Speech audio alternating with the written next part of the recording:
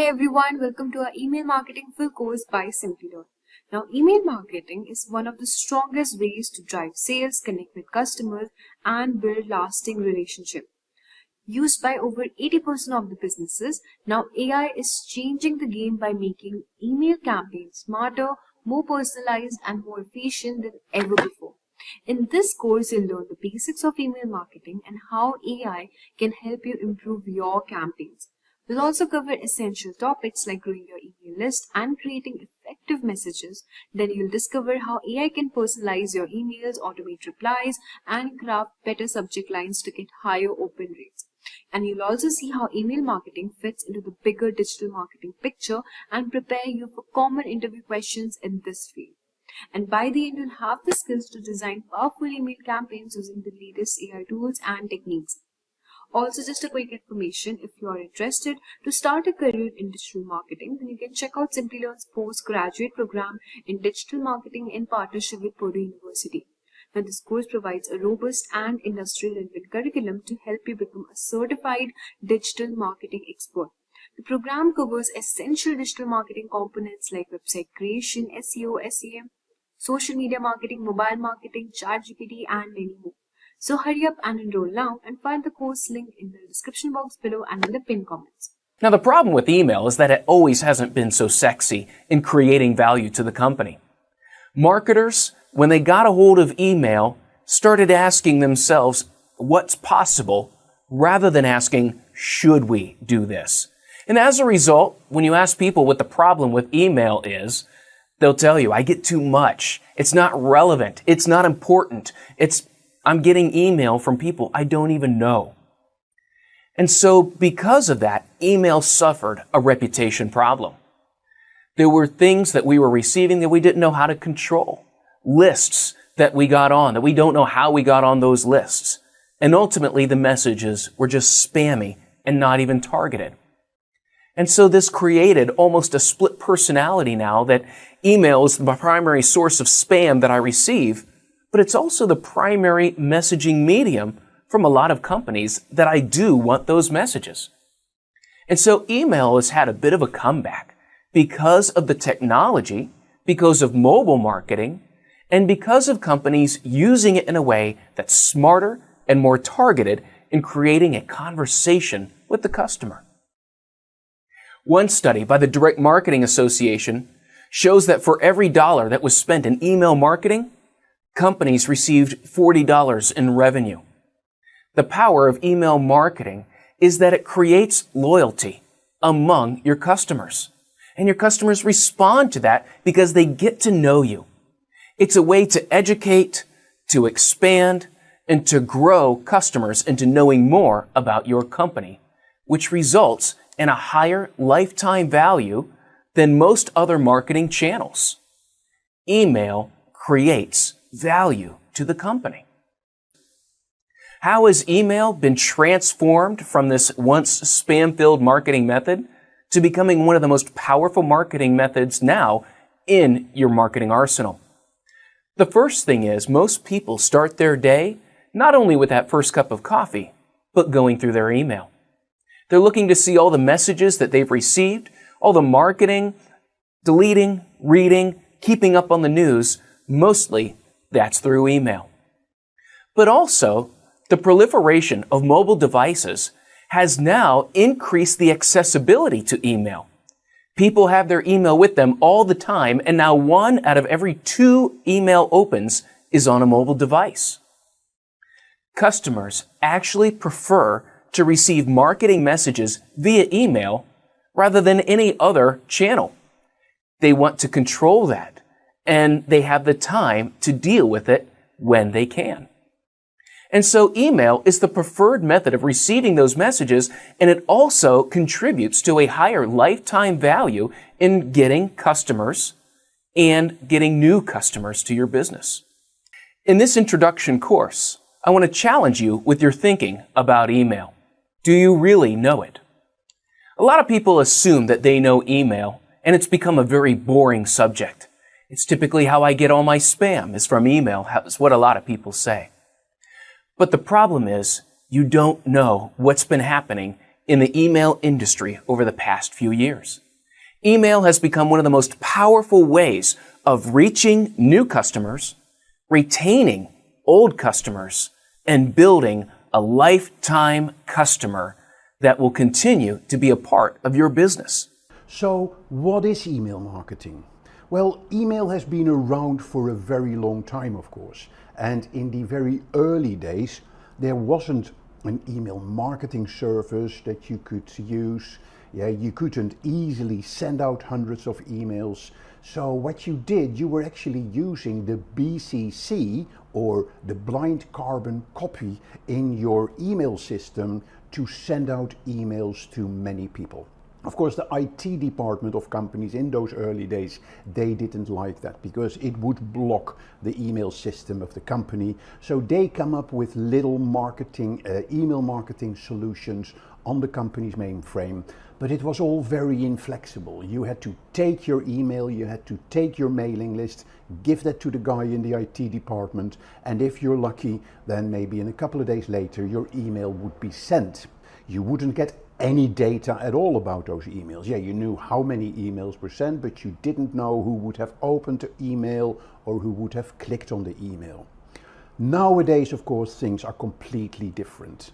Now you have email marketing where you can use email service providers who offer you lots of tools and lots of analytics to manage and plan and measure your email marketing campaigns. So what actually is email marketing?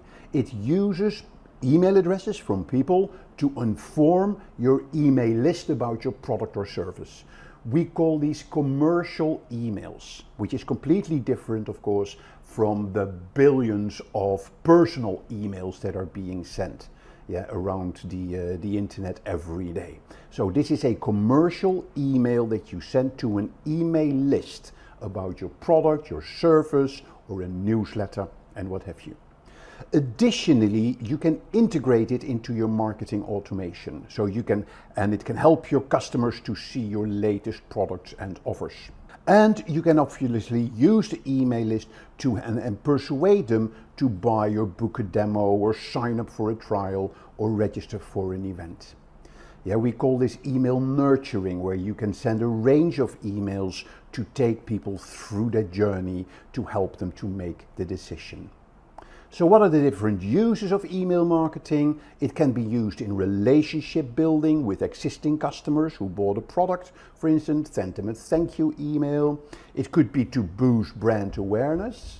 It could be about promoting various pieces of content. It can help you in generating leads or to promote or market your products. And very important, you can use it to nurture leads. So what are the types of email marketing? There are a whole range of different emails that you can send through email marketing systems. We'll talk about welcome emails, newsletter emails, could be a lead nurturing email, a confirmation email, specific emails to specific people, invitations, promotional emails, or an email to do a survey, or seasonal marketing emails. So a whole range of emails you have available that you can use for different marketing purposes. So now that you understand the basics of email, let's talk about how you get started with it. It's not that complicated. First of all, like with many marketing activities, you need to define your audience and establish your goals. Why do you want to use email marketing? And then you start with one of the most important aspects of your email marketing. That is about building your email list. And that is the most important, it's a very important aspect, because if your email list is not up to date, there will be a lot of bounces on your email, and your email service provider may get back to you, say, hey, your email list is not up to date, so we may actually block you because you may be spamming your customers. You then choose the email campaign type that you want to run. You make a schedule when you want to send out the emails, and then of course you need to measure your results. So as I said, a very important part is creating your email list. And how do you go about that? There's lots of ways that you can create emails. The simplest ways is when you are at an event, just put a little box at your reception desk and ask people to leave their business card. And that gives you already a lot of emails that you can enter in your email list database. Yeah, there's other ways. You can take your existing customer list and upload that in the email system. Or you can use two very powerful methods, which is a lead magnet and an opt-in form. Now, what is a lead magnet? A lead magnet is a document or a piece of content like an ebook, a white paper, infographic, or a report, or a checklist, or a template, or a webinar, or a tool, and you put it on your website, you promote it through your email. So you have those documents available on your website. Through your marketing campaigns, you drive traffic to your website where people will see the checklist or the template. They will click on the link, and before they download, they have to enter their email address. Yep, and then that email address will automatically be added to your mailing list. Yeah, now how do you design an effective lead magnet? Usually it's done by creating a landing page. And on that landing page, you have only one message, and that is the solution that you offer or the piece of content that you offer. You make sure that the asset is simple to use, that it helps you in promoting your offer. You can use it as a cornerstone to your paid solution. So maybe you promote a freebie that will lead to a paid solution, and you make offers that are relevant for the phase that the customer is in the buying process. Yep, now the next form that we talked about was the opt-in form. An opt-in form is a form that can pop up on your website where people just need to fill in their name, address, email, contact number, etc. You can specify what fields you want to capture. Yep, and again, they can do that to register for something, or if they have a question, or if they want to have a conversation with you. Opt-in forms are important that you make sure that the header stands out visually and people will see it when they are visiting your website. Yeah, often you see websites when as soon as you get to the home page, that form will pop up. Yeah, and then make sure that once people have seen the form and they clicked it away or they filled it in, that they won't see it again. There's nothing more annoying than every time you get to a home page, that form pops up. Make sure that relevant copy is there to encourage readers to take advantage of the offer. Keep the form easy. Yeah, make sure you have double confirmation enabled. Yep, and make sure everything flows smoothly on your form. So, having gone through those basics of email marketing, what we're going to do now is giving you a short demo of MailChimp, one of the leading email services. Now, what started off as a simple email marketing system, so you put in your email addresses, you create an email campaign, you link the campaign to the email addresses, and then you send it out. MailChimp would take care of that, and then MailChimp would also give you the reporting. Now, these email marketing systems, they became more and more advanced. They knew that digital marketing is not only email marketing. There is now pay-per-click marketing, there is social media, there is influencer marketing, there is advertising, you name it. So they had to enrich their services. Yep, and you will see that when we go into MailChimp, that there is now a whole range of additional services, even down to developing your own website, that MailChimp can offer you. But at the core of MailChimp is its email system. So let's go and have a look into how to use MailChimp and how to set up your first email campaign. So if you go to MailChimp.com, you can see here a little overview of what it does. Then again, we're going to go into automations. I'm going to show you some of the analytics. I'm going to show you how you can segment with MailChimp and how you can synchronize with other applications in MailChimp as well. So lots of stuff that you can do. Here is a little promotional video.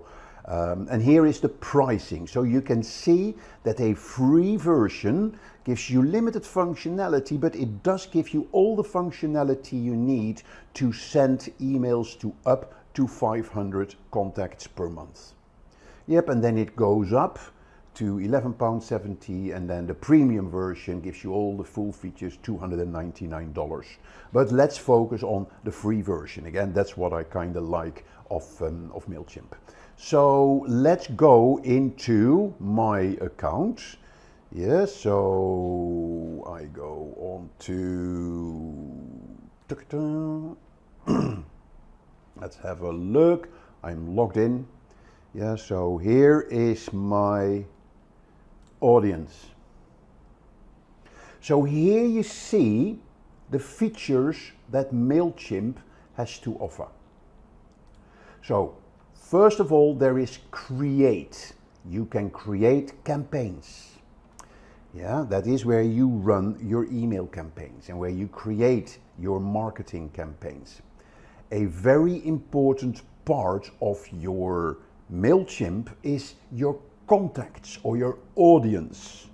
Of course, if you don't have any emails in your database, as it were, then there's not many people that you can send stuff to. So contacts are very important, that you get an email list that you can connect with your campaigns.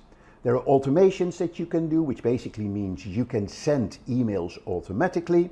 There is analytics. There is website, you can create your own website and modules of it. There is content, so that is sort of your library of assets. And then there are different integrations that you can do. Here you see kind of your dashboard of the campaigns, and this is your audience dashboard. So the very first thing, of course, that you need to do when you are starting on MailChimp, that is create an audience. Yeah, and that's where you go into your contacts. So there is your audience dashboard, as you see here.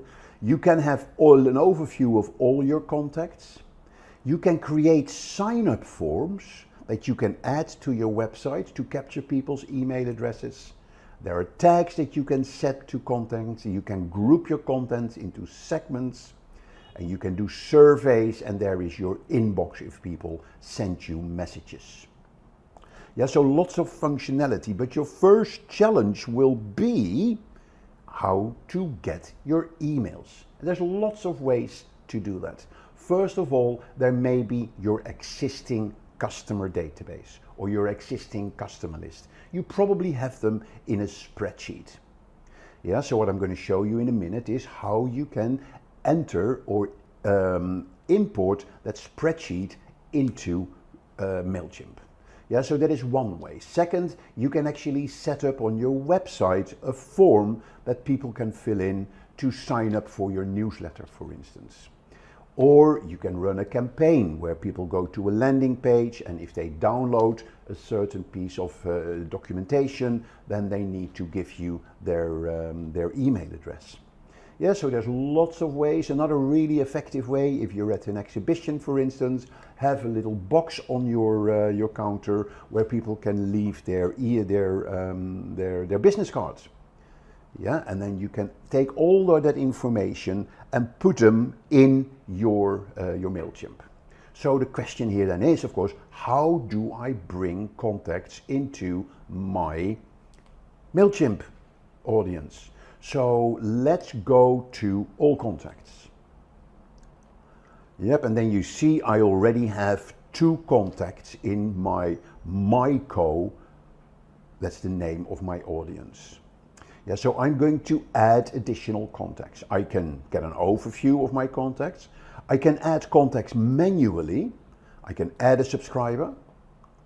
Yeah, and then I can just put in the name. Yeah, so that is Mark at Simplilearn.com, and then it's Mark.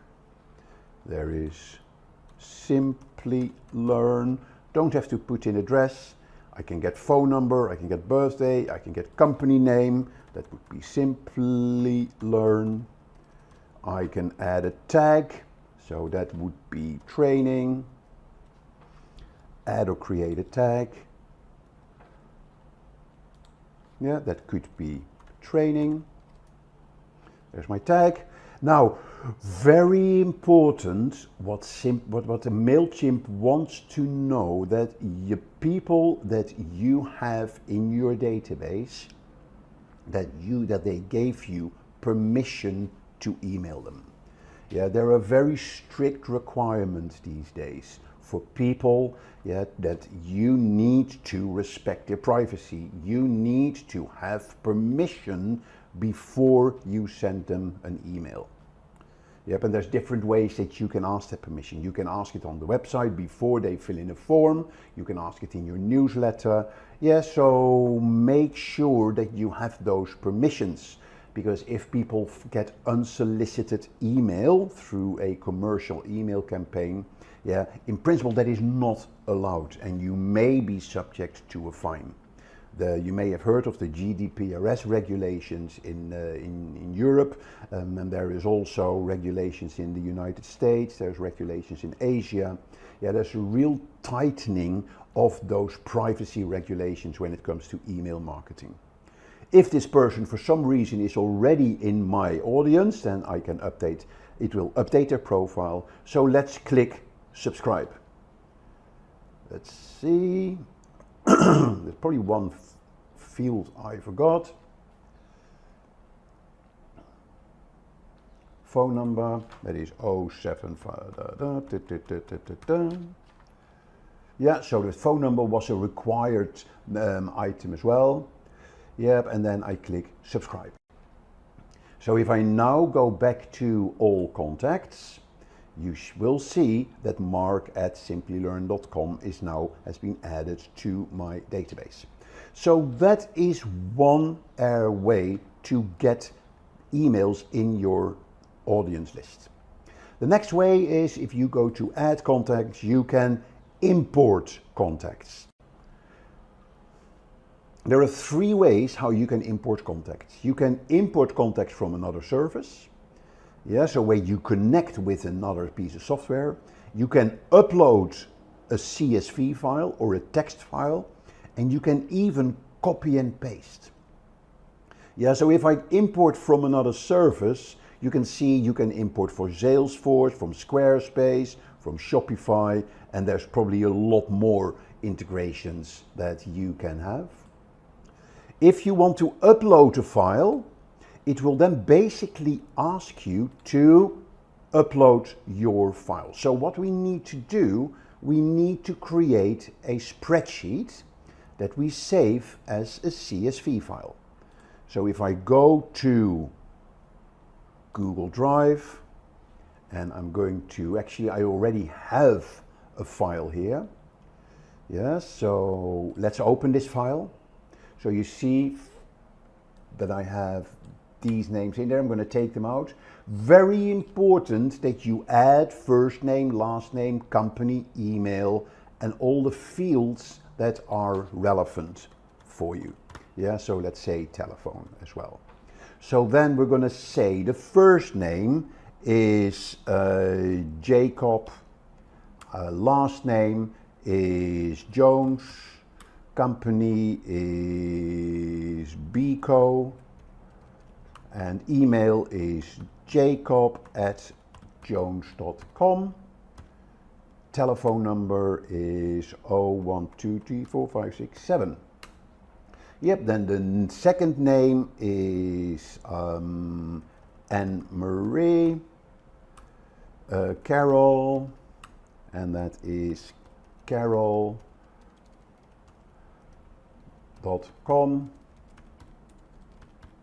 and that is Anne@carol.com, and that is 98765 telephone number.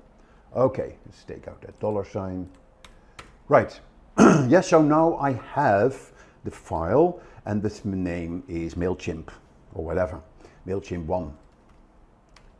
So the first thing I'm going to do, of course, is to save this. I am going to download this file as a comma separated values file, which is a CSV file. And MailChimp wants me to upload this CSV file into this field. Yeah, so that's how I can upload my contacts. So I'm going to my YouTube downloads. Here is my MailChimp CSV file. Yep, so there it is. I'm going to continue to organize. Now, the first thing that MailChimp is going to do now, if there were any existing contacts, they will be updated. The first thing, I can add a tag. Yes, so I'm going to, let's say, a member, and I'm going to continue to match. That is what MailChimp is going to do now. Remember, the first line of our spreadsheet was sort of the field names, first name, last name, company name, and telephone. MailChimp is going to match those. MailChimp thinks that the first line was first name, the second name was last name, so these are correct. Company, it has picked up. It doesn't know what to do with telephone. Yeah, so what I can do, I can edit this column, yeah, and I can look at the fields that they have. Yes, so is telephone in here? I don't see, yeah, here phone number. Yeah, and I'm going to link it with phone number. So now it is okay, and I can now see here 5 columns will be imported, and I'm going to say finalize import. Yep, so now it has added 2 contacts to the list, so I'm going to say complete import. And if I now want to view my contacts, you will see that my contacts have been added to my email list. Yeah, so now I have 2 additional contacts in my list. I could also add a subscriber, actually have done a copy and paste. Go back. Add contacts, import contacts. I could do a copy and paste. So I'll show you how that works. Continue. Yeah, so when I go back to the spreadsheet and I would copy these, just copy it, Command copy, going back to my MailChimp, and I can now just paste them here, just like this. And now MailChimp is going to analyze this, yeah, and it says, okay, this is what I think it is, and it goes back into that same stage that we saw in when we imported the spreadsheet. Yeah, you see here first name, last name, company name, and then the telephone. Yep, now I'm not going to import this again because we've already imported these contacts. But this is how you import your contacts. Okay. Now, a few tips on your database. Yes, very important. Are you sure you want to exit this? Okay. Yeah, so you may build up a list of a couple of 100 contacts in your MailChimp, and that is fantastic. Yeah, the bigger your list, the more value that you will get from it. A very important aspect of this is to make sure that your database is clean. Yeah, people may ask to be removed from your database, people change businesses. Yeah, make sure your database is clean. When you run a campaign and you use your email list and there are a lot of emails that cannot be sent because there are a lot of wrong emails in your list, yeah, you will have what we call a high bounce rate. And if you have a continuous high bounce rate, MailChimp may come back to you and say, hey, why do you have such a high bounce rate? And if you can't explain why you have a high bounce rate, MailChimp may actually block your account, because MailChimp wants you to work with a clean database. That is also the risk if you buy an email list that you don't know the source from. And if you import it and then run your first campaign, if you get a whole lot of bounces on your emails, yeah, then MailChimp may block your account. So be very careful. Make sure that your emails are correct, that your bounce rate is low, and never buy email lists because you don't know what the quality is of the list. Make sure that you segment your mailing list. And then you can, within one mailing list, you can send it to your different segments. Could be customers, could be prospects, could be suppliers, or what have you. Yeah, constantly work on growing your database. Make sure you don't spam people. Always get people's approval. Yeah, that they are happy for you to send them emails. And of course, honor unsubscribes as well. If people ask you to unsubscribe them from the mailing list, make sure you do that. Okay, just a few tips when it comes to managing your database. So now that you have your email audience set up, your contacts set up, let's look at a campaign. When you go into the campaigns, here you have an overview of all the campaigns that you've run. Now, we haven't run any campaigns. Here is a draft campaign. Yeah, but what you're going to do, you're going to create a campaign. Yes, when you click here on the top right on the Create Campaign button, you have then the different types of campaigns that you can create. You can do a regular email. You can actually create a landing page, or you can also create an embedded form, yeah, that helps you in capturing context. That could be part of your landing page campaign. But what we're going to look at is regular emails. Yeah, so when I click on email, I can just click here, design email.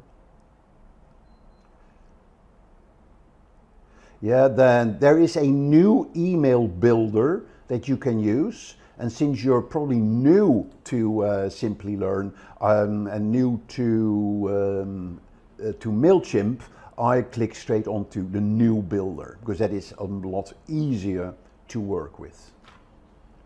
Yeah, so here you see it's time to design your email. Yeah, I put this little icon already in yesterday. Yeah, so there's different ways of doing that. Here you see sort of your editor for your email. Here you can preview the email. Here you see your editing building blocks, the layout, the heading, paragraph, button, etc. Here you can specify styles, and here you can specify templates for your emails. So here you see a whole range of email templates. Yeah, if you click on the creative assistant, that is beautiful, but it will drive you to a premium account. Yeah, so I'm not going to show that. I want to show you the free features of MailChimp. So let's say we're going to go for a little design here. We're going to go for this one. We could do preview. That's how it will look like. Yeah, and then we're going to click apply. Continue with, start with a clean template. Yes, so this is how it will look like. So what you can then do, start optimizing the text and the images. So let's do that. So here, view this email in your browser. That is always good to have. You can change your image. Yeah, so if I click on that, yeah, you see here, replace logo. Yeah, so if I click on replace logo, I can then go to the Content Studio and I can just upload different files here, and this is the image that I picked. Yeah, so let's stick with this particular image. Here then I can add a photo. So I can say add a photo, I can say upload an image. Yeah, so if I go to my YouTube, I go to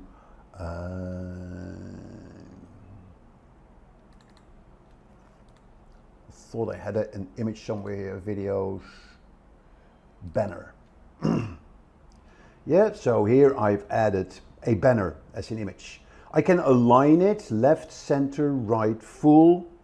Yeah, I can just align it to the right, I can align it to the center, left. I'm going to do a full alignment, okay? And then here you see my text, it's time to design your email. So here I can say, welcome to this week's newsletter. In this newsletter, so then in this newsletter, we will be talking about, and then blah, blah, blah, blah, blah. Okay? Then here you see a button. Yeah, and I've added that. I can then just click here. First I click done. Yep, so the buttons I can bring in here through my build units. Yeah, and here I can change the button text. So here is book now, for instance. So here I have my social media buttons. Yeah, and I can there put my own social media onto that. Yeah, I can do the same with my Instagram.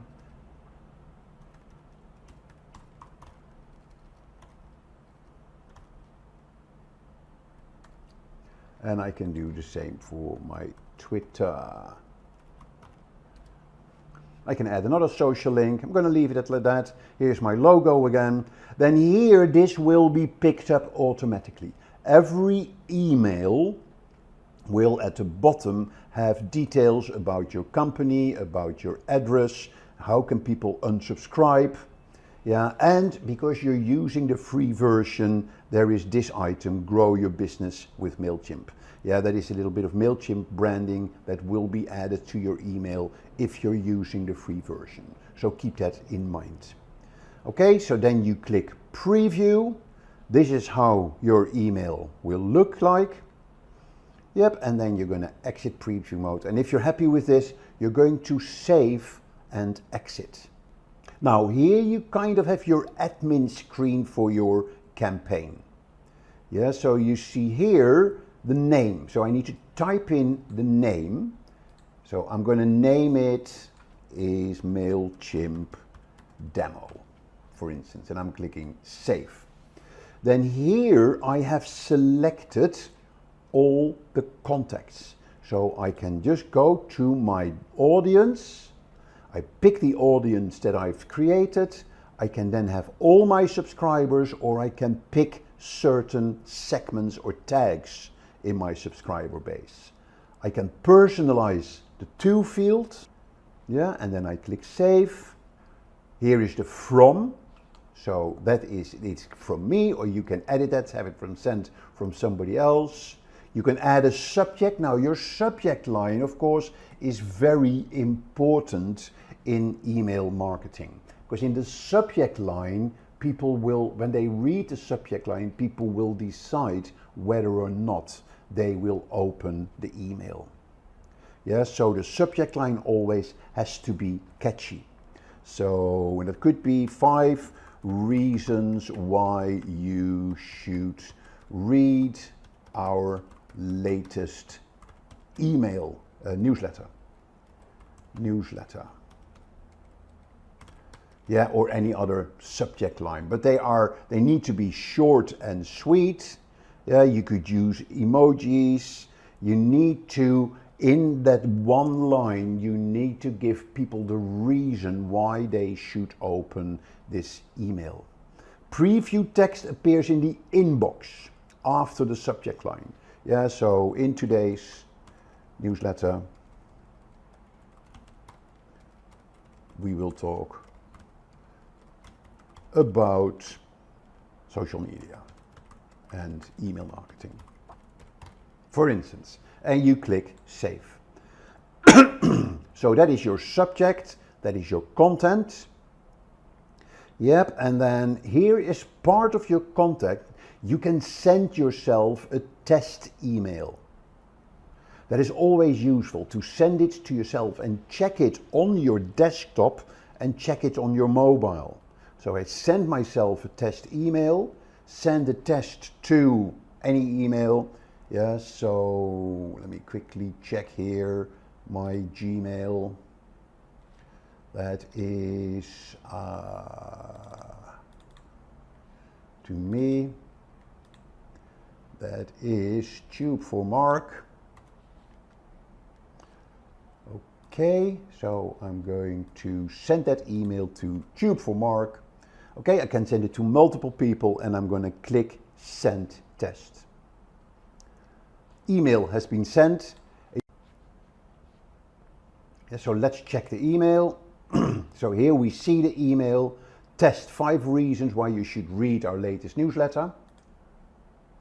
And then here you see the email. And then you check it on typos. You check it on the links that are in there.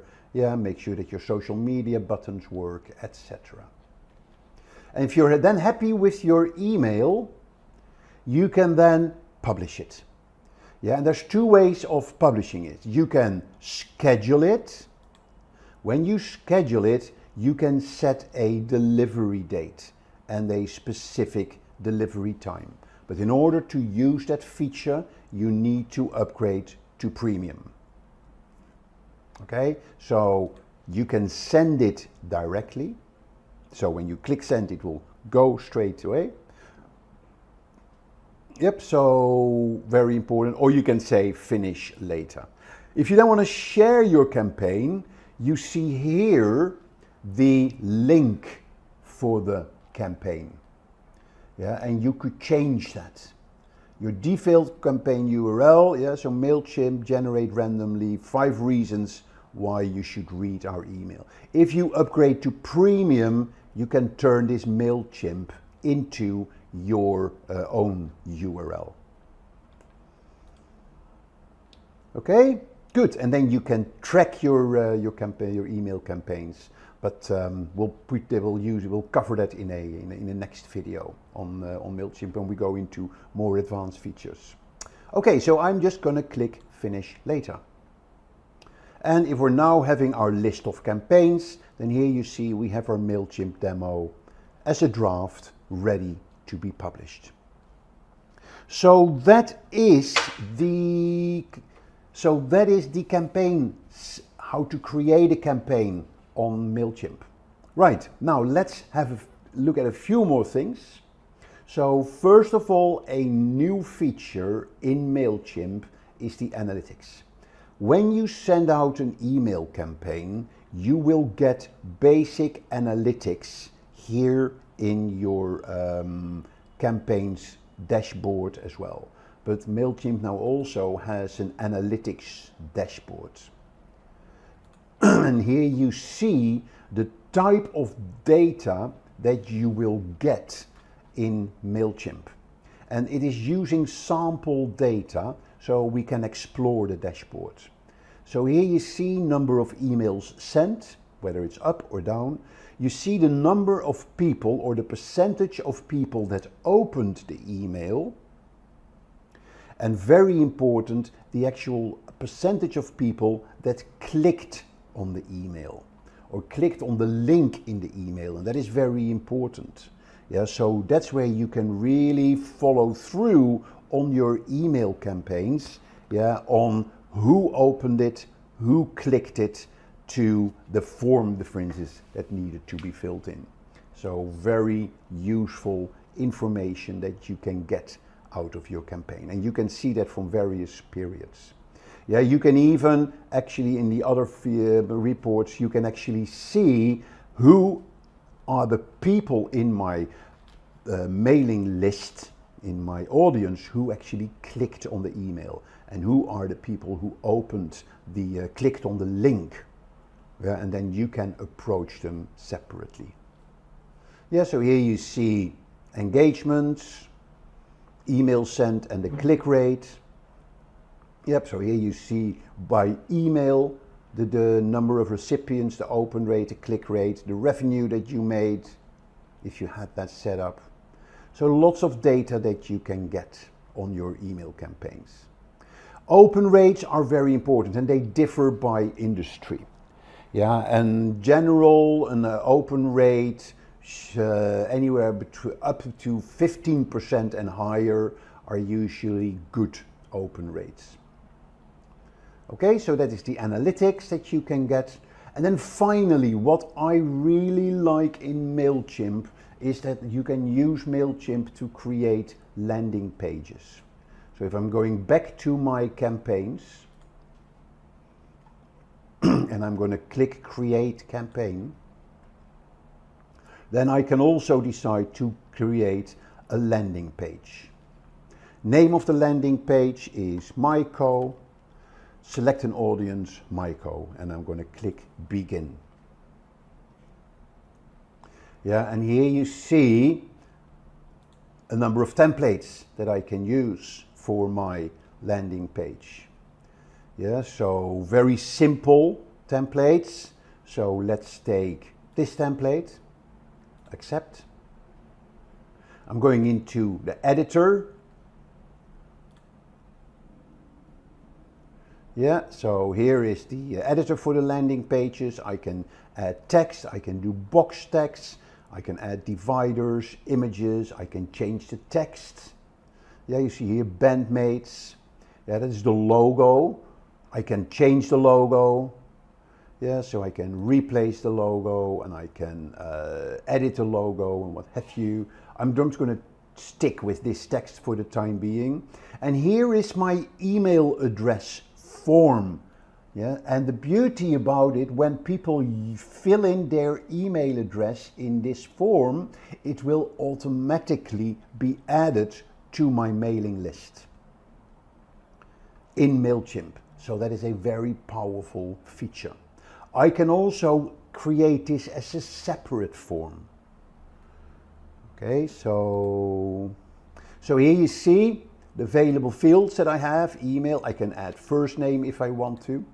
Yeah, I can add last name and I can add phone number as well. Yep, I can then go to the settings. I can do the style, different styles that I can have. So this is my sign up form. Yeah, the button text is subscribe. I can then also send visitors to a confirmation message. I can preview the confirmation message. Success, you've been added to the audience. Yeah, exit preview. Yep, and that is my sign up form. And again, it will automatically be added to my campaign email list. And I click save and close. Yep, and here is the full campaign. Yeah, and when I'm happy with it, I can click save and close. So here is my landing page. And it's now, here I have the page title and site icon. Here's the social share preview. Here is the URL of my landing page. Here is the content. And I can then get my finish it later, or I can publish it. And as soon as I publish it, this URL will be live. Yeah, so click publish. So this landing page is now live. So if I now go to this landing page, yeah, so here you see email address. I'm saying cherry at henry.com.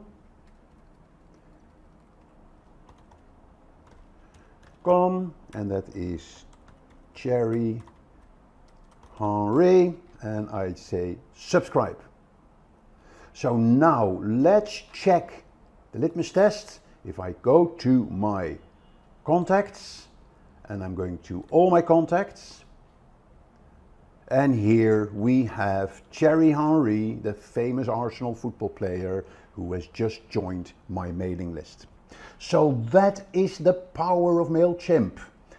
So now that you understand how to use MailChimp, let's finish this video with having a look at the pros and cons of email marketing and answering some standard questions that you may have.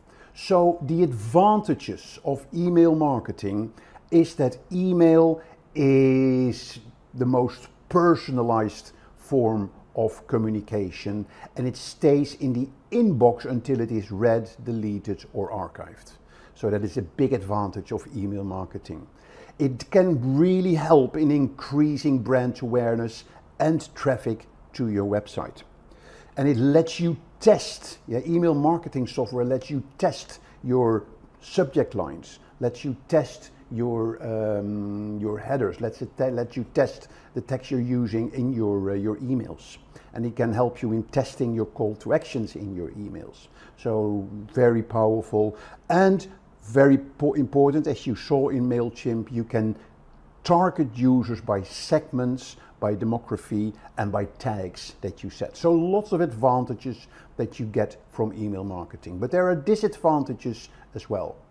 As soon as people get the idea that your email is spam, they will delete. So make sure that you don't spam people. Make sure that you keep your emails short, because when your emails are large, it may take a long time to load. So don't use video or high big graphics. Keep it small. So make sure that you are aware of the cost of the email service provider that you're using. They can become quite expensive depending on the number of emails that you want to send out. Of course, people get hundreds of email every day, so it's very difficult for you to stand out from the competition. So make sure that your email has a really good headline, has a really good title, and makes you stand out from your competitors. So make sure that your emails are engaging. I always call it the blink test. If you're not able to see what the email is all about within the blink of an eye, then the email is not worth opening. So keep that in mind, with sending out and preparing your email campaigns. So let's close today's video then with the FAQs. So here are some regularly asked questions. Question 1, how do I prevent my email messages from being marked as spam? You see that often. It is one of the disadvantages of using an email service provider. First, big companies may have filters set automatically in their email systems where they will block emails coming in from email service providers like MailChimp or Constant Contact. But the best thing, of course, is to make sure that your emails in your database are the best quality. Those emails are complete, there are no typos in them, and the best emails are obviously when they are emails from the company. So try to avoid email addresses like Gmail or Mail or what have you. Another way to prevent email messages to go into the spam box is simply ask your customers if they can whitelist your email. And in Gmail, it is as simple as dragging the spam email from the spam folder into the main email folder. And from then on, all the emails from that customer will go into their main email box. But the most important thing is don't spam. Don't use silly titles, don't use weird characters in your email headers, etc. So keep it like real emails. Can I use email marketing in conjunction with some other approaches? Of course you can. Email marketing is just another digital marketing instrument or digital marketing channel that you have available, and they work perfectly in combination with pay-per-click, with social media and any other digital marketing tool that you have. How significant is the subject line in an email? Well, I can tell you it is very important.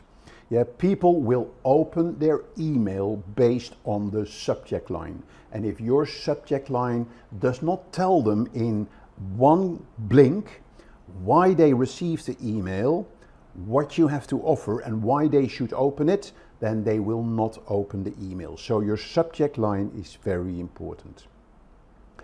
Final question, how much does connecting with your audience via email marketing help? Often email marketing is used once you've got the first awareness stage in place. So you're using email marketing to start taking customers through the buying cycle.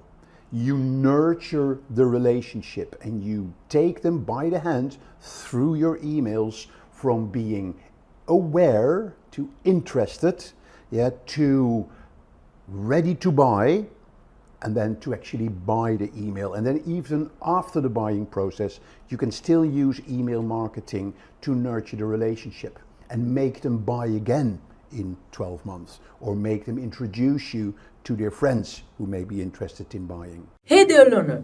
Simplilearn brings you postgraduate program in digital marketing, created in collaboration with Purdue University and Meta Blueprint. To learn more about this course, you can find the course link in the description box below. In today's video, we are going to be talking about MailChimp, one of the leading email marketing services that you can find online. And today I'm going to show you all the ins and outs, what you can do with it, how you can set up emails, how you can send out newsletters, and how you can even use MailChimp to create a landing page.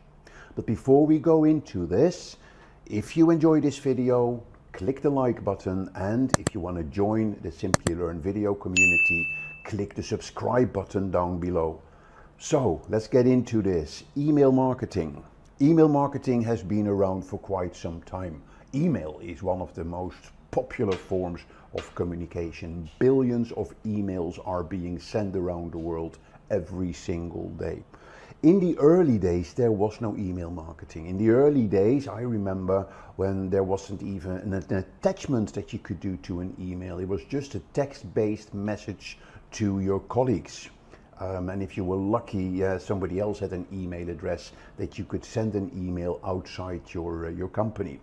But things changed. Email became a bit more advanced, and people started to use email to send emails to bigger groups of people. And in the early days, that was just done by copying every email address in the email sent to list. And what you had was what we call the BCC. That was the blind carbon copy. And if you added 20, 30 or 40 email addresses in a blind carbon copy section of your email, then nobody else would see who that email would go to. So that was kind of the very first way of sending emails in larger quantities to groups of people. And that soon became email marketing. Of course, the IT department didn't like that. The IT department of companies, they saw unexpected email traffic to maybe hundreds of people through the company's email system, which would clog the email system, which would slow things down, and which would sort of impact the productivity of other people in the organization. So they had to do something about that. And the very first email marketing systems were developed by IT departments in-house, where you would then have to give your email addresses and the email that you would like to send to somebody in the IT department, and then they would look after sending it. But that was all still very basic. You didn't have a lot of information about who received the email, who would open the email. People not even, you couldn't even know that, but where people would click on an email. So there was a clear need for a service that would deliver a much fuller scenario for email marketing. And then when the internet came along and software as a service developed, there was obviously one of the first areas that many software houses jumped onto, was to come out with an email marketing service. MailChimp is an example of that. Yeah, there is Constant Contacts. That was one of the first ones that I used to work with. And there's a whole range of email marketing systems. But I have always kind of liked MailChimp because of its simplicity, because of its simple interface and its pricing as well. Yeah, up to 500 emails, MailChimp is free to use. Now, what started off as a simple email marketing system, so you put in your email addresses, you create an email campaign, you link the campaign to the email addresses, and then you send it out. MailChimp would take care of that, and then MailChimp would also give you the reporting. Now, these email marketing systems, they became more and more advanced. They knew that digital marketing is not only email marketing. There is now pay-per-click, marketing, there is social media, there is influencer marketing, there is advertising, you name it. So they had to enrich their services. Yep, and you will see that when we go into MailChimp, that there is now a whole range of additional services, even down to developing your own website, that MailChimp can offer you. But at the core of MailChimp is its email system. So let's go and have a look into how to use MailChimp and how to set up your first email campaign. So if you go to MailChimp.com, yeah, you can see here a little overview of what it does. Yeah, then again, we're going to go into automations. I'm going to show you some of the analytics. I'm going to show you how you can segment with MailChimp and how you can synchronize with other applications in MailChimp as well. So lots of stuff that you can do. Here is a little promotional video. And here is the pricing. So you can see that a free version gives you limited functionality, but it does give you all the functionality you need to send emails to up to 500 contacts per month.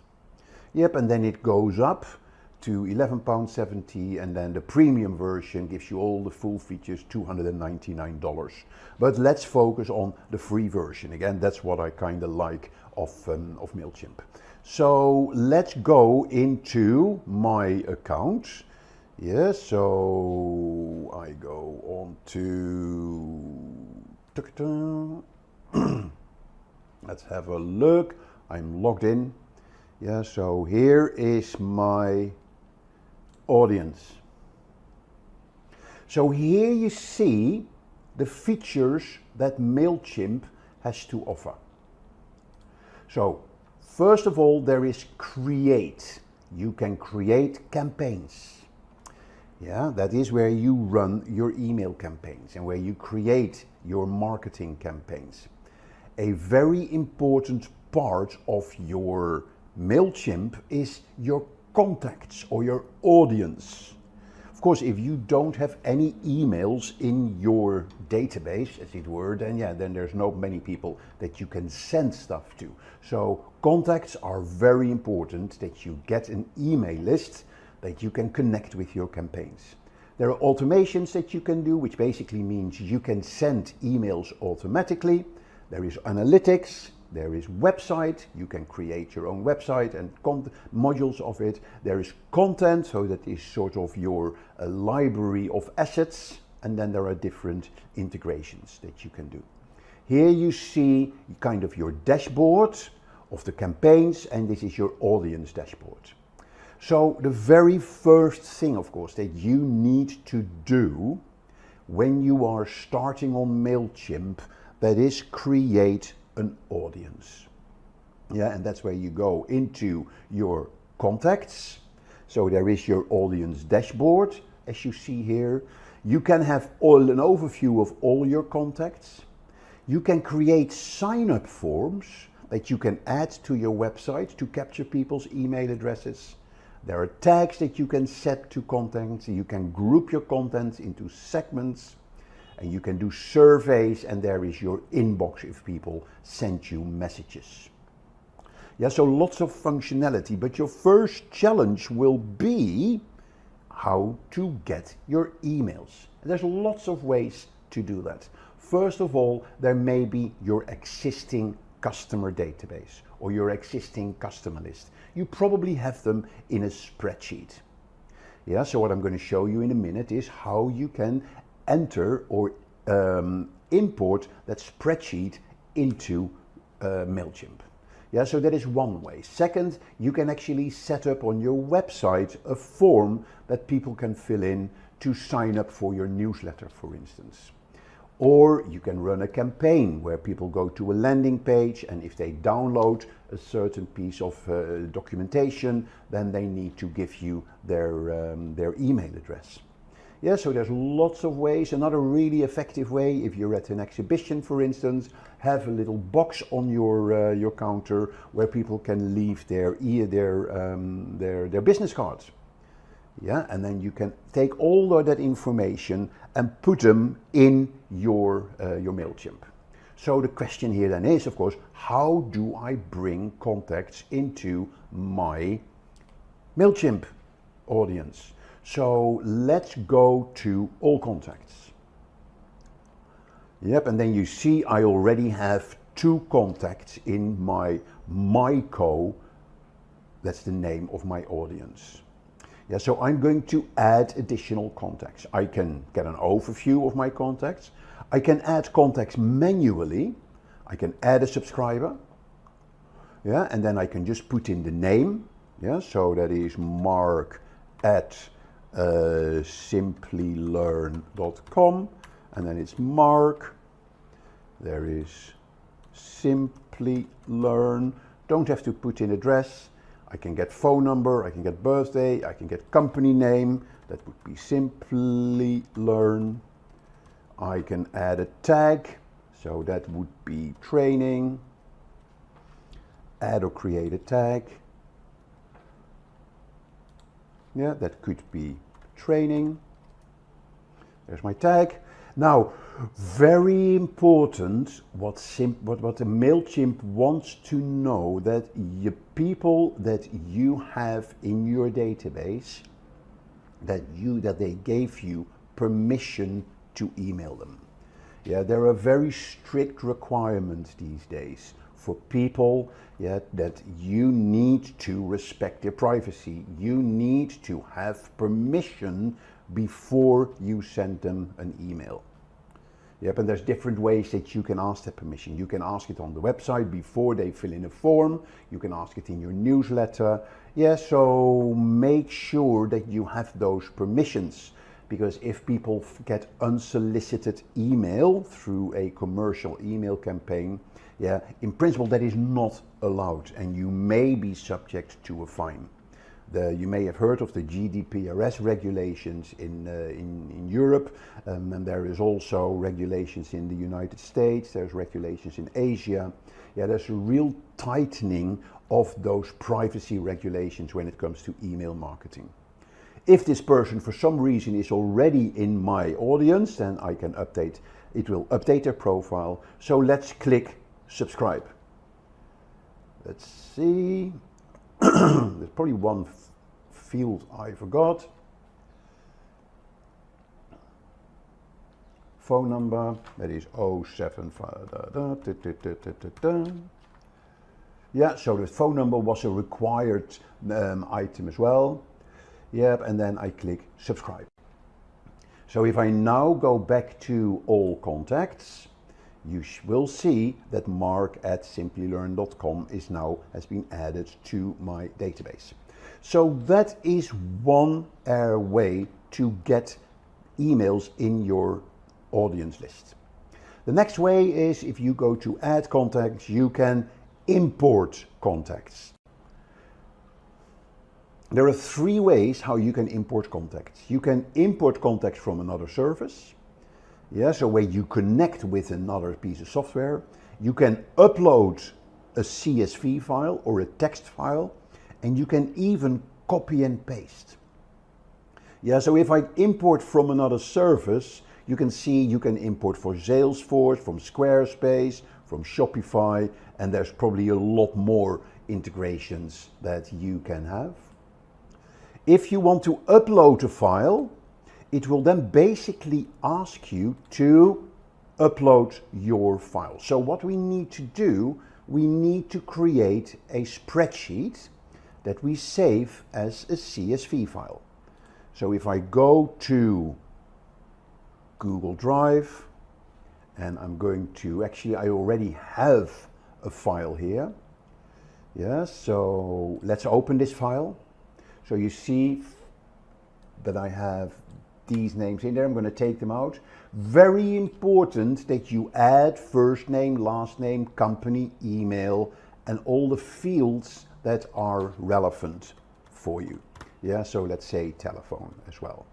So then we're going to say the first name is Jacob, last name is Jones, company is Bco, and email is jacob@jones.com.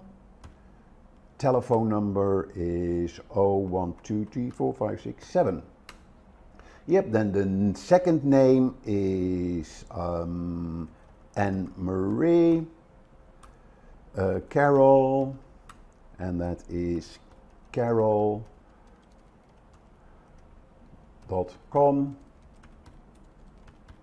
and that is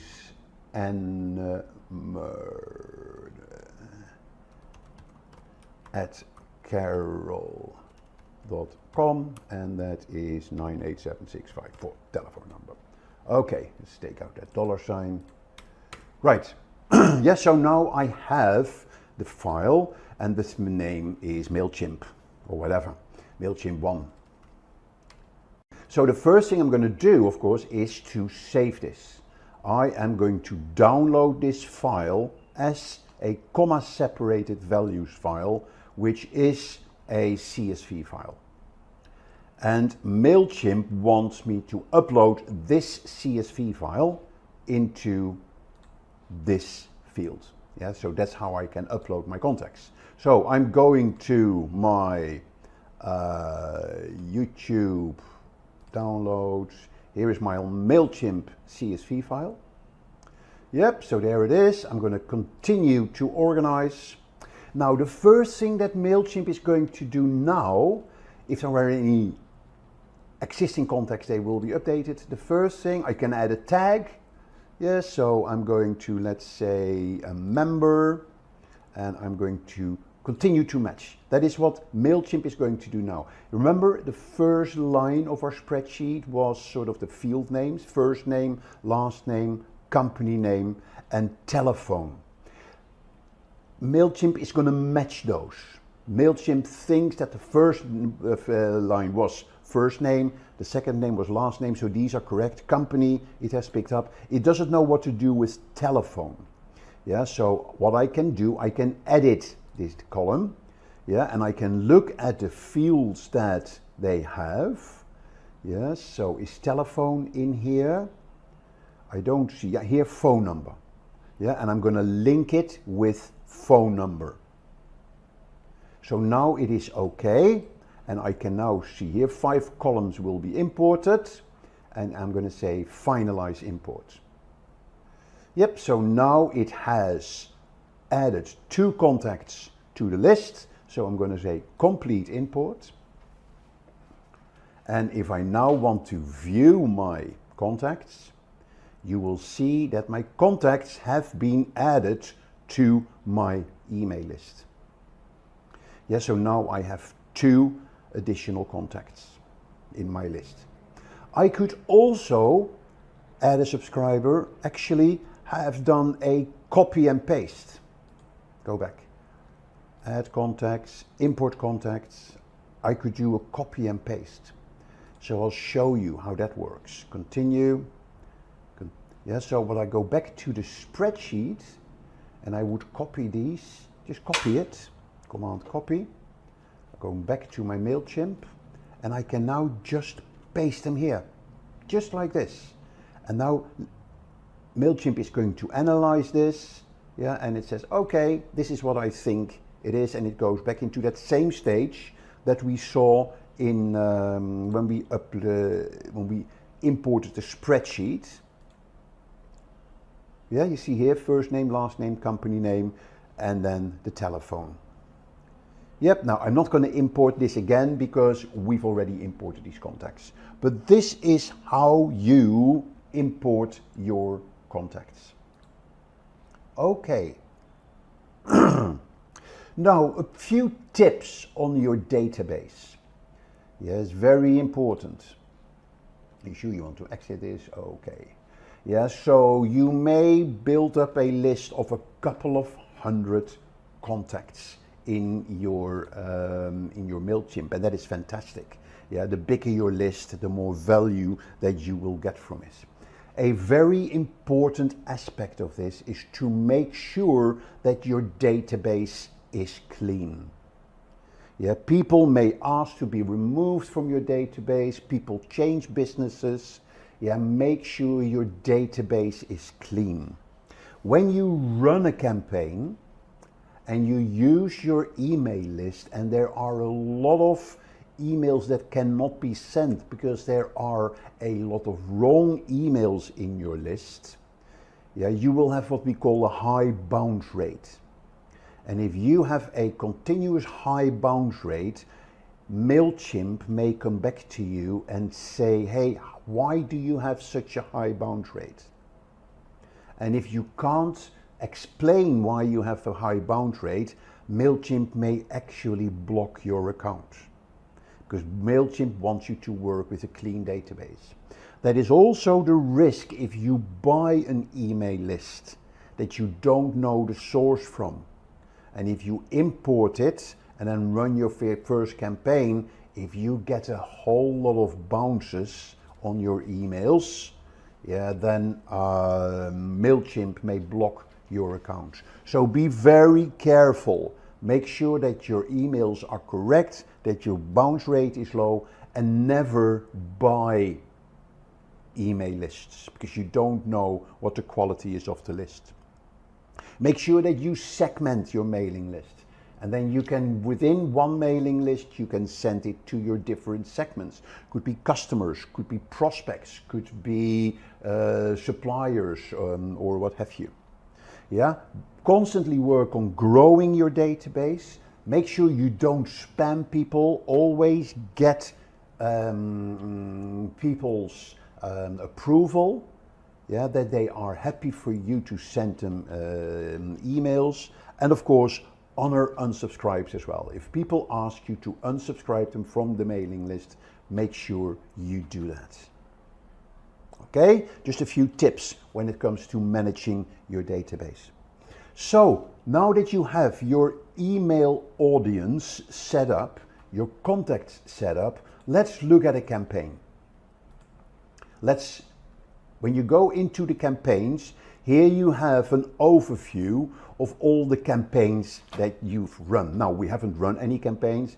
Here is a draft campaign. Yeah, but what you're going to do, you're going to create a campaign. Yes, when you click here on the top right on the Create Campaign button, you have then the different types of campaigns that you can create. You can do a regular email, you can actually create a landing page, or you can also create an embedded form, yeah, that helps you in capturing context. That could be part of your landing page campaign. But what we're going to look at is regular emails. Yeah, so when I click on email, I can just click here, design email. Yeah, then there is a new email builder that you can use. And since you're probably new to Simplilearn and new to MailChimp, I click straight onto the new builder because that is a lot easier to work with. Yeah, so here you see it's time to design your email. Yeah, I put this little icon already in yesterday. Yeah, so there's different ways of doing that. Here you see sort of your editor for your email. Here you can preview the email. Here you see your editing building blocks, the layout, the heading, paragraph, button, etc. Here you can specify styles, and here you can specify templates for your emails. So here you see a whole range of email templates. Yeah, if you click on the creative assistant, that is beautiful, but it will drive you to a premium account. Yeah, so I'm not going to show that. I want to show you the free features of MailChimp. So let's say we're going to go for a little design here. We're going to go for this one. We could do preview. That's how it will look like. Yeah, and then we're going to click apply. Continue with, start with a clean template. Yes, so this is how it will look like. So what you can then do, start optimizing the text and the images. So let's do that. So here, view this email in your browser. That is always good to have. You can change your image. Yeah, so if I click on that, yeah, you see here, replace logo. Yeah, so if I click on replace logo, I can then go to the Content Studio and I can just upload different files here, and this is the image that I picked. Yeah, so let's stick with this particular image. Here then I can add a photo. So I can say add a photo, I can say upload an image. Yeah, so if I go to my YouTube, I go to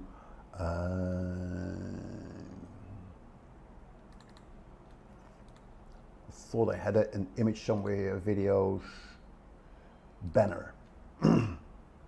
Yeah, so here I've added a banner as an image. I can align it left, center, right, full. Yeah, I can just align it to the right, I can align it to the center, left. I'm going to do a full alignment, okay? And then here you see my text, it's time to design your email. So here I can say, welcome to this week's newsletter. In this newsletter, so then in this newsletter, we will be talking about, and then blah, blah, blah, blah, blah. Okay? Then here you see a button. Yeah, and I've added that. I can then just click here. First I click done. Yep, so the buttons I can bring in here through my build units. Yeah, and here I can change the button text. So here is book now, for instance. So here I have my social media buttons. Yeah, and I can there put my own social media onto that. Yeah, I can do the same with my Instagram.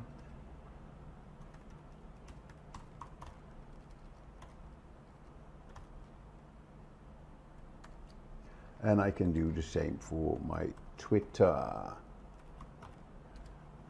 I can add another social link. I'm going to leave it at that. Here's my logo again. Then here, this will be picked up automatically. Every email will at the bottom have details about your company, about your address, how can people unsubscribe. Yeah, and because you're using the free version, there is this item, grow your business with MailChimp. Yeah, that is a little bit of MailChimp branding that will be added to your email if you're using the free version. So keep that in mind. Okay, so then you click preview. This is how your email will look like. Yep, and then you're going to exit preview mode. And if you're happy with this, you're going to save and exit. Now here you kind of have your admin screen for your campaign. Yeah, so you see here the name. So I need to type in the name. So I'm going to name it is MailChimp Demo, for instance, and I'm clicking save. Then here I have selected all the contacts. So I can just go to my audience. I pick the audience that I've created. I can then have all my subscribers, or I can pick certain segments or tags in my subscriber base. I can personalize the to fields.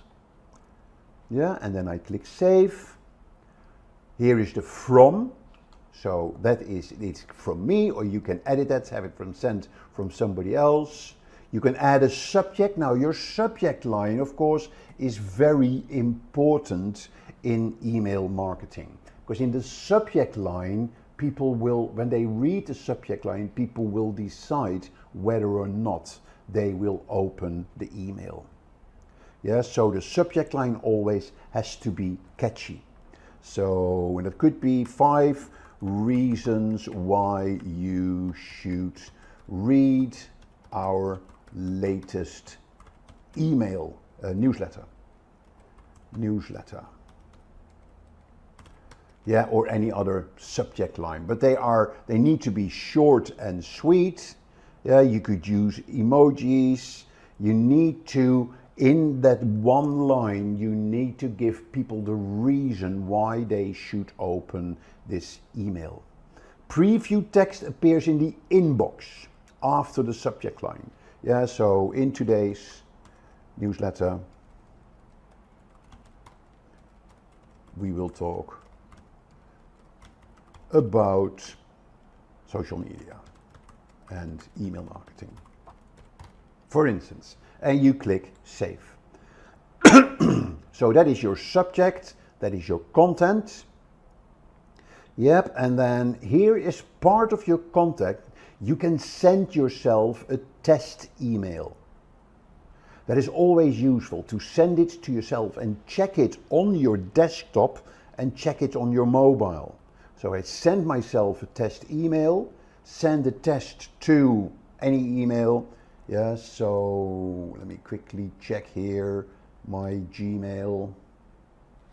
That is to me, that is Tube for Mark. Okay, so I'm going to send that email to Tube for Mark. Okay, I can send it to multiple people and I'm going to click send test. Email has been sent. Yeah, so let's check the email. So here we see the email, test 5 reasons why you should read our latest newsletter.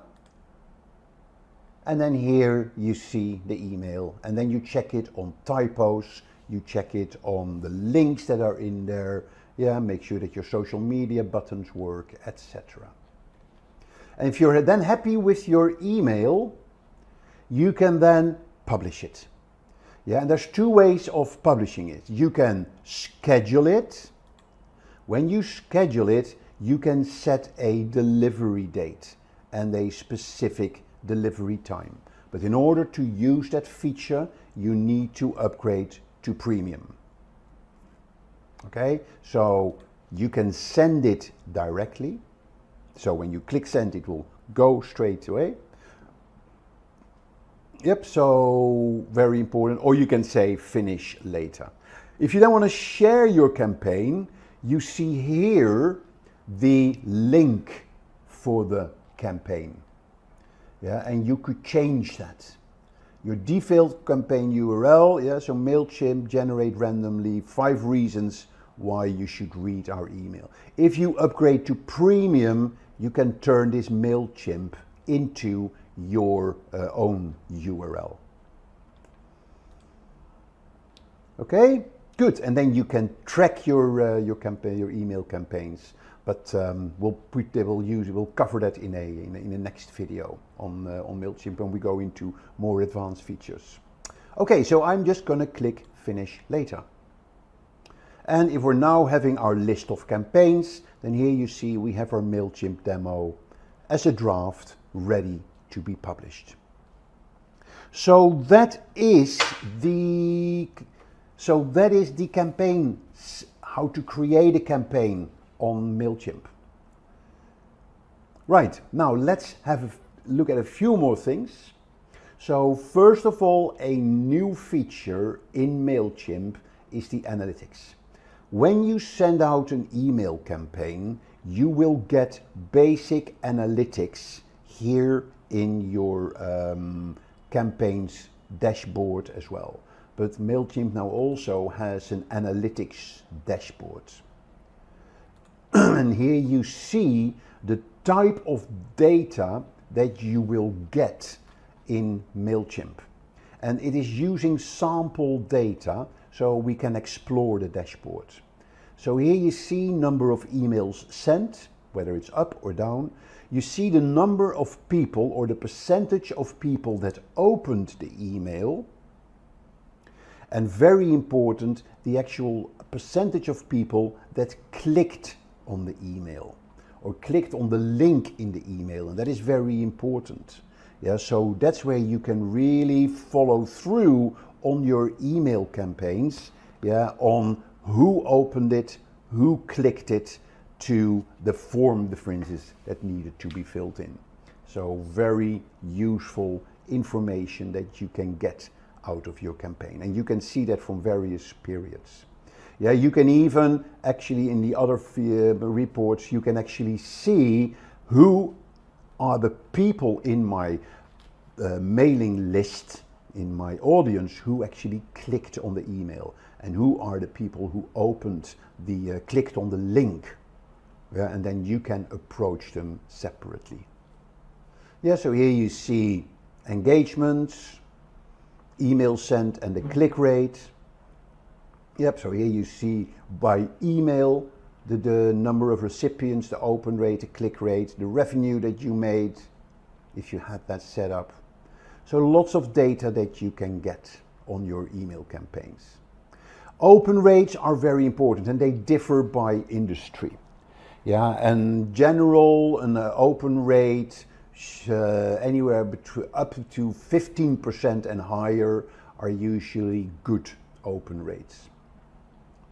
Okay, so that is the analytics that you can get. And then finally, what I really like in MailChimp is that you can use MailChimp to create landing pages. So if I'm going back to my campaigns, and I'm going to click Create Campaign, then I can also decide to create a landing page. Name of the landing page is Myco. Select an audience, Myco, and I'm going to click Begin. Yeah, and here you see a number of templates that I can use for my landing page. Yeah, so very simple templates. So let's take this template, accept. I'm going into the editor.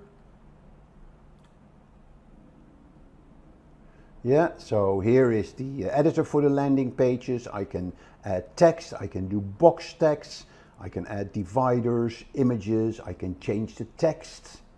Yeah, you see here bandmates. Yeah, that is the logo. I can change the logo. Yeah, so I can replace the logo and I can edit the logo and what have you. I'm just going to stick with this text for the time being. And here is my email address form. Yeah, and the beauty about it, when people fill in their email address in this form, it will automatically be added to my mailing list in MailChimp. So that is a very powerful feature. I can also create this as a separate form. Okay, so here you see the available fields that I have. Email, I can add first name if I want to. Yeah, I can add last name and I can add phone number as well. Yep, I can then go to the settings. I can do the style, different styles that I can have. So this is my sign up form. Yeah, the button text is subscribe. I can then also send visitors to a confirmation message. I can preview the confirmation message. Success, you've been added to the audience. Yeah, exit preview. Yep, and that is my sign up form. And again, it will automatically be added to my campaign email list. And I click save and close. Yep, and here is the full campaign. Yeah, and when I'm happy with it, I can click save and close. So here is my landing page. And it's now, here I have the page title and site icon. Here's the social share preview. Here is the URL of my landing page. Here is the content. And I can then get my finish it later, or I can publish it. And as soon as I publish it, this URL will be live. Yeah, so click publish. So this landing page is now live. So if I now go to this landing page, yeah, so here you see email address. I'm saying Cherry. Oh, cherry@henry.com.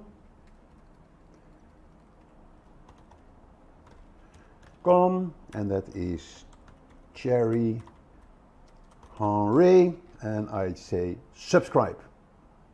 So now let's check the litmus test. If I go to my contacts, and I'm going to all my contacts, and here we have Thierry Henry, the famous Arsenal football player who has just joined my mailing list. So that is the power of MailChimp. And this is all I wanted to share with you on MailChimp. There's a lot more in it, but at least now you have a basic idea of the power of email marketing and how you can use a tool like MailChimp to execute your email campaigns. Hey there, learner! Simplilearn brings you postgraduate program in digital marketing, created in collaboration with Purdue University and Meta Blueprint. To learn more about this course, you can find the course link in the description box below. Email marketing is a great way of building relationships between the businesses and its customers. More and more companies understand the importance of email marketing. It is one of the most effective ways to acquire new customers, communicate with the existing ones, and boost sales. Reaching your audience with an effective email marketing campaign is crucial to almost every online business. Many tools can help you with this task, but it is important to choose the best and affordable tool for your business. Hey everyone, I'm Tushar Badiwal. Welcome to Simplilearn's YouTube channel. In this video, we will explore the best email marketing tools that will help you to grow your business. But before we begin, if you enjoy watching tech-related content, consider subscribing to our YouTube channel and hitting that bell icon to stay tuned.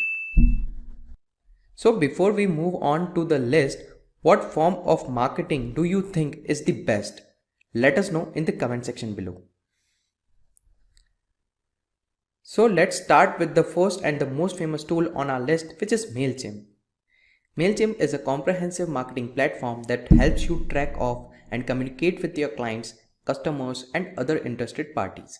But it's popular because of its email services. Whenever you are launching a new product, driving sales, or making an announcement, MailChimp's powerful feature will help you to do it right. Email marketing tool MailChimp is probably the most well known. In terms of what it offers, the price is really affordable. It also offers a pretty solid A/B testing feature, allowing you to test different subject lines and email designs. There is a free plan of MailChimp. The free plan is often more than enough for small businesses. Up to 2,000 subscribers can be added, and 12,000 emails can be sent in a month. It supports multiple integration to integrate other third-party softwares, and MailChimp also offers you to update or remove the subscriber's profile, which is also one of the best features of MailChimp. Now let's discuss some pros of MailChimp. The free plan is valid forever, up to 2,000 contacts. Campaigns can easily build and customized. Reporting that helps optimize the future sends. Now let's discuss the cons of MailChimp. Larger contact list over 50k subscribers are more expensive. Phone support is very limited. It is not designed for advanced marketing teams. So let's discuss the pricing of MailChimp. So basically MailChimp comes up with the 4 plans. One is free. On free plan you will get some good features. If you want A/B testing, then you can go with the essential plan. If you want to use some custom templates, then you can go with the standard plan, and in premium plan you will get phone and priority support. So if you want that, you can go with that, and some more additional features you will get in the premium plan. Next up we have ActiveCampaign.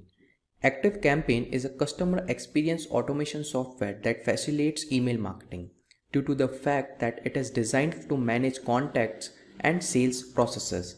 It is a powerful email marketing automation tool with many features.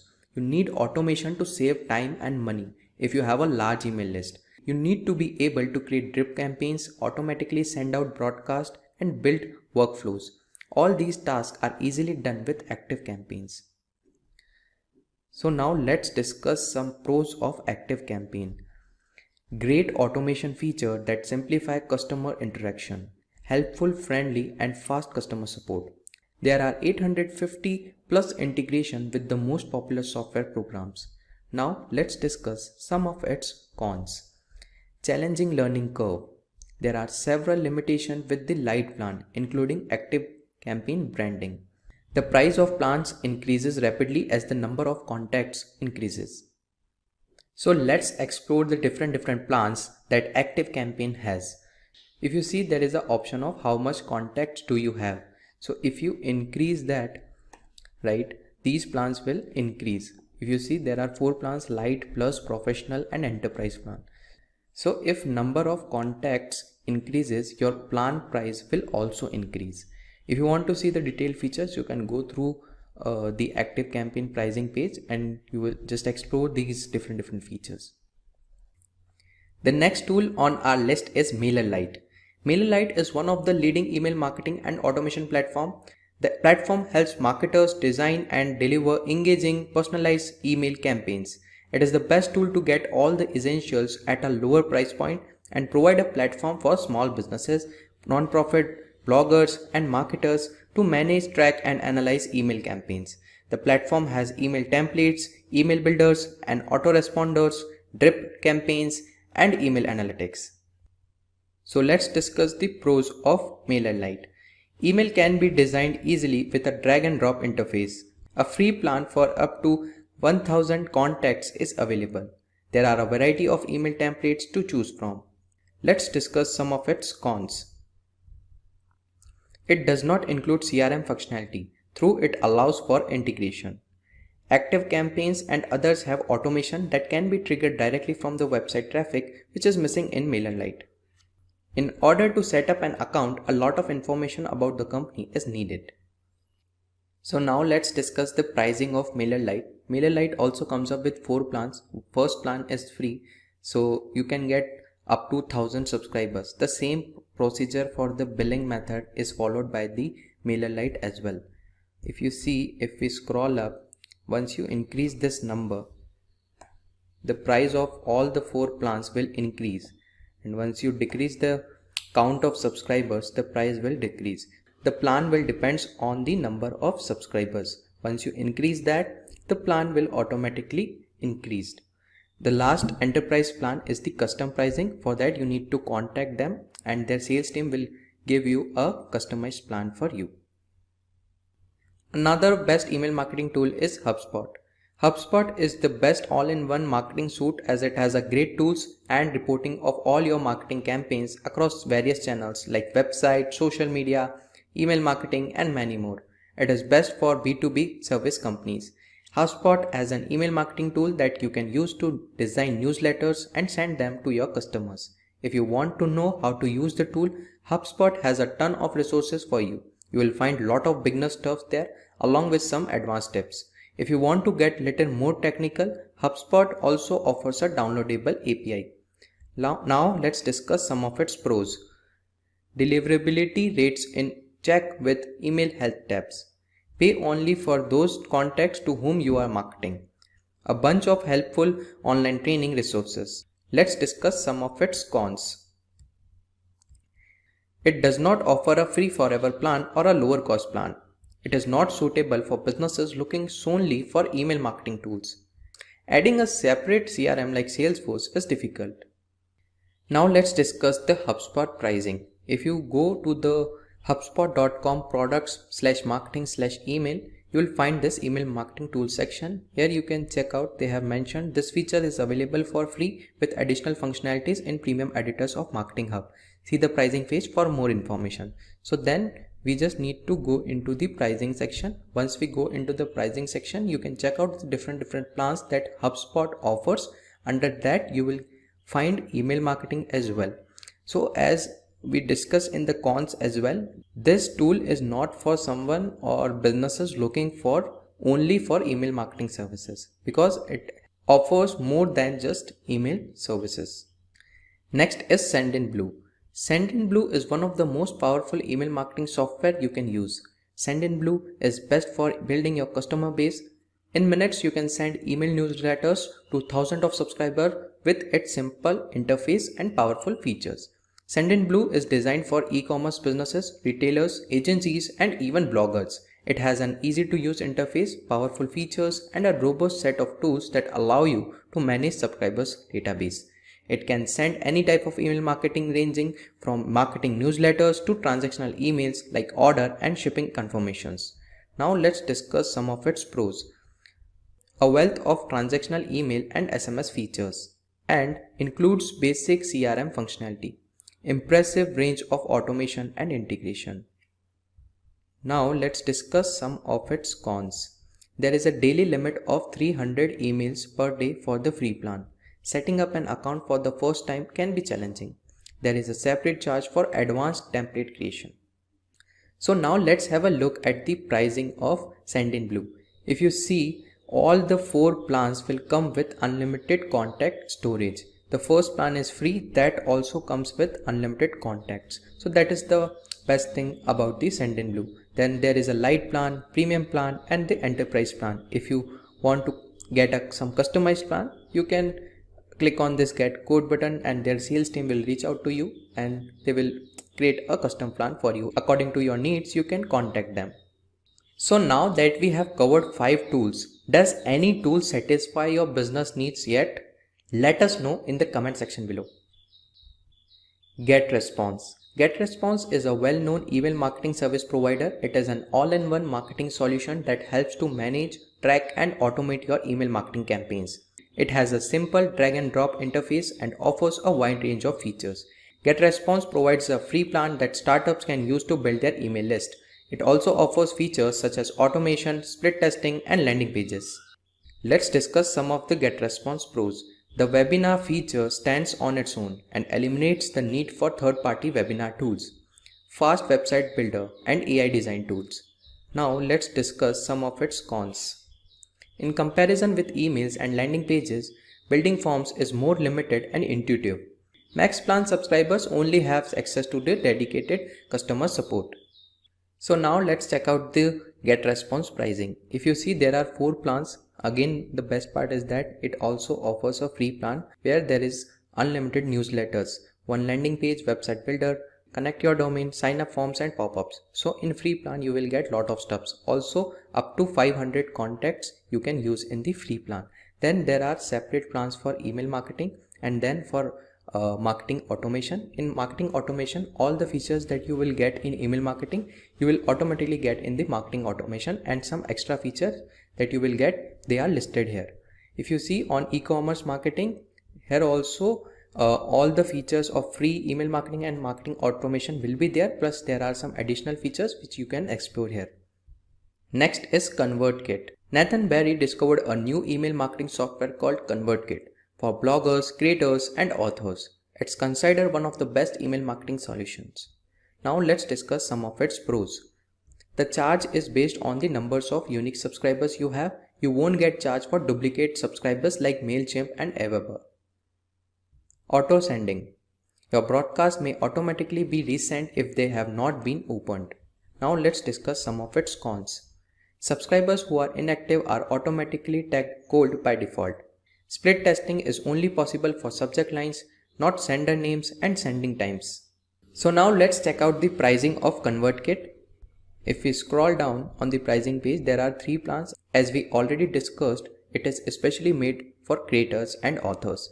So there will be 3 plans: free, creator and creator pro.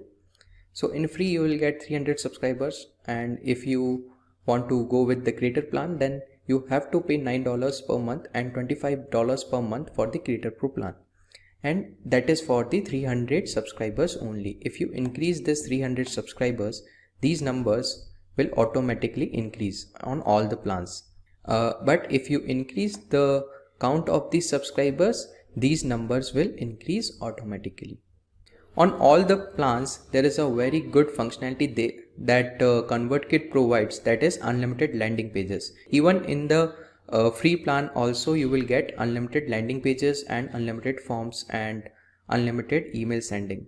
So that is a very good thing which ConvertKit provides. Next is Aweber. When you are trying to pick a service for email marketing, you want to be sure you are picking a service that is easy to use and will provide you with a lot of bang for your buck. With Aweber, you can rest assured that you are getting a lot for your money. The services offers you a ton of features including autoresponders and email templates, and it's all very easy to use. In fact, some people felt that the service was too simple to use. Email marketing can be intimidating to some people, but Aweber makes it simple.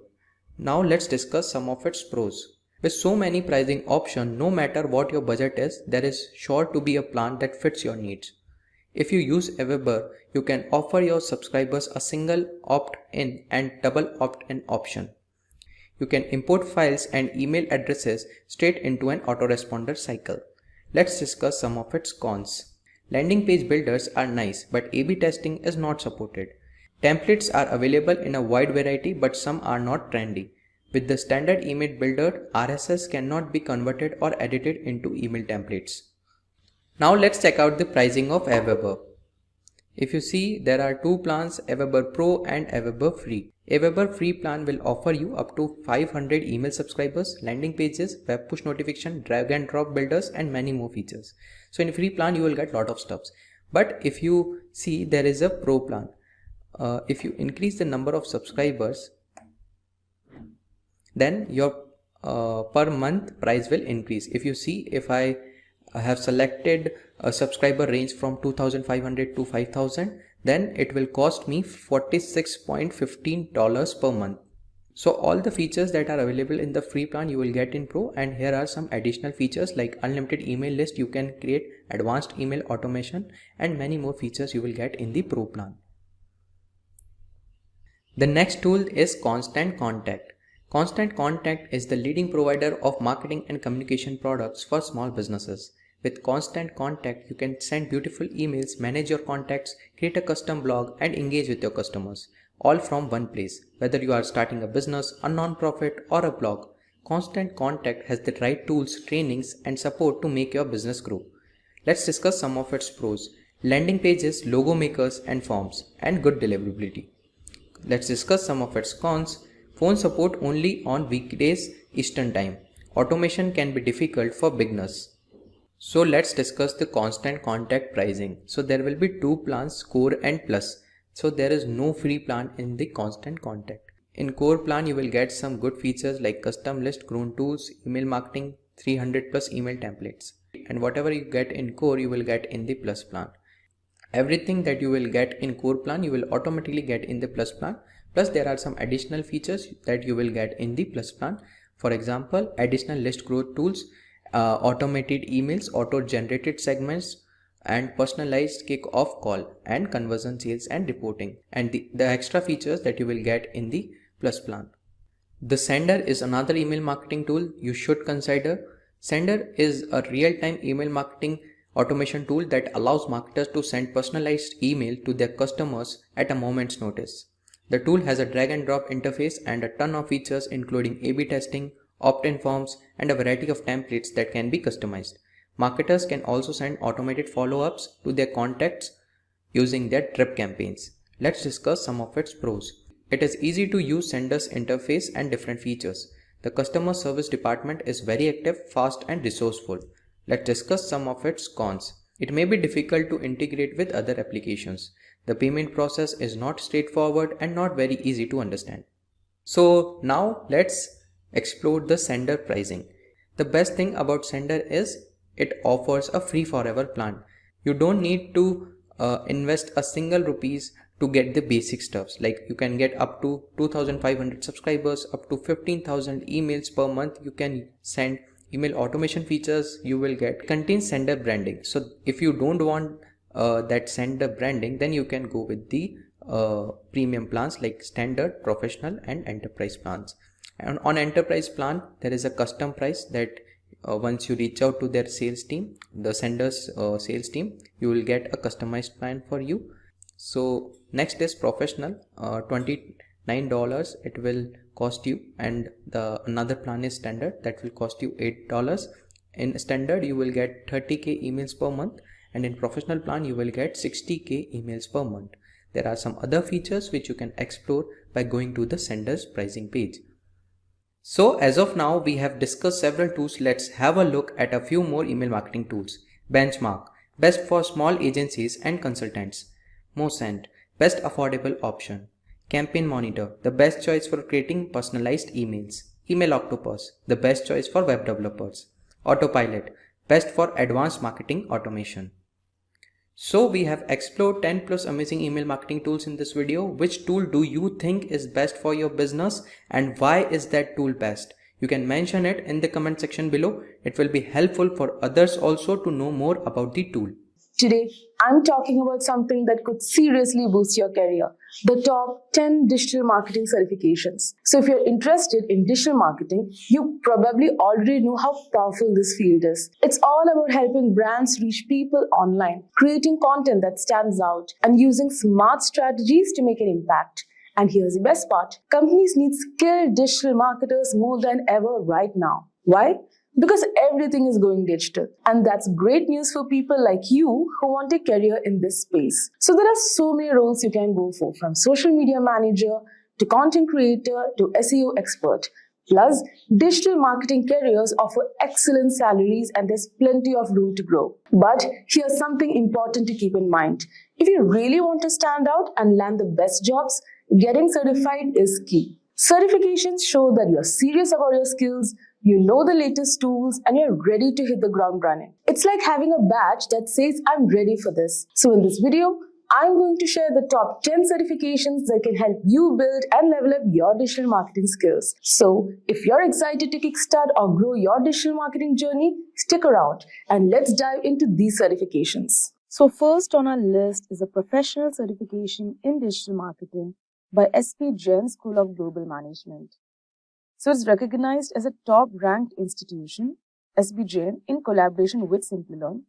This course offers a professional certificate that makes you job-ready in just 8 months. So this program covers essential tools like SEO, SEM, social media, mobile marketing, marketing analytics, and even the latest generative AI tools for marketing. So here are the key features. It has got certificate from SP Jain School of Global Management as well as Simplilearn. It's a collaboration. There's masterclasses by top faculty and Meta Blueprint trainers. They provide hands-on learning with 35 plus digital marketing tools, 10 plus case studies, and 20 plus industry projects. Also, you get a free Meta Certified Digital Marketing Associate exam voucher. You can learn to leverage Gen AI tools to streamline sales and marketing strategies. Also, you have access to live online classes delivered by experienced digital marketing experts. You can work on 5 Capstone projects and solve 15 plus course end projects that replicate real-world scenarios. Also, you can work on case studies on renowned brands like Adidas, KFC, Nike, Intel, and more for practical insights. Also, you have a comprehensive coverage of 20 plus essential skills, including web creation, campaign management, SEO, content strategy, automation, and mobile optimization. Also, Simplilearn's JobAssist program for personalized career guidance and networking opportunities with top employers. So this program isn't just about learning theory, it's about real-world application. Now, next up is a Google Digital Marketing and E-commerce Professional Certificate from Coursera. So this program puts you on the fast track to a successful career with training directly from Google experts. You'll gain skills in digital marketing fundamentals, customer engagement through search and email, and measuring performance through analytics.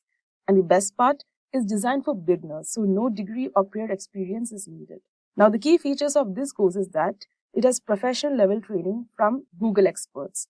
Also, you can learn at your own pace with flexible scheduling and self-paced modules. You can earn a certificate recognized by top employers worldwide. You can master essential topics such as building e-commerce stores, analyzing performance metrics, and growing customer loyalty. You also get hands-on practice by working on portfolio-ready projects to showcase your skills. You'll be having access to tools and resources that teach you how to attract and engage customers effectively. Also, by doing this certification, you can qualify for roles such as marketing coordinator, e-commerce associate, paid search specialist, and more.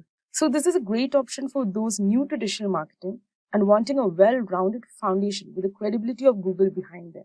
So the projects you complete during this program will be valuable additions to your professional portfolio. Now, third on our list is a Search Engine Optimization SEO course from Simplilearn, ranked among the top SEO certifications by SEMrush. So this course, aligned with OMCP standards, help you master SEO strategies to drive sales and boost website conversions. So you will attend live interactive sessions led by experienced SEO experts and gain hands-on experience with industry tools like SEMrush, Ahrefs, Moz, and more.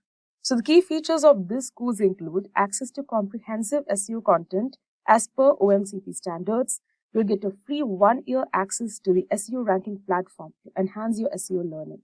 Also practical learning through case studies, assessments, and hands-on projects that provide real-world experience. So it covers essential SEO skills including on-page and off-page optimization, technical SEO, competitor analysis, and link building. Also user experience and voice search optimization strategies to stay ahead of industry trends. It also teaches conversion rate optimization to ensure your SEO efforts translate to tangible business results.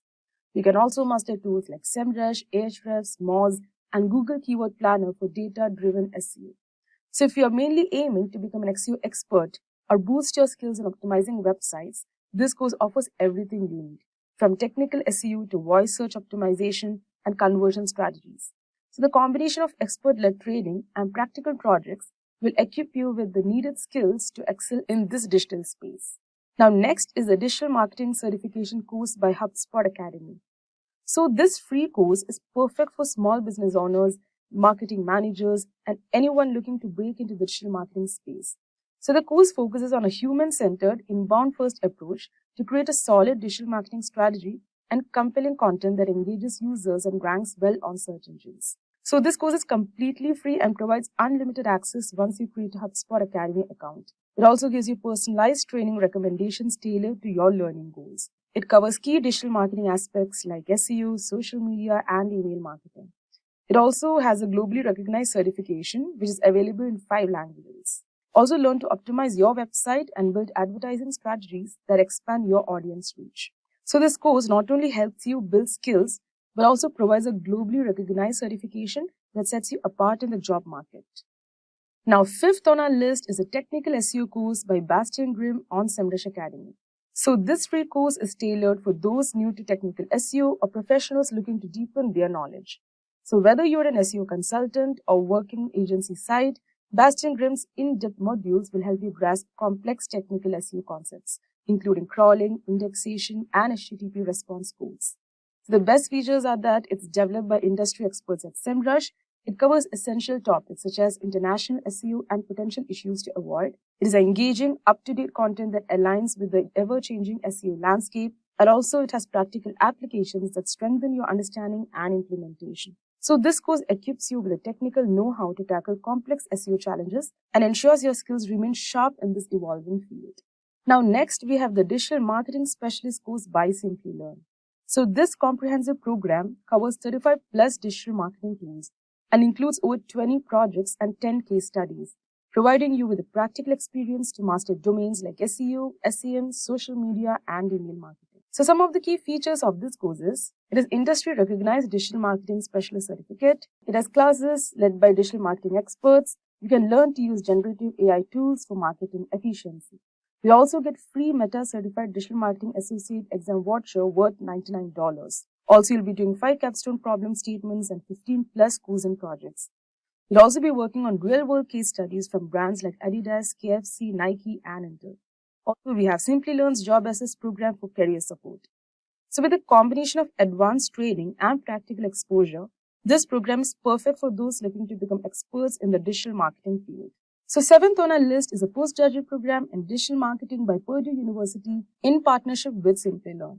So rated the #1 digital marketing course by Search Engine Journal, this program is designed to make you a certified digital marketer with applied learning through DM simulation, 35 plus tools, Harvard case studies, and capstone projects.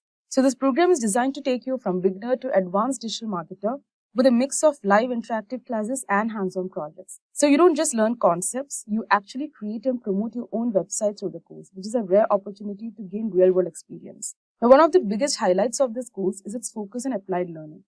We'll work with tools like Stuken's Digital Marketing Simulation, Harvard Business Case Studies, and more than 35 industry standard digital marketing tools. And by the end of this course, you'll have completed 10 plus brand case studies, capstone projects, and 20 plus other assignments, covering everything from SEO and content marketing to social media and analytics. And here's another major plus. This program is an official partner of Meta.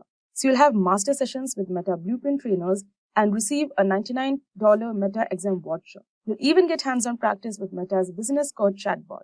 Plus, if you're interested in AI, the course offers training on tools like ChatGPT, Stable Diffusion, and Willow to bring generative AI power into your digital marketing. So if you're serious about building a strong foundation in digital marketing and want a program that includes both traditional strategies and the latest in Gen AI, then the postgraduate program in digital marketing from Purdue University is definitely worth a closer look. Now, 8th on our list is the lead generation course by Alex Hormozy.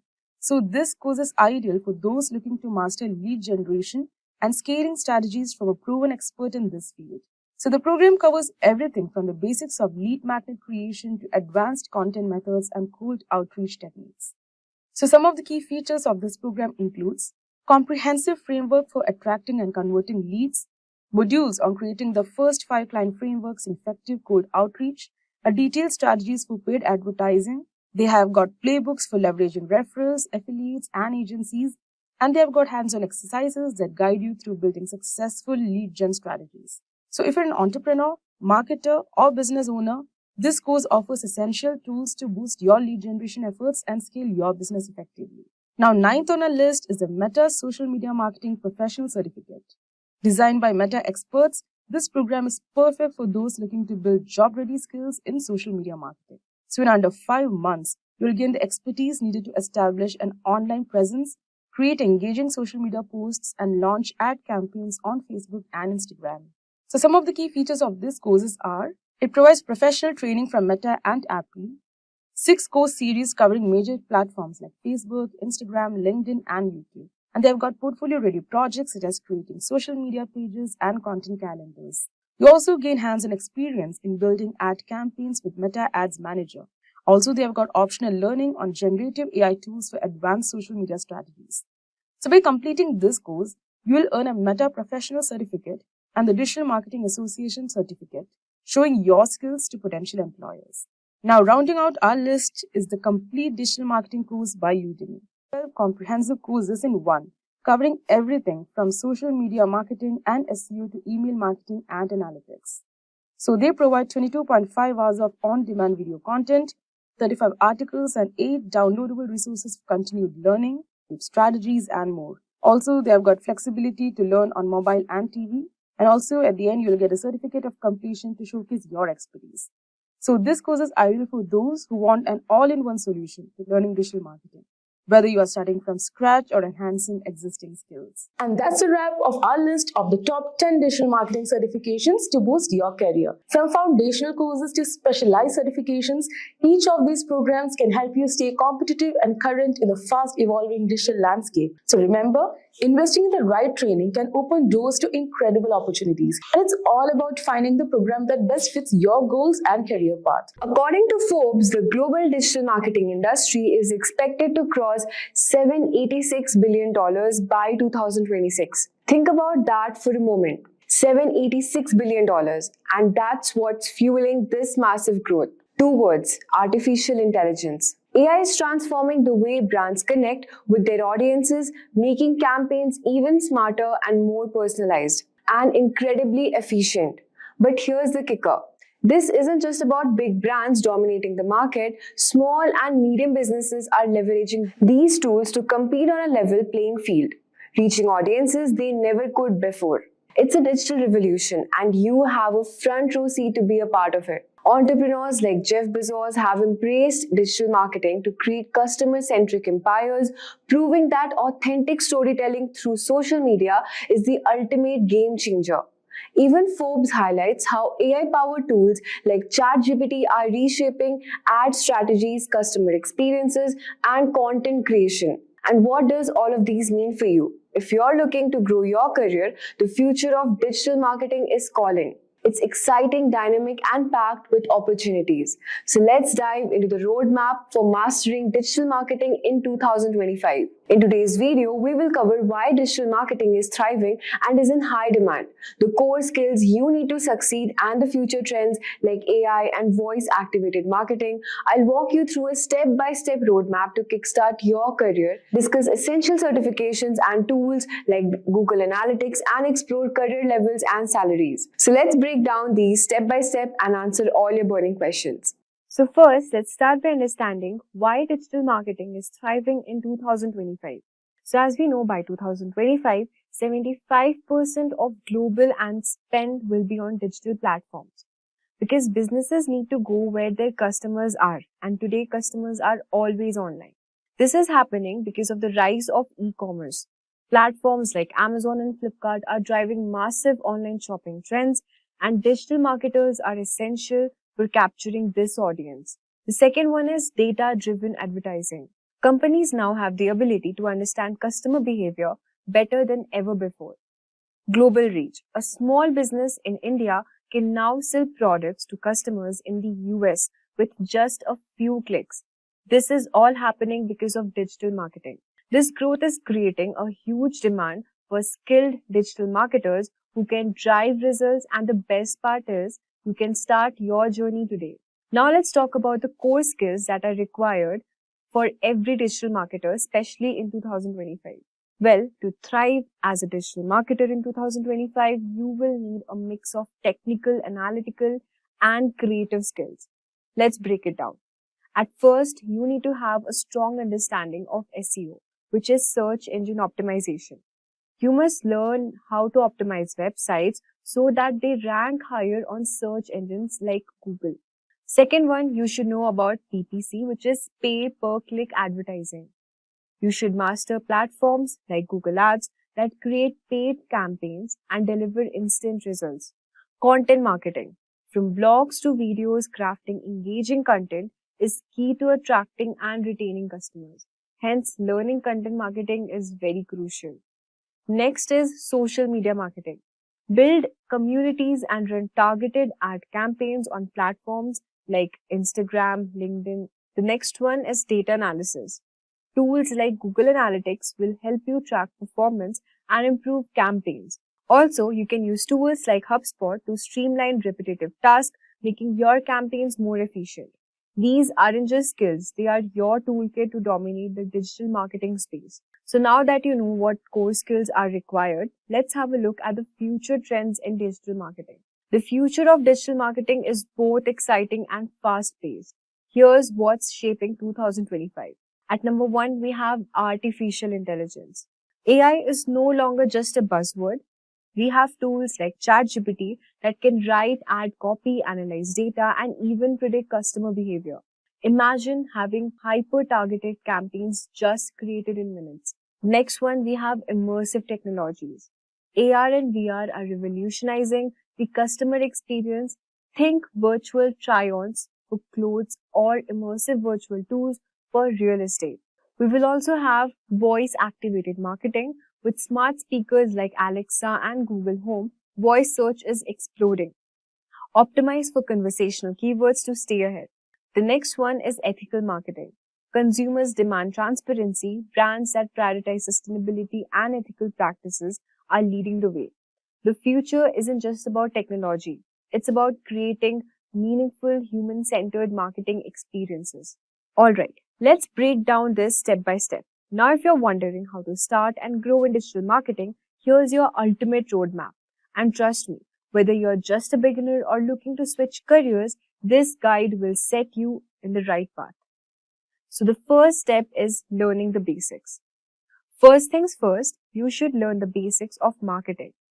I know that sounds old school, but hear me out. Every successful marketer, whether they are running million-dollar campaigns or writing viral posts, understanding the core principles of marketing is very important. But you don't have to read textbooks all day. You can start small. You can watch free YouTube videos, especially from Simplilearn, or you can enroll in Google's Digital Garage. It's free and perfect for beginners.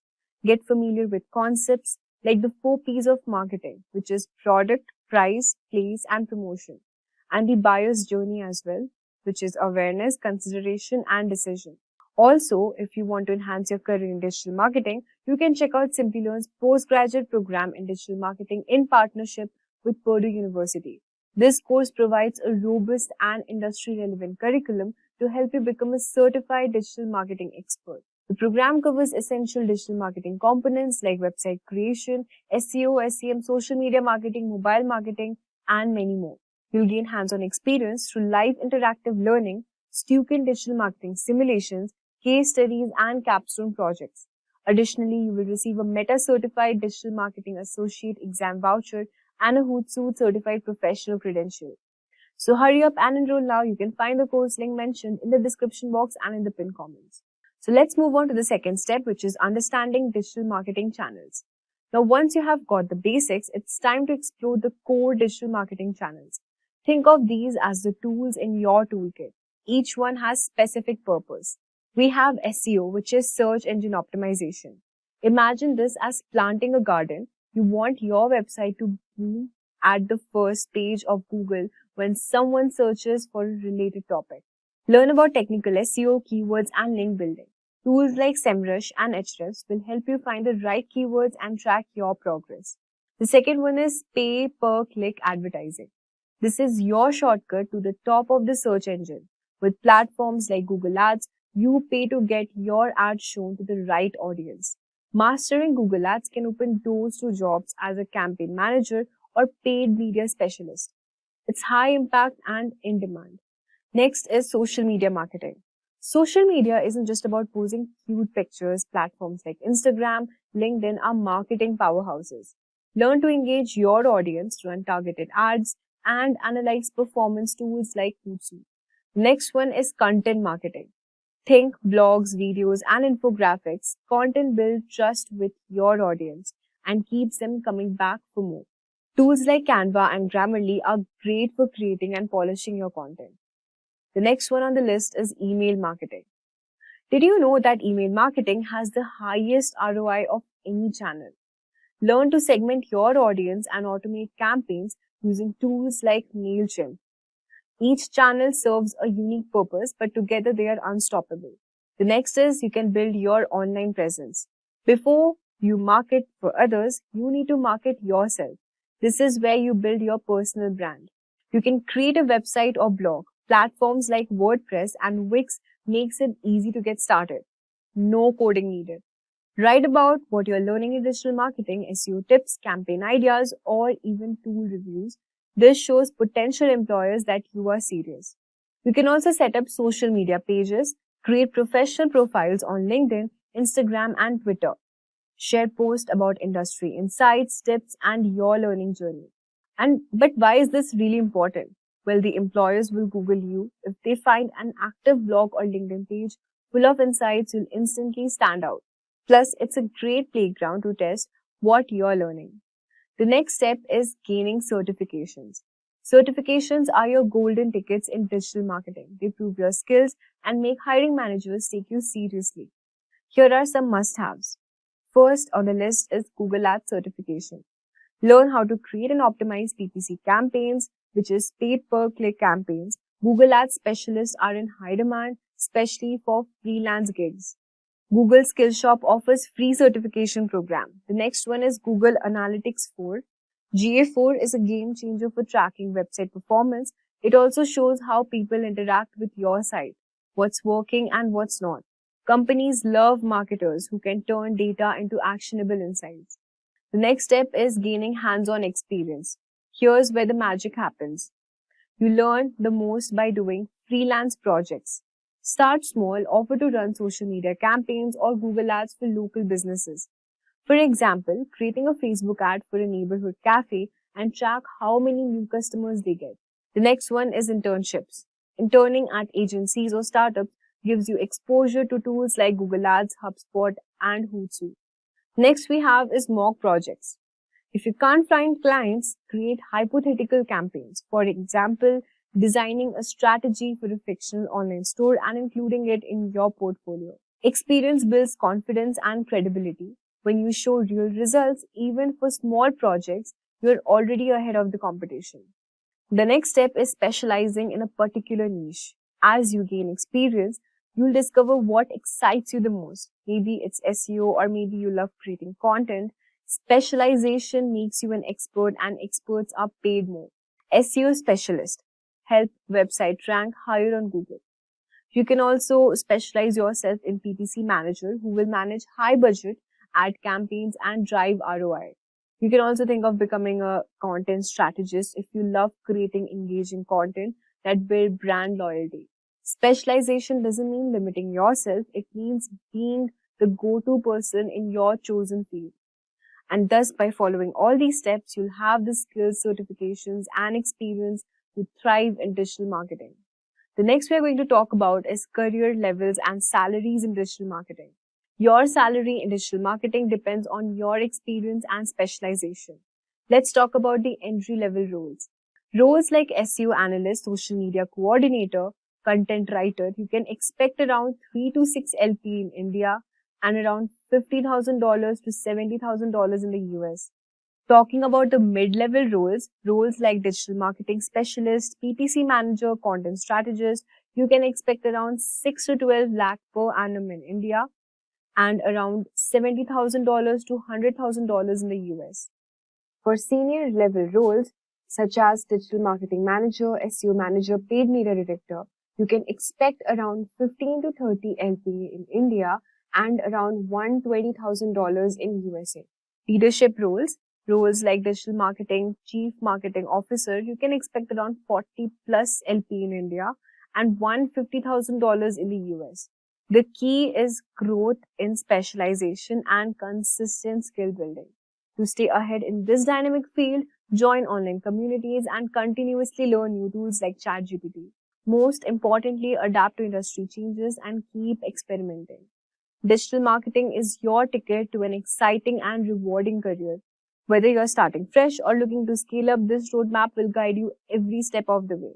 In today's course, we are going to show you how AI is changing the game in email marketing, making it easier and more efficient to reach your audience. So first, we'll talk about how AI helps you send better emails, get more opens, and improve your sales. So let's dive right in. So first, we'll get started with introduction to artificial intelligence. What is email marketing? How AI works in email marketing? Predictive versus generative AI, and how AI in email marketing can increase your performance. We'll also look into the challenges of implementing AI in email marketing, AI's role in email content creation, improving ROI with AI in email marketing, best practices for using AI in email marketing, and we will also look at some future trends in AI for email marketing. And at last, we are going to look into the live demo, that is how to create email campaigns using AI tools and writing catchy email subject lines and content AI like with using ChatGPT, and also demonstrating tools for bulk email sending. So without any further ado, let's get started with the very first topic, which is what is artificial intelligence. So now let's understand what is artificial intelligence first. So as we know that AI enables machines to think and act like us. Yes, like humans. Imagine a computer or a robot that can learn, reason, solve problems, and even understand language, just like we do. From recognizing patterns to making decisions, AI mimics the cognitive abilities of the human brain. And by studying how we think and process information, AI systems are designed to think smarter and more efficiently, enabling them to perform tasks that once required human intelligence. So whether it's recommending your next favorite movie or driving a car autonomously, AI is shaping the future in ways we once only imagined.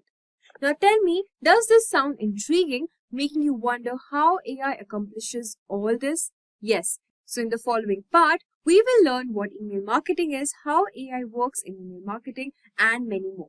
Now let's understand what is email marketing. So email marketing is a way of delivering effective messages to convert leads into sales by sending personalized emails to target customers. It also helps us to educate our target consumers on the value of our product. Talking about the importance of email marketing, so first of all, it costs lesser as compared to other marketing channels. It shows a higher ROI, that is return on investment, and it also helps in attracting new customers. It's easier integration with other communication channels as well.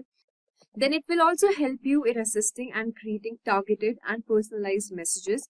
It helps higher intent client to engage with your business, and it will also help you reach larger audiences and even smaller targeted lists. Now that you have understood the importance of email marketing, let's understand how we can use AI in email marketing. Well, AI in email marketing involves the use of machine learning algorithms and advanced analytics to automate, optimize, and personalize email campaigns. AI enhances email marketing strategies by improving targeting, customizing content, and predicting customer behavior. The integration of AI can lead more efficient email campaigns, increasing engagement and driving better results over time. So how does AI works in email marketing? First of all, it helps in personalization. That is, AI leverages user data such as demographics, past behaviors like clicks, open purchases, and preferences to tailor email content. AI can automatically adjust email content based on individual user behavior, ensuring that recipients receive relevant and personalized messages. Second of all is optimization. Now, AI analyzes patterns in historical data, enabling marketers to optimize and send times, subject lines, and email content. Predictive models use engagement data to determine when users are most likely to open an email and respond to a call to action. Third is segmentation. Now, AI allows email marketers to segment their audience with higher accuracy. It dynamically divides customers into groups based on similarities such as purchase history or browsing behavior. Now, these segments can then receive specific targeted emails designed to maximize engagement. So first, let's talk about predictive AI. Now, this type of AI analyzes historical data and helps marketers forecast future actions. For example, it can predict the likelihood of a user opening an email or making a purchase based on previous interactions. It also helps marketers optimize when and what type of content to send. Next is generative AI. Now, unlike predictive AI, generative AI uses past data to create new content such as email subject lines, body text, and offers. Generative AI can craft emails tailored to specific customer segments and scale content creation that will save a lot of time while delivering highly relevant content.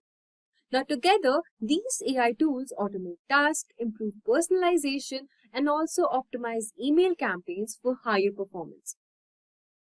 Now, let's move on and talk about how AI in email marketing increase performance. Well, AI has changed email marketing by boosting performance metrics such as open rates, click-through rates, and conversions. Now, by understanding user preference, AI can ensure that your emails are engaging, timely, and also relevant. Now, let's talk about the key ways AI enhances email performance.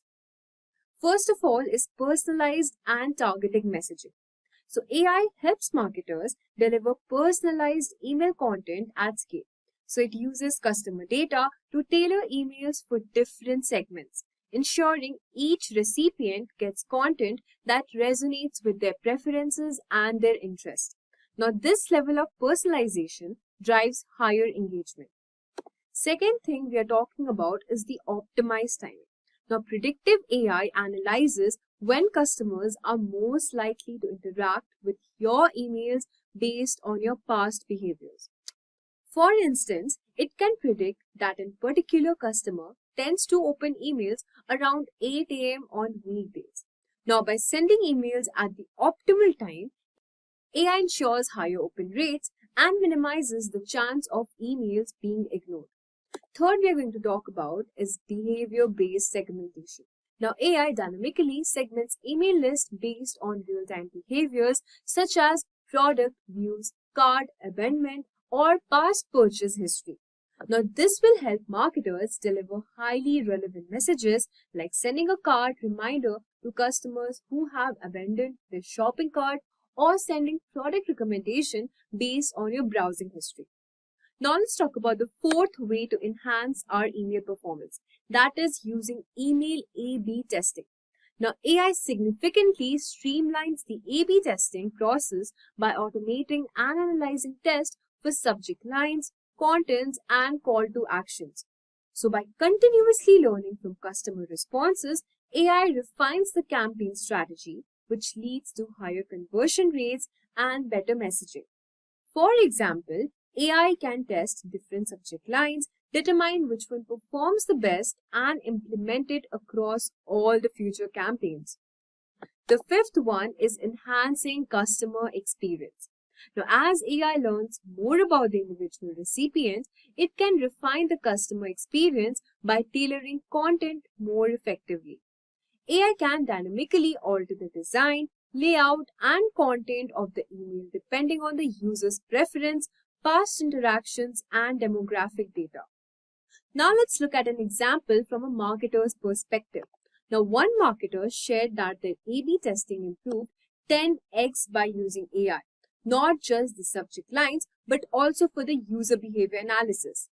Now, with AI, they could test email content designs and even images that resonate with their target audience, allowing for more strategic email sends.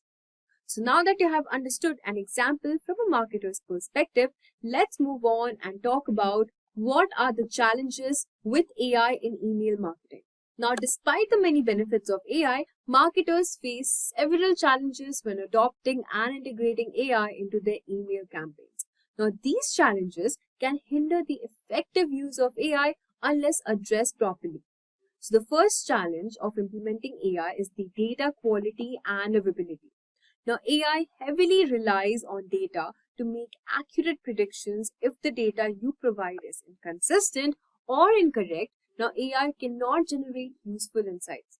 So, it's very important and crucial to maintain clean, structured, and updated customer data to ensure AI tools can function optimally. Second thing is, marketers must ensure data quality and have a solid data strategy to help AI provide actionable insights. The second challenges we are going to look is the ethical concerns and privacy issues. Now, AI uses personal data to personalize messages, which raises ethical concerns regarding privacy and data security. The marketers must ensure that they are compliant with regulations such as GDPR, which is General Data Protection Regulation, and CCPA, which is California Consumer Privacy Act, when using AI. There is also the challenge of building consumer trust. Brands need to be transparent about how customer data is being used and ensure that AI-powered personalizations respect privacy concerns. Now, the next challenge we are going to talk about is some technical expertise. Now, by implementing AI in email marketing, it requires a certain level of technical knowledge as well. Now, for companies that are new to AI or lack in-house expertise, there is a steep learning curve. Marketers may need to invest in training or hire specialists to integrate with tools properly into their campaigns. Now, the fourth challenge is cost of AI implementation. Now, while AI provides powerful tools, many advanced AI solutions come with a high upfront cost. For small businesses or those just starting out with AI, the cost of implementation can be prohibitive. Additionally, the time required to learn and manage AI tools can be significant investment. Now let's look over the challenge, which is over-reliance on automation. Now, while AI automation streamlines workflow, over-relying on AI for content creation and customer interaction may lead to lack of human touch. Now, email marketing is still about building relationship with customers, and AI should be seen as a tool to assist, not replace human creativity. Now you might be wondering that how can AI help with my email content? Well, AI can significantly enhance the creation of personalized email content that speaks to each individual's recipient. Let's understand the AI's role in content creation. First is personalization at scale. Now, AI enables marketers to create highly personalized content at a scale. For example, a marketer for an e-commerce brand can automatically generate personalized product recommendation based on each customer's past purchases and browsing behavior. Second is automating content variations. Now, with the help of AI, you can create multiple versions of the same email tailored for different audience segments. Now, this can include changes in the subject line, offer, CTA, or images based on what resonates most with the specific segment. Third, we are going to talk about is dynamic content. Now, AI can insert dynamic content based on real-time data. For example, if a customer has recently interacted with a specific product on their website, AI can automatically add that product into the email content as a recommendation, ensuring relevance and increasing the chances of conversion. The fourth point is the content optimization. Now, AI can analyze past email campaigns to identify which type of content, for example, visuals, copy, offers, works the best. Now, this data can be used to optimize future emails, ensuring that each piece of content resonates better with its audience. So now that you have understood how can AI help you with your email content and the content creation, let's switch our gears and understand how does AI in email marketing improve ROI over time, which is return on investment. So as we know, AI is instrumental in improving the return on investment, which is ROI of email marketing campaigns. So its ability to personalize content, automate testing, and optimize send times will lead to higher conversion rates and it will lead to reduced cost. So now that you have understood how AI in email marketing can boost, let's understand the key drivers of AI improved ROI. So at first, we have got segmentation and targeting. So by analyzing customer data, AI helps marketers create more accurate audience segments. Targeting the right audience with the right message significantly can improve the likelihood of conversions and reduces marketing waste. Second, we have got automation and efficiency. Now, AI automates many aspects of email marketing, such as content creation, A/B testing, and send time optimization.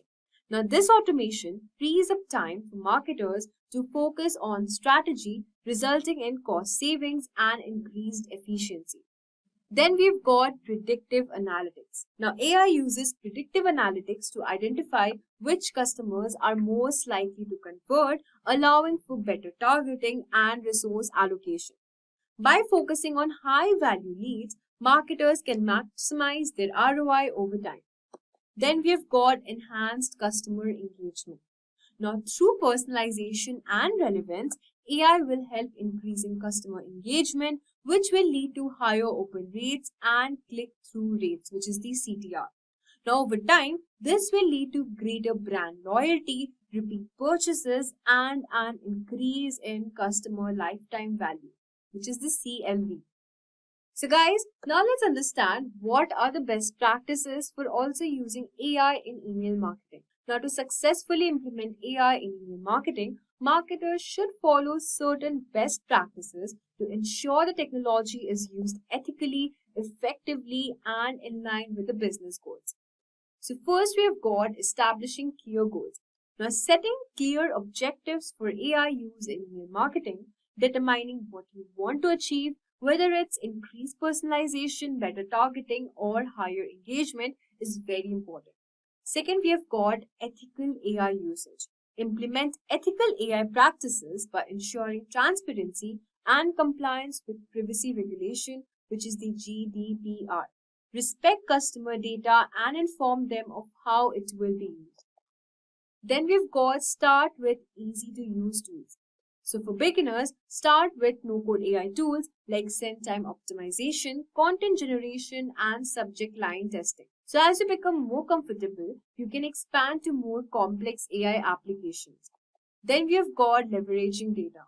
Now, integrating AI with your customer data platform CDP to get a unified view of your audience. You can use this data to personalize emails and improve targeting. Then we've got testing and iterate. Now, continuously testing and refining AI models and email campaigns. Now, A/B testing, real-time personalization, and data-driven iterations are very important to fine-tuning the email marketing strategy. So that was for the best practices for using AI in email marketing. So now that you have understood the best practices of using AI in email marketing, let's understand what's ahead for AI in email marketing. Now, as we know that AI is set to continue transforming email marketing by improving personalization, enhancing automation, and enabling smarter decision making. So now let's look at some future trends. At first is creating more personalized content.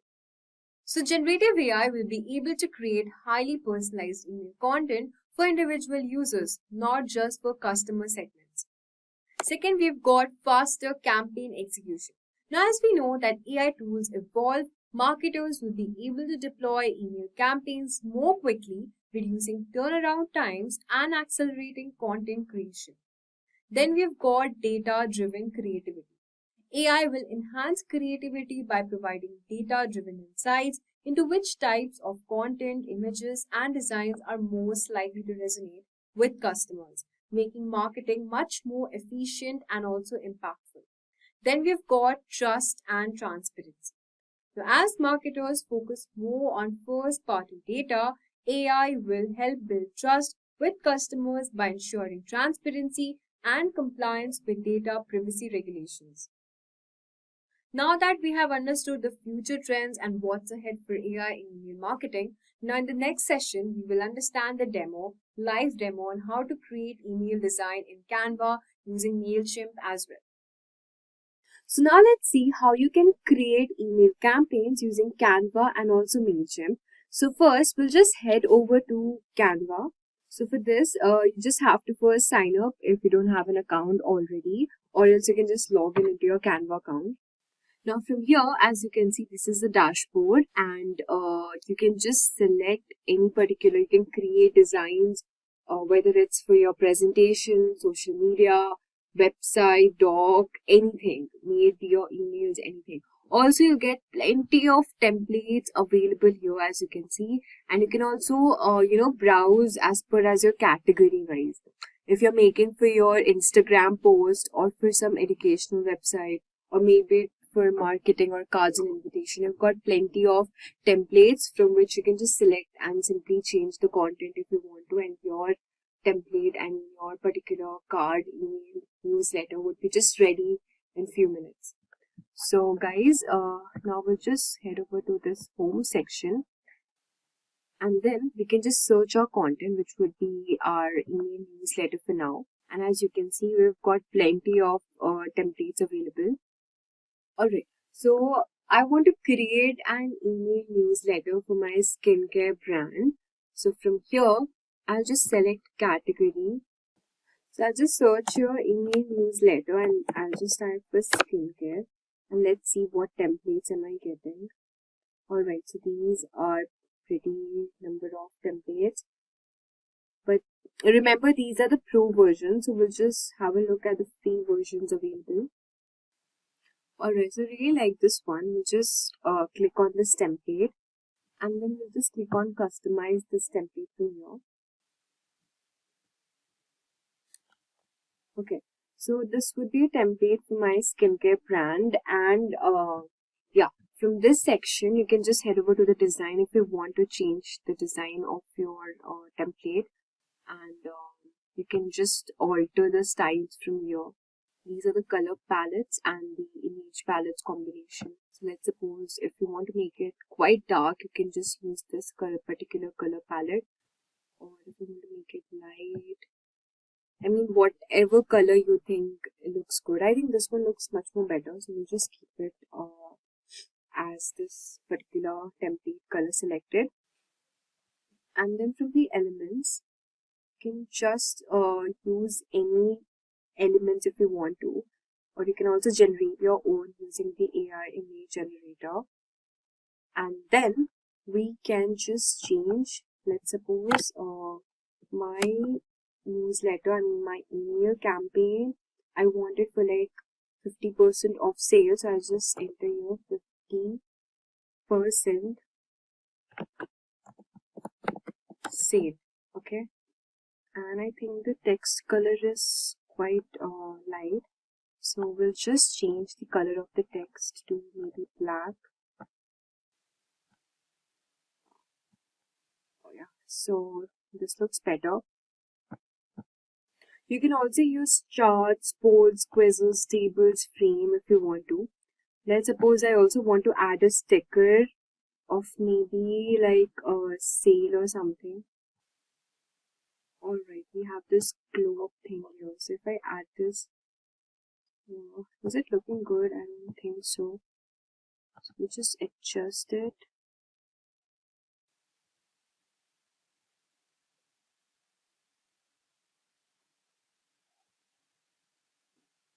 Or maybe we'll just remove this particular sticker from here. And yeah. So if I want to change the image of this, or maybe this, we'll just head over to, we'll just go back to the stickers and section the images one. You can also insert videos if you want to, but I don't think so. It's free, of course. So maybe for the skincare brand, we'll just get plenty of images. Let's suppose I want to use this. Alright. So I'll just click on this and then we can use this particular image here.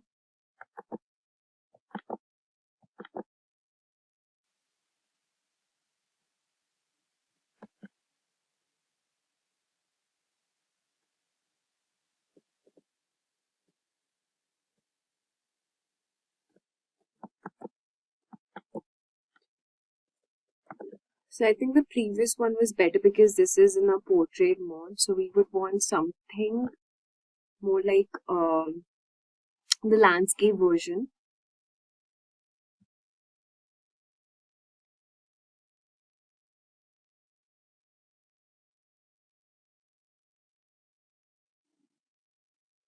So here, maybe suppose I want to use this image instead of this.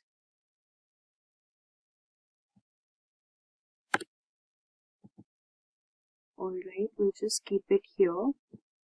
And we'll just change the color of this font because it's not looking that visible. And I just want to change this image, so I'll pick up another image from here. Maybe this works better.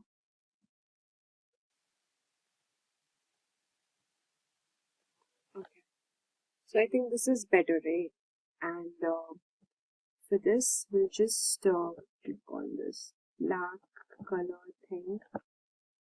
Make it more visible. I don't think so it's visible now. So we will again use maybe more light color. Let's see if white works. Yeah. So this looks better.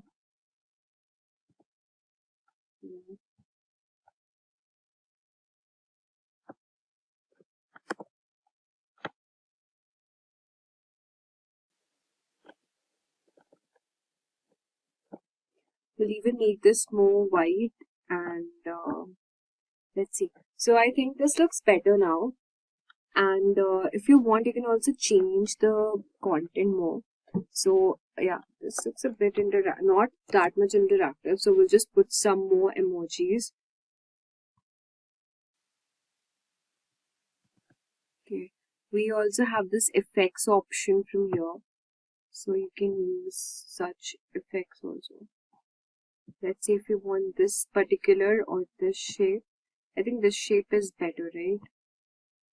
You just make it more, increase maybe the intensity. No, this looks better. Okay.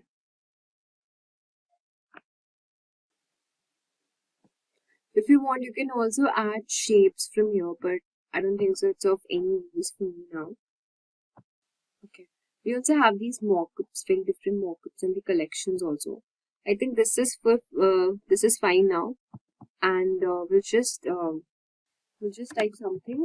Keep your skin healthy and glowing using our product. And then we can write something like hurry up and grab them now. Okay, and we'll just increase the size of our text and maybe change the font as well. So maybe this particular font looks better.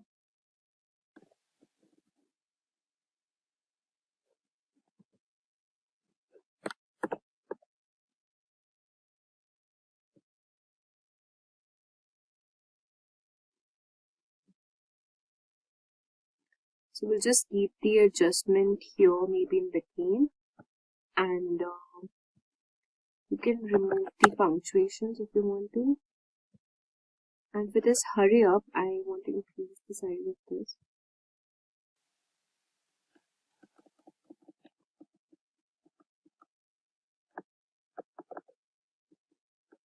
Okay, so this looks better.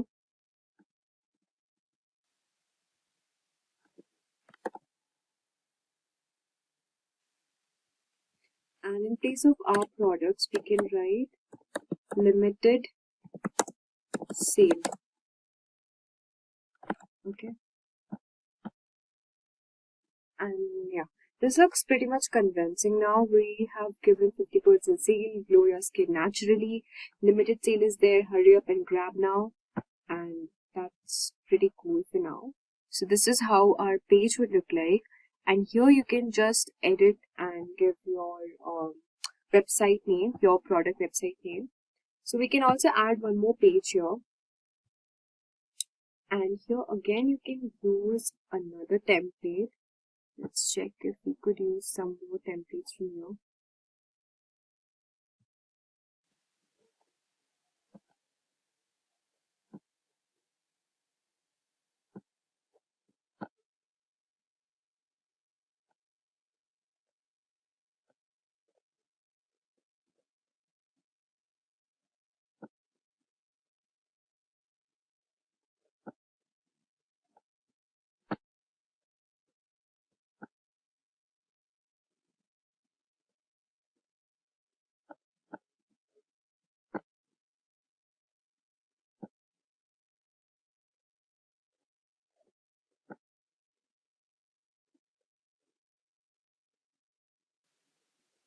Yeah, so maybe I want to use this template, so I'll just add as a new page here. Okay,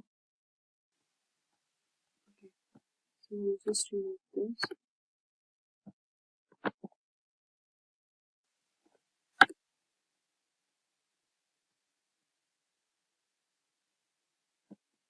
Okay. So this is our first page, 50% sale, and this would be our second page from here. You can add your Instagram channel, your social media as well. So this is the price rating, and we also have options as a shop now. Again, if you want to change it, suppose I want to remove this skin glow thing, and I want to keep this thing only, and everything would be the same because it looks fine. Alright, so as you can see, we'll just change a bit of color thing because I think this looks now better, the color palette. Alright, so yeah, so it's done now. And from here again, if you want to upload or you can connect your Instagram page from here, you can also do that. We also have this video section where you can insert your videos. So for now, we'll just do this thing, and so our email template, our email campaign is ready now. What we will do is we'll just share this, so you can just download on this option from here, and we'll just opt for this JPEG image from here, and we'll keep the size, and we'll just download both the pages and just click on download from here. Yeah, it's getting downloading, so we'll just wait for a few seconds. So as you can see, our download has been completed. So we'll just extract this particular file from here. We'll just click on extract all and then just click on extract. Yeah, so our images is ready. So as you can see that we have used Canva to create our email campaign. So next I'll be showing you how you can use MailChimp to actually create and integrate this Canva template email campaign which we have created and convert it into the campaign newsletter.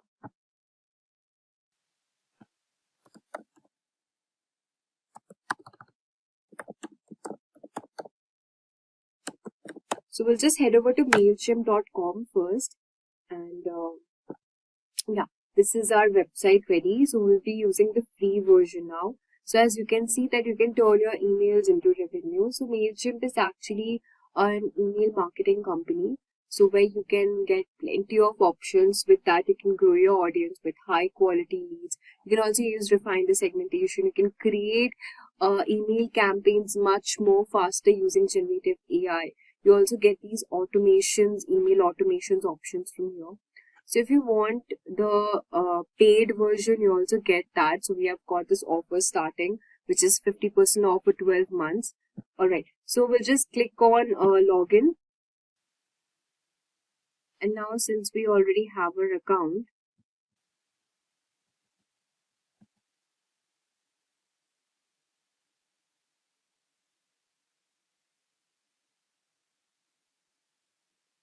yeah, so we've been headed to this Mailchimp website here. And you can see in the navigation bar, we've got this home where we have the email performance option here. So once you can send an email, once you use Mailchimp for sending emails, your data will be shown here. The click rate percentage, the open rate, orders, order rate, and many things as well. So for now, in this tutorial, we'll just click on the campaigns option, and here we can get the email campaign option, which is the campaigns here.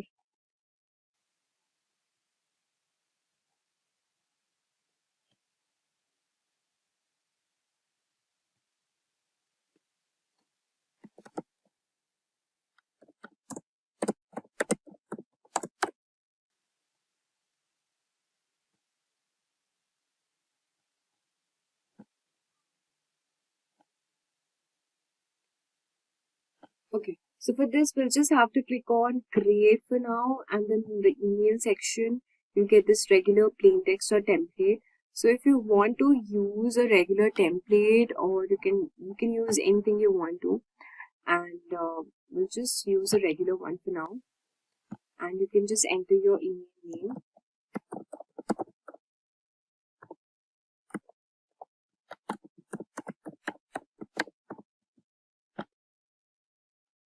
And then you can just select begin from here.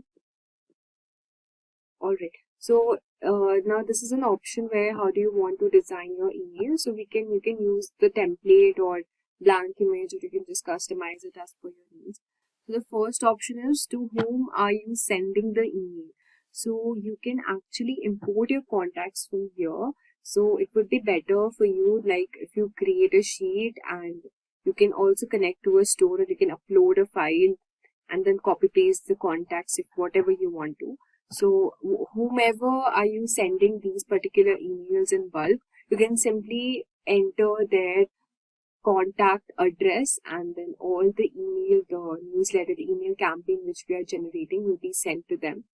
And then we have got this option of from which are you sending. So the name of my skincare brand, let's suppose it's Zyka. Okay, and this is the email address here, and we'll just enter the subject of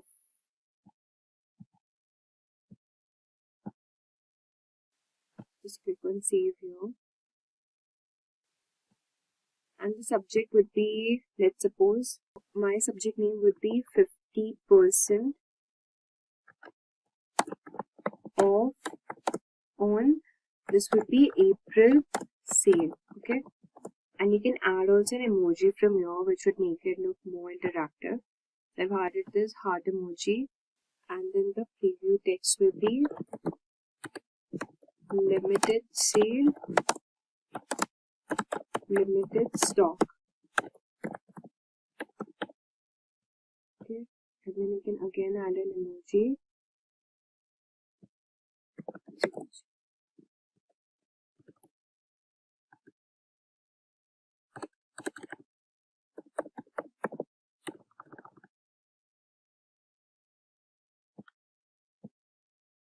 Okay, and now this would be our subject and our preview text. We'll just save from here.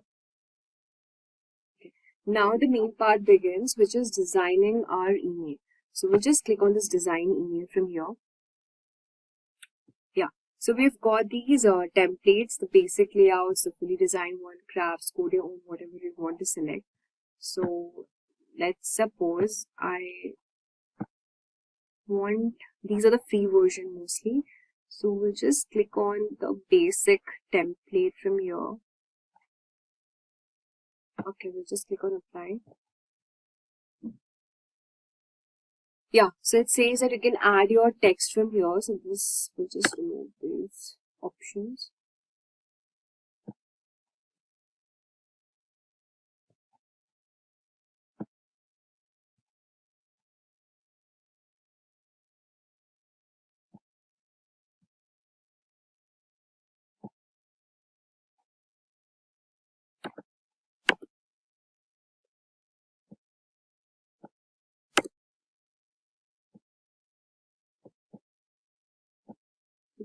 You can drop your content here.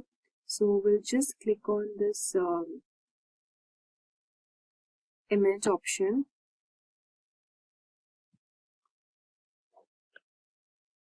And then from here you can add an image, which would be the obviously the one which we had created in Canva. So we'll just click on uploads from here and then we'll just select upload.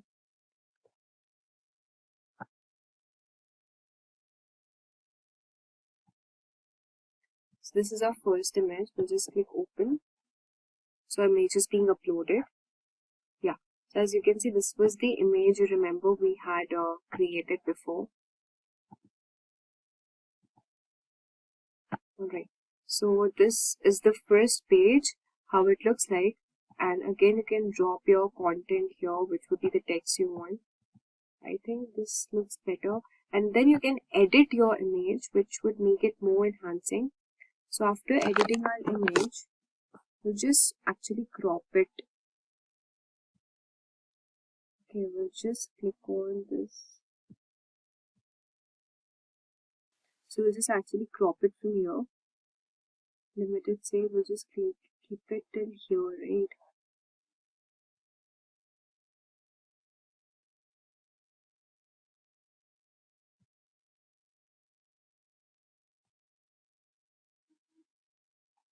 Alright, this looks better. So this is our first image again. Again for this image, we'll just click on add image, and now we will just select the second image of ours, which would be this one which we had created before. Yes, and now we will again click on edit image.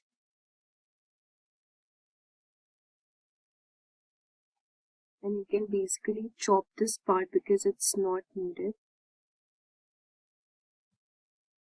So we'll just click on choose a skincare. So we'll just remove the first portion.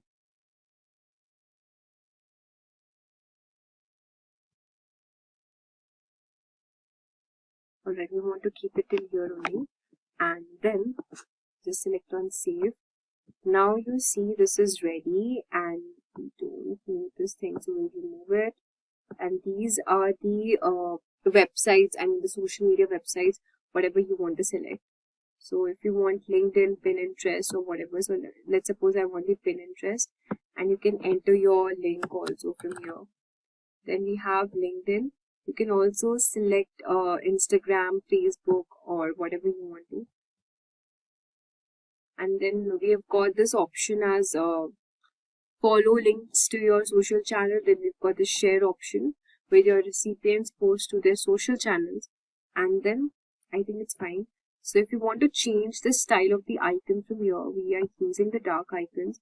But if you want, you can also use the colored icons or the dark one. I think the colored one looks much more enhancing. We'll also delete this particular line and this image as well.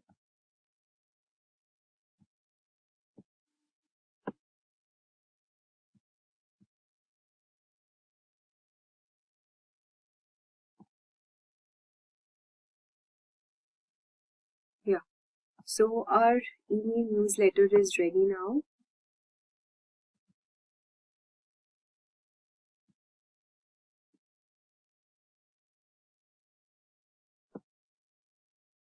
So we can just click on save and exit from here. Alright, so this is the email campaign which we have created. As you can see, it looks pretty cool, right? So the users, the recipients, they'll just see the 50% sale, glow your skin, limited sale is there, and after clicking this order now, they can actually order the particular, they'll be headed to the website and they can order their products if they want to. And this is a subject and a preview text, and then we can also view this mobile thing, so how it will look actually in a mobile. And then this is the inbox preview. Now if you want to send as a test email, you can also do that. So for now we'll just keep it till here, and now you're seeing, so we'll just close this. Okay.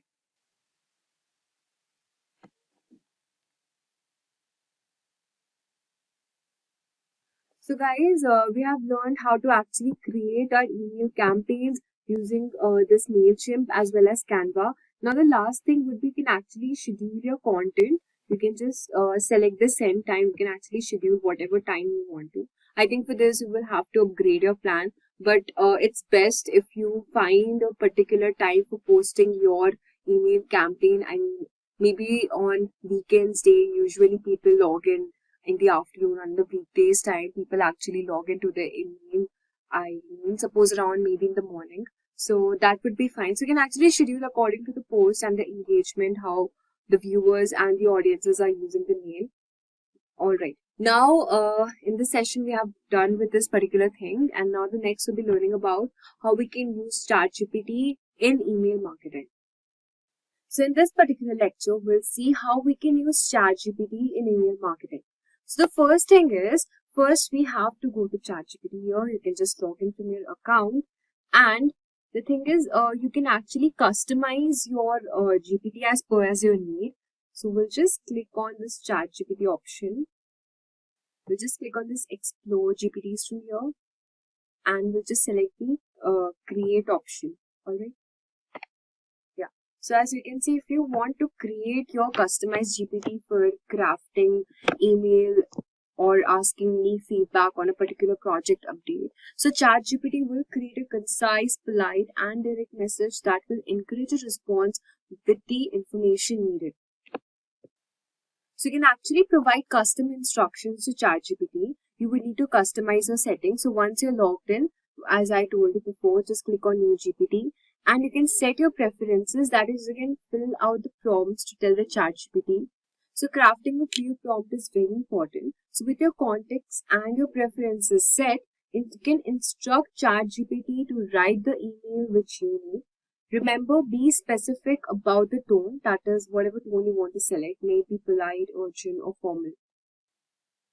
So let's suppose I want to write, I want you to train me to create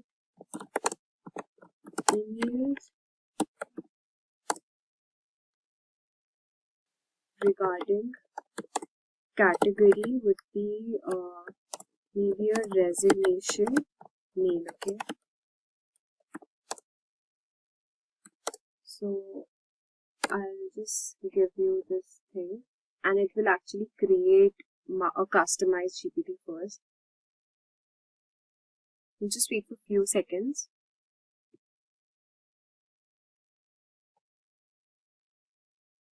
No, the name should be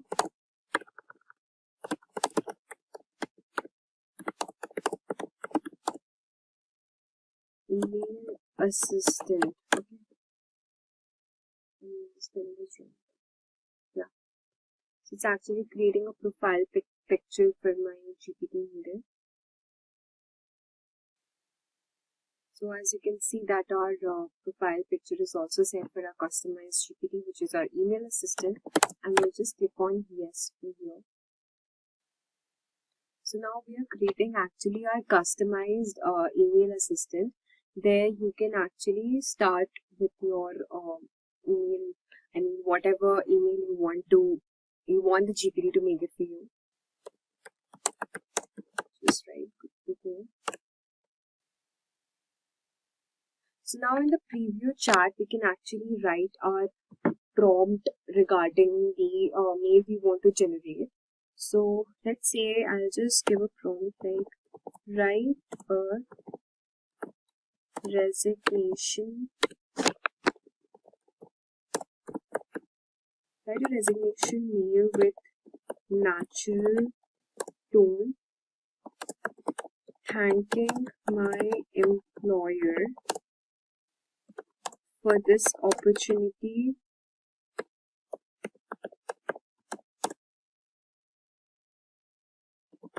and informing them about my last working day, which would be 245 days from today. Okay, so I'll just click enter now. Let's see. So it's given certainly as a professional resignation email with a natural tone and respectful tone, including gratitude. So here's your subject, which is the resignation notice. Dear, you can enter your manager's name. I hope you're well. So I'm ready to formally resign at my position at this particular company, and the last working day, you can just enter the last date from today onwards. And this was not an easy decision to make. So as you can see how clearly and in such a natural tone it has actually written an email for you. Now, if you think if the initial draft isn't quite right, then you can again ask ChatGPT to regenerate the response until it aligns with your expectations. So if you want, you can just enter the name, title, contact information if you want all the mail to be ready, get ready by the GPT itself. So you can also give the prompt like maybe the full name, or my full name is this, the recipient name is this. So you can actually get the full particular mail, because here you have to actually enter your manager's name and your name as well. So you can just simply copy from here and you can just send it using your Gmail account from here. So ensure that the email looks professional and it is all aligned with your email management strategy. So this was for my resignation mail. We'll also check for one more mail. Let's suppose create an email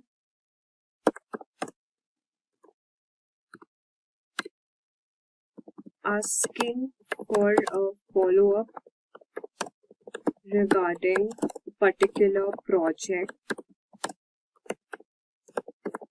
named Gen AI Collab, which was supposed to be delivered today by Yash, who is my reporting, and I am the manager. And then you can just write the tone should be natural, polite, and concise, asking about the follow-up. Okay, and just click enter. So as you can see, it has again generated a mail for us, which is the follow-up on Gen AI Collab. I hope you're doing well. I just wanted to check on the status of this. Could you please share an update? So it's very simple and very concise manner. So talking about the limitations of using ChatGPT would be, I would say that first of all, it's contextual understanding. Now, ChatGPT may struggle with understanding deep, complex details of your email, especially in sensitive situations. Second is your personalization issues. Now, the AI might miss personalized touches like names or specific preferences, so you can add them manually. Then we've got this accuracy concern, so you can verify any factual information like dates or figures accordingly. Then is your overuse of cliche. Now, what ChatGPT does is, ChatGPT sometimes relies on generic phrases, which can make your email sound less engaging. So to overcome this, you just need to keep on, asking ChatGPT to again restructure my email, use this particular tone, use this particular format. So by following all these steps, now ChatGPT can help you streamline your email writing process, save your time while ensuring your emails are polished, professional, and all aligned with your communication goals. So now that we have understood how we can use ChatGPT for our email marketing, now in the next lecture, I'll see you how to use the free email marketing software, and I'll be listing you the top 5 or the 4 email marketing software which will help you to send bulk messages and emails in one go.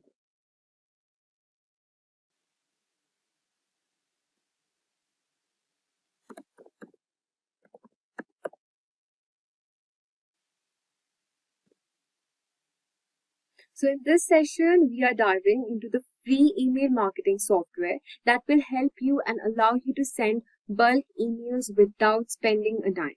So whether you're a small business owner or a freelancer, or you're just starting with email marketing, you can get started today with absolutely no cost. So now let's take a look at 4 amazing free tools that you can use for email marketing. So first up, we've got this MailerLite. So we can just simply head over to this website from here and just let's see what it is. So MailerLite is one of the most top-rated free email marketing tools. It's known for its ease of use and great deliverability. And you can just recheck the notifications. So you can just dive into the features and see how we can use it actually. So you can just sign up for free, and then you can enter your company organization name. I'll just simply sign up with my Google account.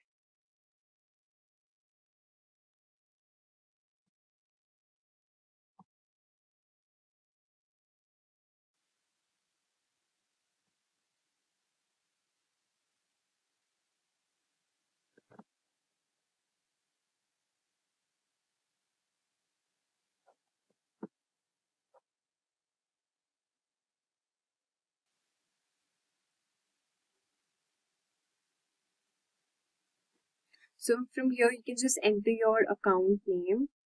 You can just type email tools and just click on continue.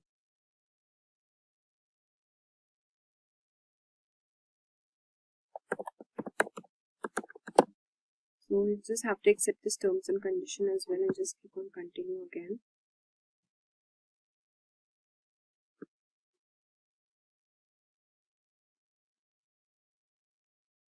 So now we are head over to this dashboard of MailerLite. So you can see from here, you just have to complete your profile, and this is the navigation bar. We've got these campaigns options, so let's explore what's there.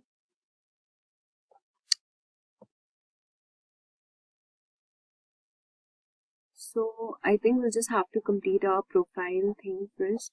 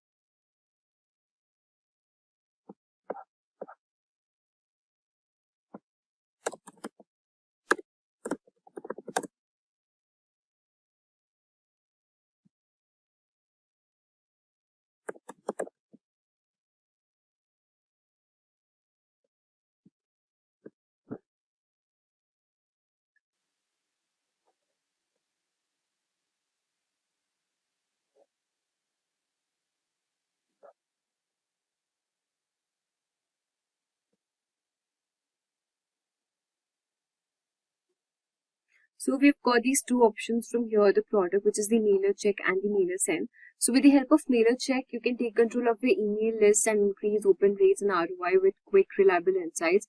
Then we've got this mailer send, where you can send transactional messaging built to be scaled quickly and for the entire team to contribute. So these were the extra products of this MailerLite version.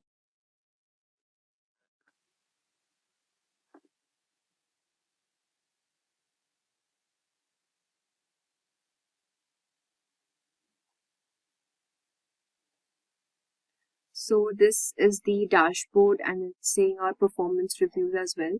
We'll just click on again this campaign option. Okay, so you can actually create your first campaign. You can pick any editor and design a campaign in minutes. also these are the advanced features, which is the A/B testing, which makes it easy to find which elements work. So we'll just check and we'll just click on create. So there are multiple options. Either you want to create a regular campaign, an EP split campaign, RSS campaign. So when we create this regular campaign, you can just enter your campaign name, your subject, the sender, okay, and then you can have this pre-header tools and everything. So you have to actually import your contact list from here, and in this way you can actually send your emails in bulk. You can also select your audience. Either you use your pre-existing audience or you can upload your contacts manually. So just have to enter the details and we have the content, and then you can actually review and schedule accordingly. Okay. So now that we have seen this thing, the second tool we'll be talking about is the Brevo. So we'll just search Brevo on Google. Yeah, so it is the number one. So as you can see, the first website which we get Brevo. So we'll just click here, and again you can sign up for free. So basically, Brevo, it was formerly known as Sendinblue, and it's perfect for people who are looking for more than just email marketing. So because Brevo also offers, and it includes a CRM and an SMS capabilities, which is free of plan. So there are many, you can have this marketing platform, sales platform. If you're using for marketing purposes, you will get these features, which are the email marketing, Aura AI, SMS, and all of these things. So this was pretty cool. And again, you can just sign up for free and just will have a look at the interface of the Brevo. Again, you need to just sign in with your Google account. So basically, these tools are free of cost. You would not have to pay any particular amount for these.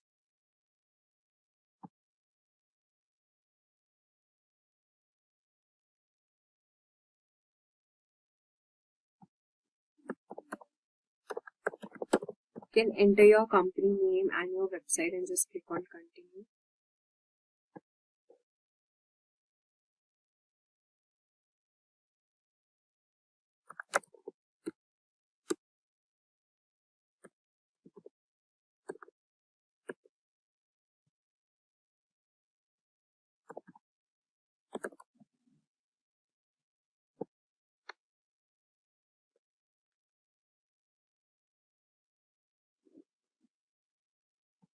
So you can just select your contacts and how many people are there in your team.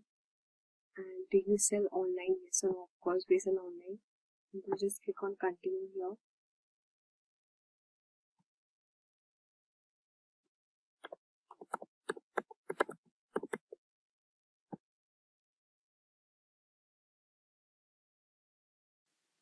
So we'll be using the free version here. So we will get up to 300 emails to send per day, and also customizable email templates as well. We've got these drag and drop editor feature, then the transaction email.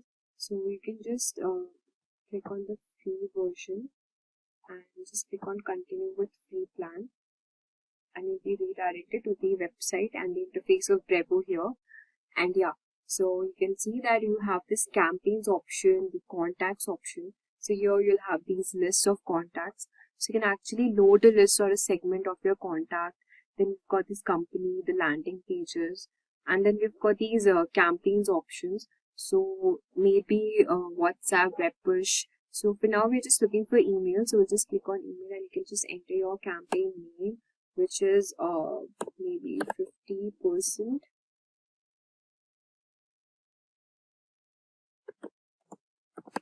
Offer, okay, and just create this campaign.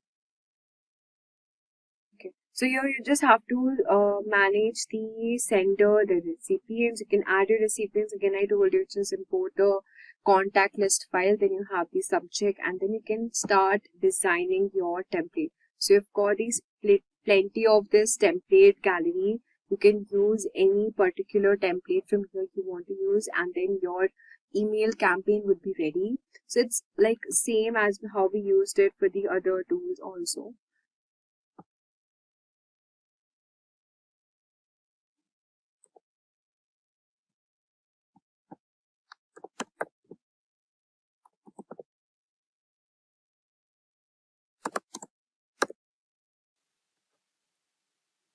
Now the third AI tool on our list is OmniSend.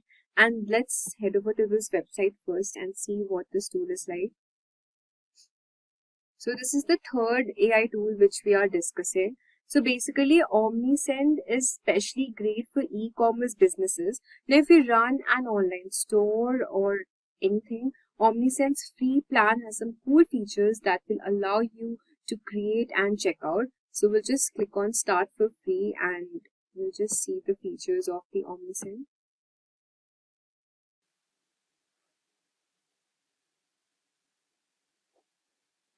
So you can just sign up with your Google account first.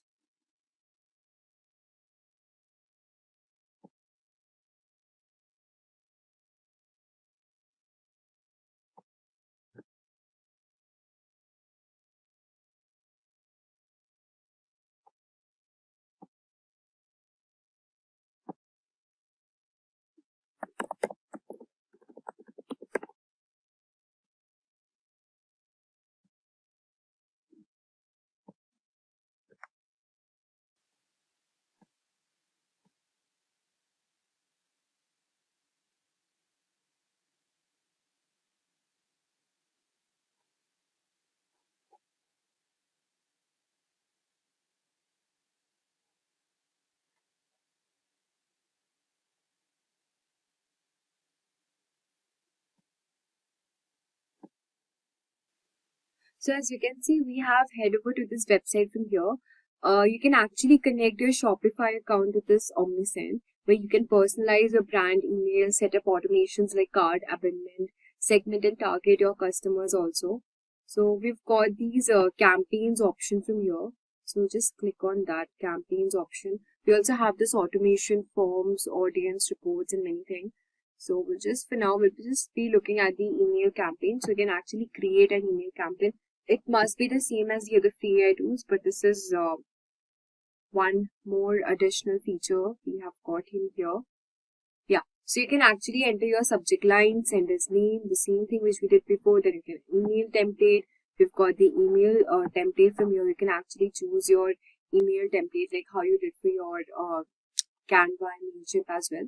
So yeah, it's pretty cool. And now we'll just be seeing at our fourth, the last AI tool. So finally, we've got this Sender. Now, if you're looking for a tool with a generous free plan, now Sender offers one of the most best options. So you'll have to actually sign up first and then you can upload your contacts. You can create emails. Now, Sender comes up with easy to use email builders. So you can actually drag and drop elements like images, text, buttons into your email. It also has features for adding product URLs, making it easy to promote your products. We've also got options like automations and support, limitations, and everything. So you can actually sign up for free and just look over it. It's basically the same as we did for the other AI tools as well. So guys, each tool has its own unique features. So the best one for you really depends on your needs. All of them offers free plan. So you can try them out and see which one works best for your business. So guys, we have completed and we have come to the end of our course. Congratulations on completing the AI for Marketing course. Now you have built a strong foundation on how to use AI for your email campaigns and creating email marketing campaigns. Now from understanding the core components using tools like Mailchimp, Canva, all of these things, and you have understood everything. And also we have seen how we can use ChatGPT to leverage our email campaigns. Now, as you move forward, you continue experimenting with your own AI tools and refining on how you can actually leverage with other AI tools as well. Email marketing, interview questions and answers. So thanks for joining again, and here's how it's going to work. So if you have any questions to these questions or answers, feel free to just comment right below this video and we'll get back to you as soon as possible. We're going to go through a series of questions and I'm going to answer those questions for you. So email marketing is traditional digital marketing channel. It's been around a while and you're going to be asked some questions that are going to encompass a lot of things related to the delivery of emails. We all check emails on a daily basis. We all receive them. Sometimes we receive emails unsolicited. Sometimes we sign up to receive emails. Sometimes we receive emails from friends. Sometimes we receive emails where were working or previously have worked. So most people have an understanding of email. However, as a marketer, there's a little bit of a different twist to it. So we have to understand the intricacies of how email marketing works. So you're going to be asked some questions, and really the first question here is, what's the difference between a hard and a soft bounce email? So if you're a digital marketer, you're in charge of sending out lots of emails, let's just say thousands, or it could be in the hundreds of thousands of emails, you're going to get some bounces. And so you really want to know the difference between a hard and a soft bounce. So a soft bounce just means that the email message reached the recipient's mail server but bounced back as undelivered. So think of it as delivering actual mail to a post office. So it actually reached the post office, but it bounced back because maybe the person's email box was full, maybe their account was temporarily disabled, or maybe the email server wasn't necessarily able to handle that email. Now, a hard bounce is an email that is rejected because it's an email when it happens when the email has been permanently rejected. So, for example, maybe the account is no longer valid. And so let's look at some reasons again as to why a soft bounce would happen. So, for example, the inbox is full or the recipient server's down. So it reached the post office, but there was a problem actually getting it into the hands of the owner, so to speak. Where the hard bounce, a little bit different. Let's just say that person is no longer working, their email's been deleted, or the email has been blacklisted somehow, okay, as spam or something to that effect. So the email server is going to identify that and it's not even going to reach the recipient. So a lot of different ways in which an email may not make its recipient. So not the most important thing to know here. The important thing to know is, listen, when you send out an email, you got to pay attention to how many get bounced back. And so next question here, what would you do to improve the click-through rate of your email? So click-through rate is simply how many people have seen your email and how many people actually clicked on a link in the email. So if 100 people saw your email but only one person clicked, then it would be a 1% click-through rate. So we want to be able to make sure we have a high click-through rate. So remember, emails are going to people who likely signed up to receive your email. And even if they are expecting the email or they're not expecting the email, you still want to follow some of these best practices here. One is to create a compelling subject line. So you want to make the subject line something that people are going to notice, take note of, or take an interest in, and say, hey, what's this all about? That's pretty interesting, and open the email. So use preview text effectively. Obviously, you want to make your email mobile friendly because most people look at their emails on their mobile phones. You want to create engaging content. Okay, so the content that's in the email obviously is going to have some links. So put some strong call to action in there, and that's one of the bullet points down below. Place a CTA where it's easily visible. So keep in mind mobile users. Most people are going to check that email on their phone, so you want to make sure you have compelling content with good CTAs in a visible location. So always check mobile as well as desktop. Obviously, in your emails, you want to make them as visual as possible. Don't make them so text heavy. You can always segment your emails, meaning if you're sending out an email, let's just say to 100 people, okay, maybe you want to divide it up, boys or girls, maybe old or young, maybe, living in one part of the country versus another part of the country. I mean, those are examples of segments. So break up the email. Don't send it to one mass email to everyone. That way you can personalize the email. If an email is personalized, the chances of somebody clicking on it are going to be greater. And then A/B test your emails. And when we say A/B test, you could send out the same email twice, except one segment's going to say get one version of the email, the other segment is going to get another version of the email. And what are the different versions? Maybe the subject line. So the subject line is different on version A versus version B. Or maybe the call to action is different. So you always want to send out different versions of the same email to a different segmented audience. That way you can actually see which segment or which version got the most clicks. Okay, so next question here is how to inform your customers about company news and establish a relationship with your target audience. Okay, so again, how do you inform your customers about what's going on in the company? And how are you going to establish a relationship with that audience who's receiving that email? Well, newsletters are always the best answer here. So somebody signs up for your email, let's just say they actually purchase a product from you. Newsletters are a great way to reach out to that audience to get them to stay up to date with the latest product or an improved version of the product they purchased. And then that way they can come back and continue to purchase the product. So newsletters are a great way to reach out to your audience and actually talk to your audience. You're not talking to them verbally, you're talking to them via email. So you send out that email campaign, maybe it's once a month. Hey, we noticed you bought this product. We have similar products, just like the one you bought. Or, hey, if it's a software, maybe, hey, we've got upcoming updates to our software. Make sure you go to the website and get the updates. Or we have a new and improved version. So all these things you want to communicate to your audience via email. That's going to get them to get to the website, and that's going to get them to, purchase more, update, upgrade, whatever. So newsletters, the way to go. So again, some basic tips here. You want to create your newsletter with 90% educational and 10% promotional. So remember, you're sending out a newsletter to people who likely signed up. So you're educating them about your products. Always create interesting subject lines. You want, whether they know you or not, you want to create the subject line so somebody's going to click on it. So make sure you design your emails appropriately, okay? So if you know you're sending, let's just say baby products to mothers or expected mothers. In fact, this is a real life example because I used to work at Gap, and Baby Gap was,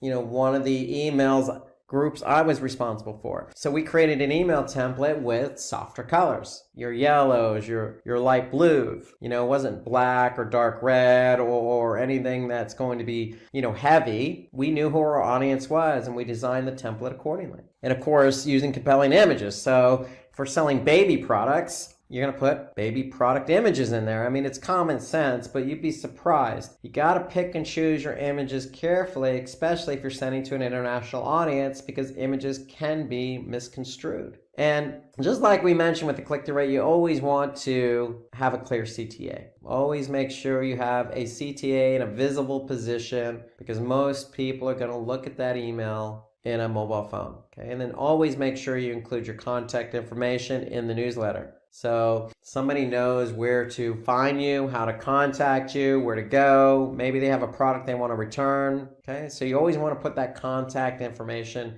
Normally it's at the bottom of the email, but these are all best practices. So here's some examples. Okay, we got, check out the latest cosmetics from our new collections. Notice the image and notice the call to action. So you can see trendy collections. We got some other products you may want to buy. Okay, 5 important skincare products that everyone should have. View more. So you always want to have that call to action in a very visible place. So define following metrics: open rate, click-through rate, and response rate, and forward rate. So these are metrics related to email marketing. So you're going to have to know what these are. So I already mentioned click-through rate before when we talked about best practices for improving the click-through rate. So for those of you that remember what that is, go ahead and put that in the comment section below. It's just a little pop quiz for you if anybody remembers click-through rate. But let's take a look at open rate. So open rate is the percentage of the total number of recipients who actually open the email. So if you send it to X amount of people, how many people opened it? That would be the open rate. So how many people open it, but you're gonna take out the people who bounced it. Whether it's a soft bounce or hard bounce, okay, you're not gonna count those people. So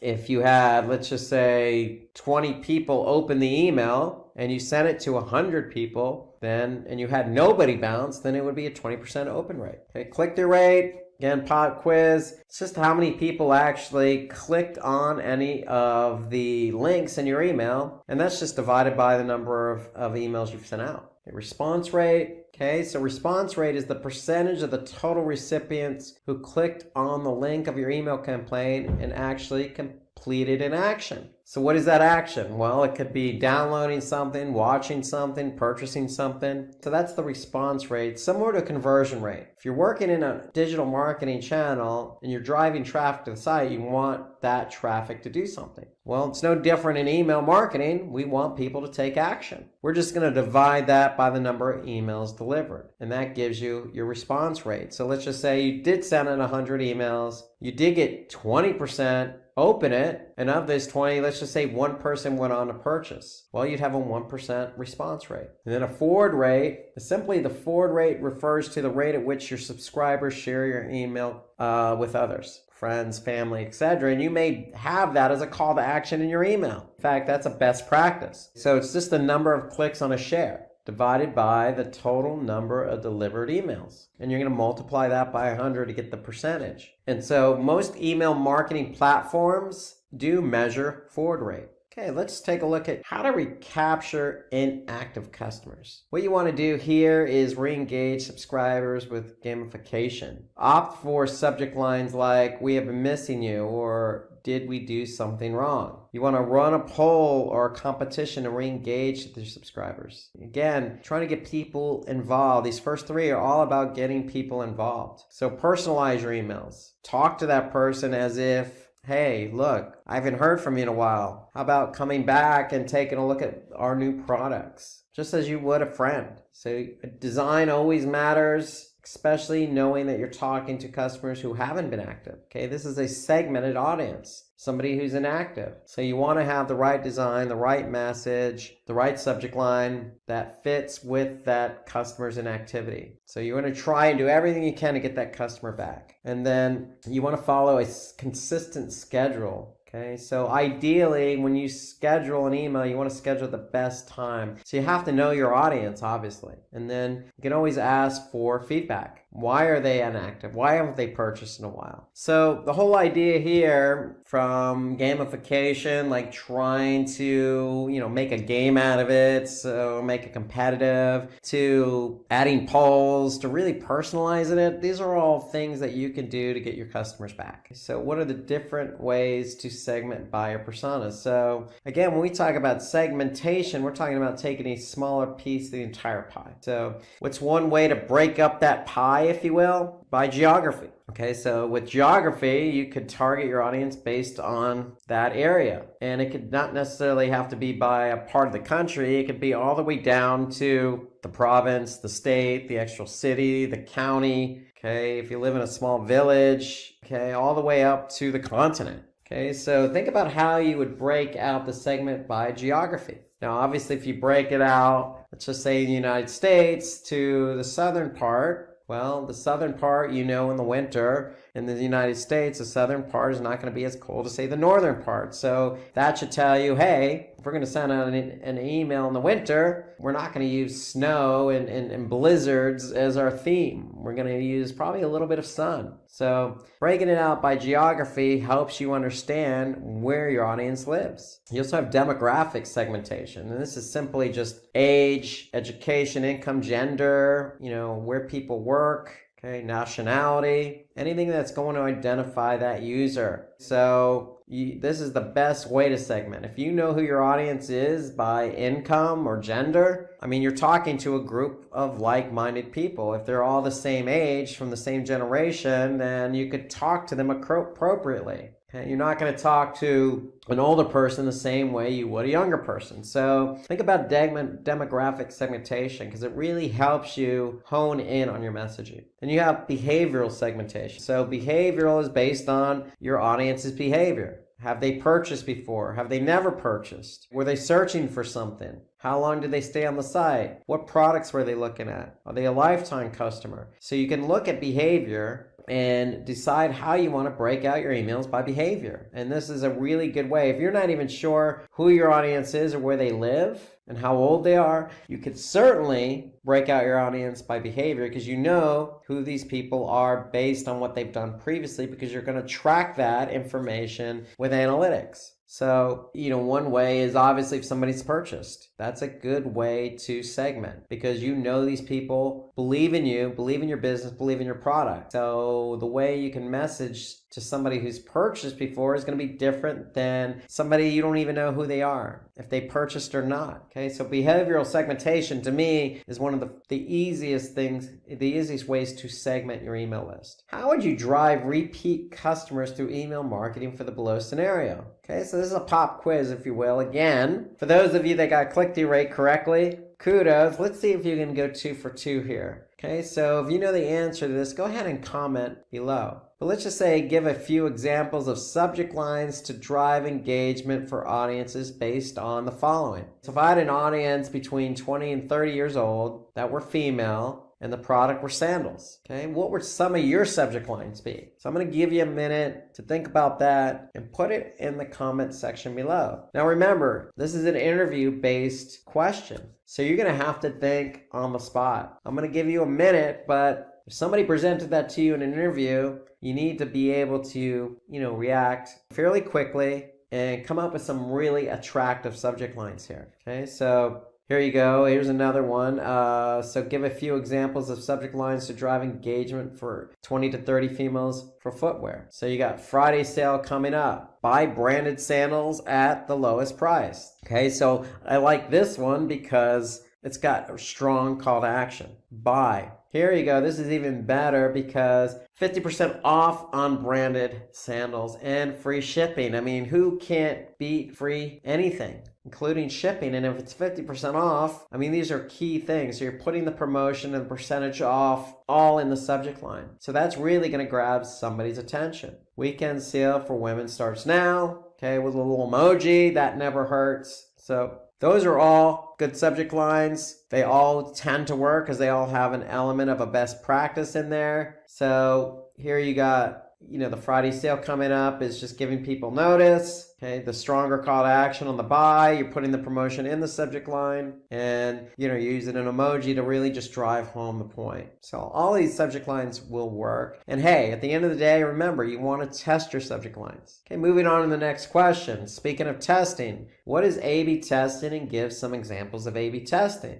Okay, so we talked a little bit about A/B testing with subject lines. So simply, A/B testing when it comes to email marketing is just a method to analyze which of the two email campaign strategies is most effective. Okay, now you're going to do it based on open rate, you can do it based on click rate, you can do it based on response rate. Okay, remember, you're putting one version of the email against another version, whether that be the subject line, whether it be the content, call to action, whatever. So that's ideally what you're trying to do. You're trying to figure out what works for your audience. That's the end goal for A/B testing and email marketing. What's going to work? And I would highly suggest you should always do A/B testing for subject lines. Always. So some of the variables that you can test, again, subject lines, okay, you always want to try, if you got a promotion, hey, will the percentage off work? Likely it will, but let's test it up against something else, like, a generic word like discounts. You can always test the design. You can always test the personalization, the preview text. You can try out images, call to actions, exclusive offers. What particular offer is going to work? Okay, so if you're testing offers, then obviously that's going to be response rate. If you're testing CTAs, then that's going to be click-through rate. If you're testing subject lines, that's going to be open rate. So you want to be able to test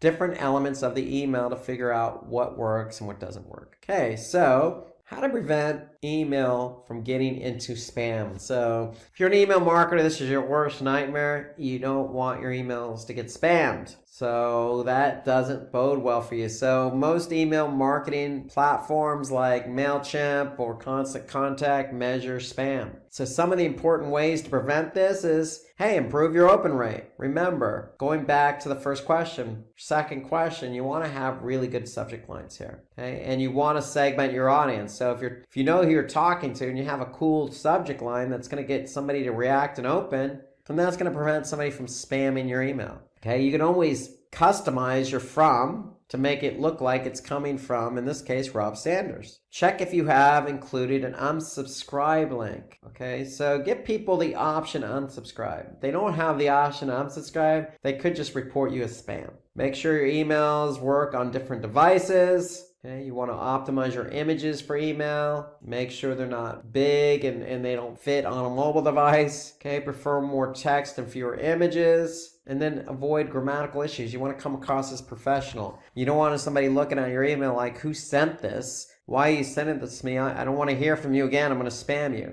You want to prevent that, and that means a professional looking email, professional content with a really good subject line and some imagery to go along with that. Hey, you may just get somebody to open that email and get them to convert. That's the idea behind it. So these are ways to prevent somebody from actually spamming you. And then what are the best practices for email subject lines? So the subject line is probably the most important element in email marketing. So when we talked about that little pop quiz with the sandals targeting 20 to 30-year-old women, to me, I like the subject line with the 50% off. So that was a number in the subject line. So people can actually see, hey, wow, I get a whole 50%. That works better than just a discount. Okay, remember, one of those other subject lines had an emoji. So don't be afraid to include emojis in there. For example, when I send out emails using, during the spring, you might want to use flowers, perhaps, to signify, hey, it's spring, winter's over. So personalize the subject lines. Remember, that goes with segmenting. So if you know who your audience is, your subject lines can be a little bit more personal. Okay, so opt for title case subject lines. Okay, so instead of making it grammatical, for example, okay, you want to keep your subject lines short and to the point. Remember, you want to say something that's going to draw somebody's attention. If you make it long and drawn out and boring, then people aren't going to open it. Develop a sense of urgency, like, hey, we got 50% off through Friday. So that's a little sense of urgency so people know, hey, if it's Thursday, I better open this email and check it out. And again, grammatical mistakes, that goes without saying. You always want to preview your emails before you send them out. So if you preview your emails before you send them out, have somebody else obviously receive the preview. They can be another set of eyes for you to prevent any mistakes, but also give you feedback on the imagery, the design, etc. Okay, so these are all best practices for good subject lines. Okay, so subject line is the most important element for email marketing. So just keep these in mind. Subject lines and having good subject lines is the way to get people to open it. And from there, that's half the battle. If somebody can open the email, then you've just set yourself up for better performance. Whether you're a student aiming to learn today's top skills or a working professional looking to advance your career, we've got you covered. Explore our impressive catalog of certification programs in cutting-edge domains, including data science, cloud computing, cybersecurity, AI, machine learning, or digital marketing. Designed in collaboration with leading universities and top corporations, and delivered by industry experts, choose any of our programs and set yourself on the path to career success. Click the link in the description to know more.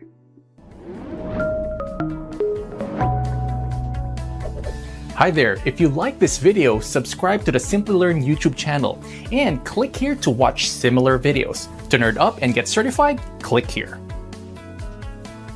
Will gain knowledge and work-ready expertise in skills like search engine marketing, strategies for paid campaigns, analytics ROI and evaluation, and over a dozen others. And that's not all. You also get the opportunity to work on multiple projects and learn from industry experts working in top-tier product companies and academicians from top universities. After completing these courses, thousands of learners have transitioned into a digital marketing role as a fresher or moved on to a higher paying job role and profile. If you are passionate about digital marketing and want to make your career in this field, then make sure to check out the link in the pinned comment and description box to find a digital marketing program that fits your experience and areas of interest. Search engine optimization. We're going to go through a series of questions and I'm going to answer those questions for you. Okay, so the first question that you might be asking in an interview is differentiate between do follows and no follows. Okay, so if you've taken or listened to my SEO courses on YouTube for SEO, we talked a lot about do follows and no follows. And simply put, I mean, do follows are just signals to the search engines to follow the link. So there's a link on site A pointing to site B. We're going to basically tell Google, Bing, and some of these other search engines, hey, go ahead and follow that link. Now, a no-follow is just the opposite. So a no-follow link doesn't allow the search engine crawlers to follow it. So if we have a link on our site, site A, pointing to site B, we could put a no follow tag in there. And what that's going to do, it's going to signal to the crawlers, hey, don't follow this link. So in the end, if the crawlers don't follow the link, then there's not going to be any link juice passed. And so Google is not going to give you credit or give that site credit for having a link pointing to it or pointing to another site or from another site. And so it's all about linking. So we can control if there's links on our site, whether we want the crawlers to recognize those or not, simply with no follow tags. So just a reminder, link juice is the reputation or equity passed from one website to another. So if you have a link on another website and that website is of high quality, meaning their page authority, their domain authority is high, they have a lot of content, they're not spammy, they're really rich and they're relevant, then you may want to make sure that the link pointing from that site to your site is a no follow. So that way that Google can recognize the link from that site to your site. And basically that reputation is going to be passed on to you. Okay, so that's a do follow versus a no follow. And why would we do a no follow? Well, it depends. It really depends. A lot of social media platforms like Facebook have no follows. If you have a lot of content, you may not want to be pushing out a lot of do follows. It could actually look bad from an external linking standpoint. And so a lot of sites are really particular about who they want to pass link juice onto and give credit for the link. So it's a business decision at the end of the day. There's really no hard, fast rule here, except from an SEO perspective, if I have a site and I have a lot of external links pointing outward to other sites, I'm going to be particular about who I allow the search engine to follow and what links I allow not to follow. Okay, so here's an example of what they look like. So do follow is simply just the href. Notice the no follow has the tag appended to it, the href tag with a no follow. So if the search engine's crawling your site and they see that no follow there, they're not going to follow that link, and vice versa. If there's a link on another site pointing to yours and there's a no follow there, you're not going to get credit. The search engines aren't going to pick up that link. Okay, so question 2, what is 301 redirect and how is it different from a 302 redirect? So 301 redirects tell users in the search engine specifically that an original page has been moved, and this is the key word here, permanently. So permanently moved. We're going to explain that in a minute. So it's just moved from one page to another. And so if we don't have a page anymore, but we have a new page, let's just say you built a new website with new URLs, you want to make sure the old page is pointing to the new page with a 301 redirect. So if a 301 redirect is permanent, then a 302 is temporary. So we want the search engines to recognize that we have 301 permanent redirects in place. Why? Because if we have temporary, then it might alert Google to not keep that page in its search engine rankings because it's temporary. So why would Google want to keep a temporary page or even a page that is pointing to another page on a temporary basis? So they may remove both pages from its index. Okay, but if we have something permanent in place, Google may say, okay, this page is permanently linking to another page or redirecting to another page. Therefore, it's stable, it's permanent. We're going to keep that new page in the index and eventually remove the old page. So really, something permanent is more stable in the eyes of the search engine. Something temporary may not be as stable in the eyes of, say, Google. And if they don't see it as stable, then they may remove both pages from the index. Okay, so the idea is we want to be found in Google Search Index, and we get it. Sometimes pages go away for a variety of reasons. And if it does go away, just make sure you have a new page for it. And that new page is a 301 permanent redirect. Okay, so question 3. Why are backlinks important in SEO? Well, we kind of hinted on that a bit with the nofollow. Because if we have a link from another website pointing to ours, and that link from that other website is really relevant, and it has a high page and domain authority, then it's going to benefit us. And so backlinks are important because if we have backlinks from high quality sites, it's going to improve the credibility of our site, especially if it's a do follow tag. So the search engines are going to recognize the relationship between the site that has a link pointing to us. Okay, so It's just going to build our credibility. It's going to increase our domain authority. And then the net effect of that is, if we're credible and we have high domain authority, then that's going to increase the rankings of our pages. And when the pages increase in ranking, then we're going to get more of a lion's share of the traffic for certain keywords that our pages are found for. And if our pages are found and getting traffic, then because we have increased rankings, we're likely going to have increased traffic. And then it's just a snowball effect.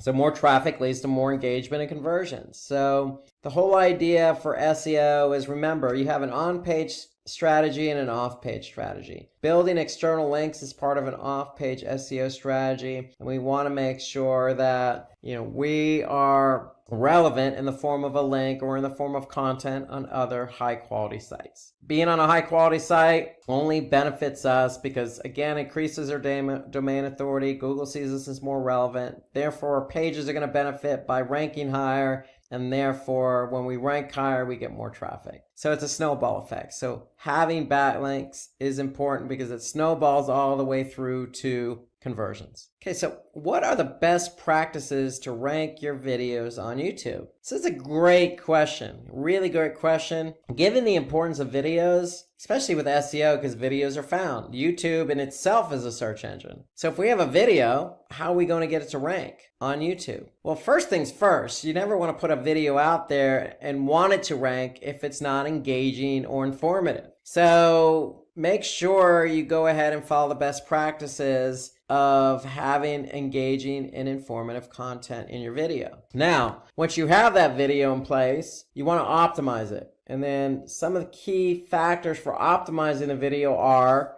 you want to choose a title that has high search volume and low difficulty. Just as you would keyword, for example, for a web page, you want to choose a title with a keyword in it that has high volume and low difficulty, i.e. low competition. Okay, so you want a nice ratio there. And you want to choose a title that's going to get people to watch the video too. So it's not all about just choosing a title just for the sake of high volume. You also have to choose something that's relevant, that's going to be catchy as well. And then with that title goes the description. So you want a description that's very relevant to your title, okay? Because most people aren't going to click on a video just for the sake of the title. They're going to want to probably get a sneak peek via the description of what it is. So again, you want to optimize that description, but make sure the description is just as snazzy as the title. Okay, you also want to use accurate and relevant video tags, just as you would on Twitter or Facebook. Tag these videos. Okay, so make sure your title tag length doesn't exceed 100 characters because it will get chopped off. So again, that goes back to just writing something really short and to the point that's going to grab somebody's attention.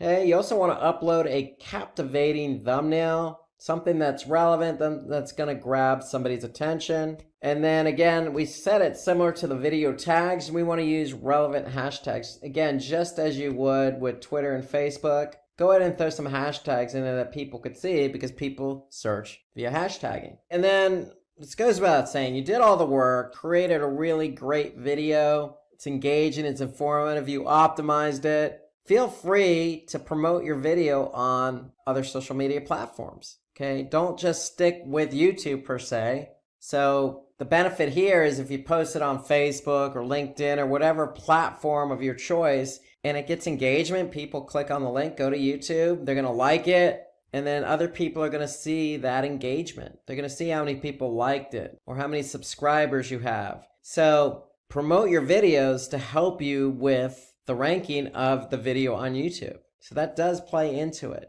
So go ahead and promote it so other people can watch it, like it, comment, etc. And that's going to engage other people to want to do the same. So what is mobile first indexing? This is a really important and timely question. Mobile first indexing means Google's just using mobile friendly content for indexing and ranking websites. So in other words, Google, for example, has two bots. They have the traditional desktop bot and they have a smartphone bot. And eventually everybody that has a website is going to be migrated over to the smartphone bot. And so if that smartphone bot goes to your website and starts crawling, what do you think they're looking for? Their smartphone bot, they're looking for mobile friendly content. If it's not mobile friendly, meaning the page isn't designed for a smartphone browser, or let's just say the images are way too large, or you have to expand the text just to read it. You know, a lot of these issues that somebody would have just simply trying to read something on a web page on their mobile device, Google's not going to grab that content. So you want to make sure it's mobile friendly so it gets indexed. And so if your website has a responsive design, Google will rank your website based on its performance on mobile devices. Okay, so you want to make sure that your website is mobile friendly. And if you're in an interview and somebody asks you this question, you could even take it a step further and say, look, I'm going to measure how friendly my website is for mobile devices in Google Search Console. Because Google Search Console has a report that will show you what pages on your website are not mobile friendly. And it's not a guarantee, but I could tell you if I'm Google and I'm crawling your site with my smartphone bot, and that page or one of my pages is not mobile friendly, I'm probably not going to index it or rank it. So you want to leverage that report in Google Search Console to see what pages are mobile friendly. So that's a little bonus for you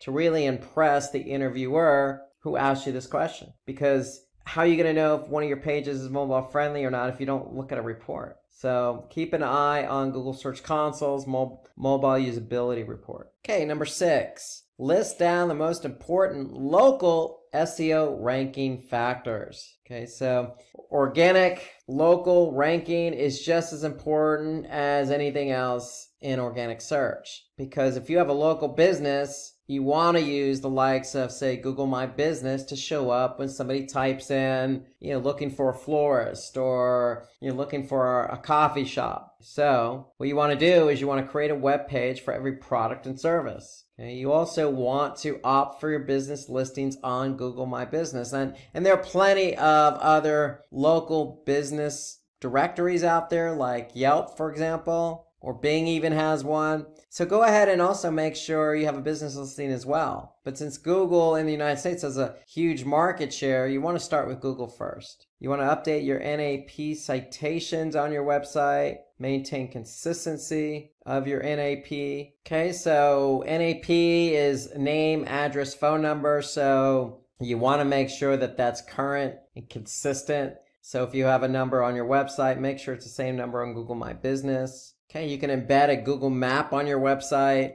You could certainly optimize the meta tags and content, not only on your web pages, but within your Google My Business directory. So you can add your business to other local directories, like I mentioned, Yelp. And then also, just as important, opt for reviews and ratings. Okay, so the more reviews you have, the better off you are. Okay, so I always say this with local search. 3 of the main factors in showing up for local search on, say, Google is obviously the keyword. The second is the proximity of where that person is. And then third is the reviews. So you can't really control the proximity, but you can control the keyword and you can control the reviews to some degree. So work hard at getting reviews for your business, but at the same time, you can certainly work in some keywords, let's just say for your product and service pages on your website, but also you can translate that over to Google My Business. Okay, so working in those keywords, making sure your number, your address, your name, they're all consistent.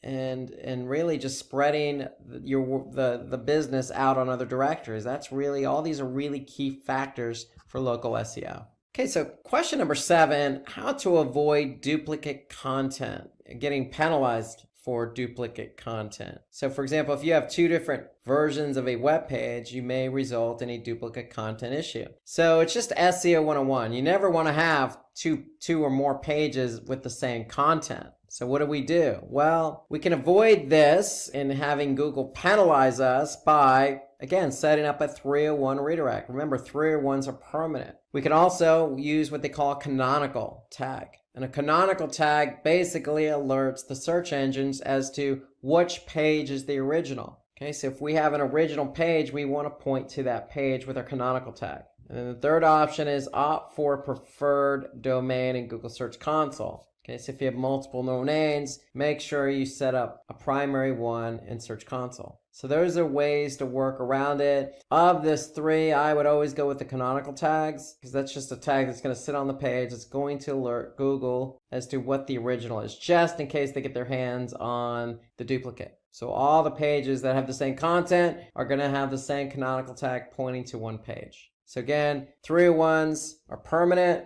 You can simply just redirect one to the other if you end up having duplication, or you could just tell the search engines, hey, this is the original page, or you can go through Search Console. Okay, number 8, what are the tactics to increase a web page speed? Okay, so what are some of the tactics? Well, when you build a site, especially for mobile, you want to keep it as simple as possible. And what I mean by simple as possible, really, I mean, hey, use a simple website design. Don't get overly creative, if you will. Most websites, all websites have images. You're not going to be able to get around that, but just make sure you optimize your images. In other words, don't have such a large image size. If you don't need something very large, don't have it. Okay, you want to improve server response time. And what do we mean by that? Well, your site's sitting on a server somewhere. You can own that server, or you can be renting it out from, say, Amazon Web Services, or let's just say GoDaddy as your registrar. They also have web hosting. Well, if you have it on, say, GoDaddy's server, you may be sharing that server with other businesses. And at certain times of the day, other businesses may get a lot of traffic and suck up a lot of bandwidth. What is that going to do? That's going to reduce the server response time for your site.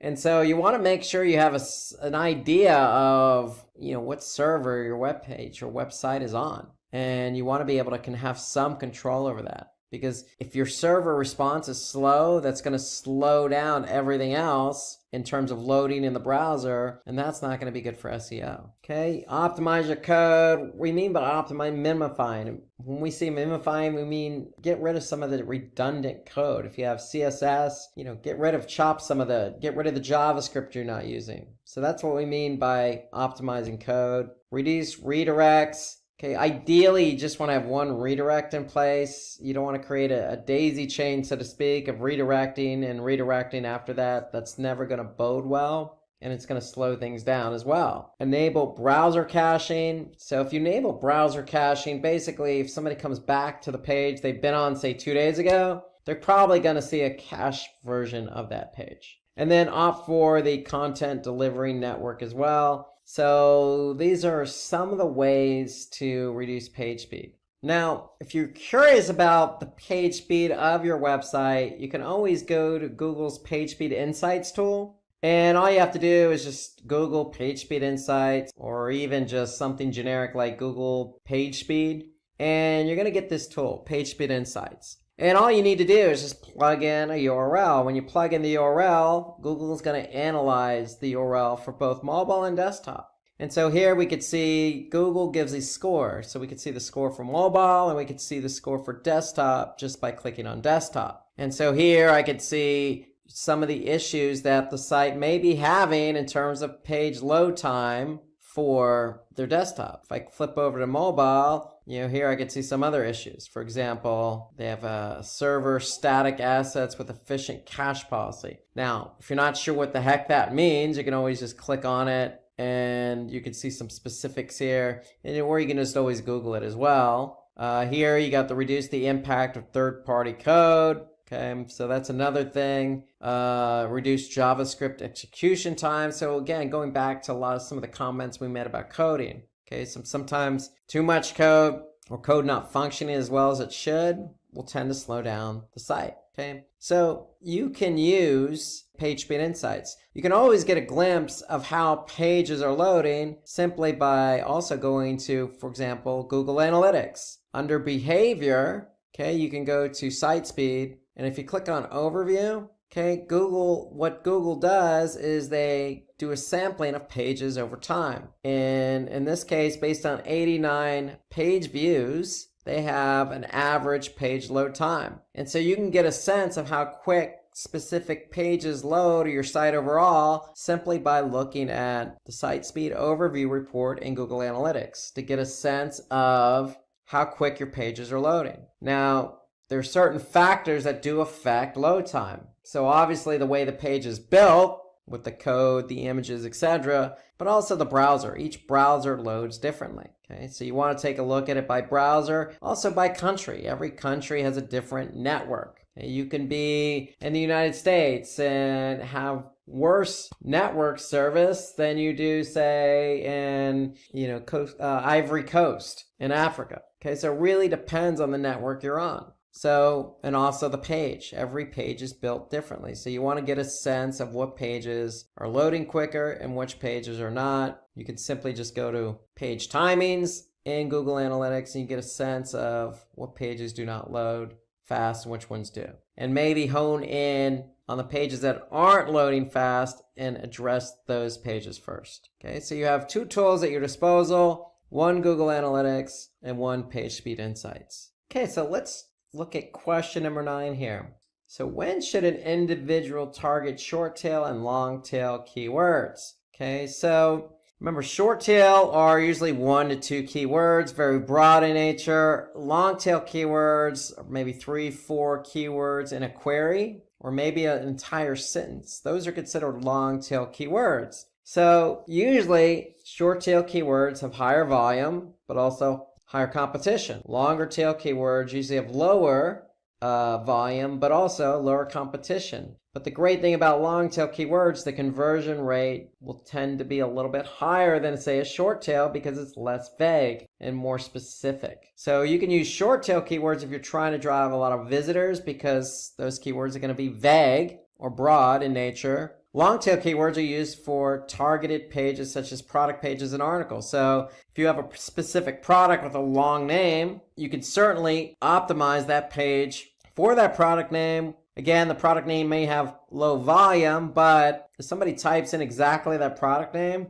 you show up, the chance of them converting are going to be very high. So you don't have to always be that specific of the product name, but try and be as specific as you possibly can in order to get somebody to click on your link in the search engine results and get them over to your site to convert. Okay, so those are really the big differences. Short tail, very broad, very vague, a lot of volume, but also a lot of competition. But hey, if you're ranking for a short tail keyword, you're probably going to get a lot of traffic. The conversion rates may not be as high as something, say, long tail, where, hey, maybe you're just honed in on a few set number of products and you don't care a lot about the traffic. You just care about getting the relevant traffic to your site to convert. Okay, number 10, what are the important elements to focus while developing a website? So we're talking in terms of SEO. Okay, so if somebody asks me this question in an interview, what am I going to focus on while developing a website? Well, the answers are right here. Yes, we talked about mobile. Mobile is so important because a lot of websites are going to be indexed with Google Smartphone Bot. So mobile usability is very important. So we need to make sure our website is responsive for mobile. Just some basic practices when it comes to site architecture and navigation. We want to have a simple URL structure. Okay, no overly cumbersome. The navigation should simply be clean and neat. Okay, if you have 5 products, okay, maybe you have in your navigation, you have something called products with all 5 listed, or you have all 5 products in the main navigation. The key is you just want to make it clean and neat and easy for somebody to find.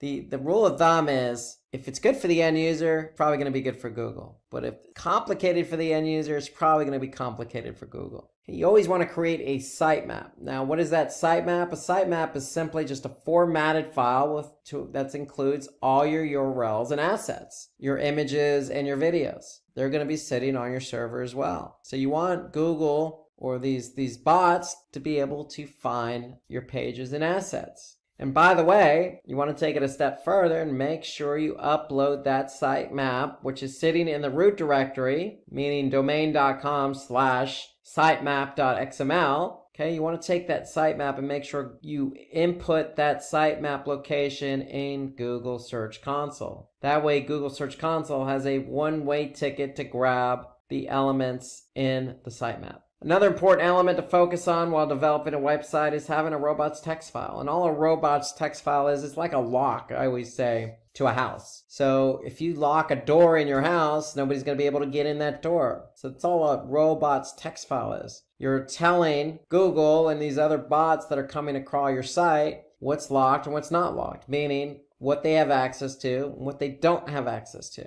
So you want to be able to make sure you have a robots text file if you're trying to not index specific pages of your website. Because if you tell Google, don't crawl these pages or this directory, they're not going to get crawled. And if they don't get crawled, they're not going to get indexed. So robots text file is an important element to focus on while you're developing your website. And while you're developing your website, it could be on in a directory just called new website. So you probably want to have new website as the directory in the robots text file, and just to let Google know, don't go into this directory because it's my new website. I'm not ready to go live yet. So you don't want it indexed. So there are a lot of reasons to have robots text files. That's the main reason. Sitemap, you want Google to get these pages and assets quickly. Okay, you want to make sure that your site architecture navigation is in order. You want to make sure your site is mobile friendly. And you also want to make sure you have content on your website.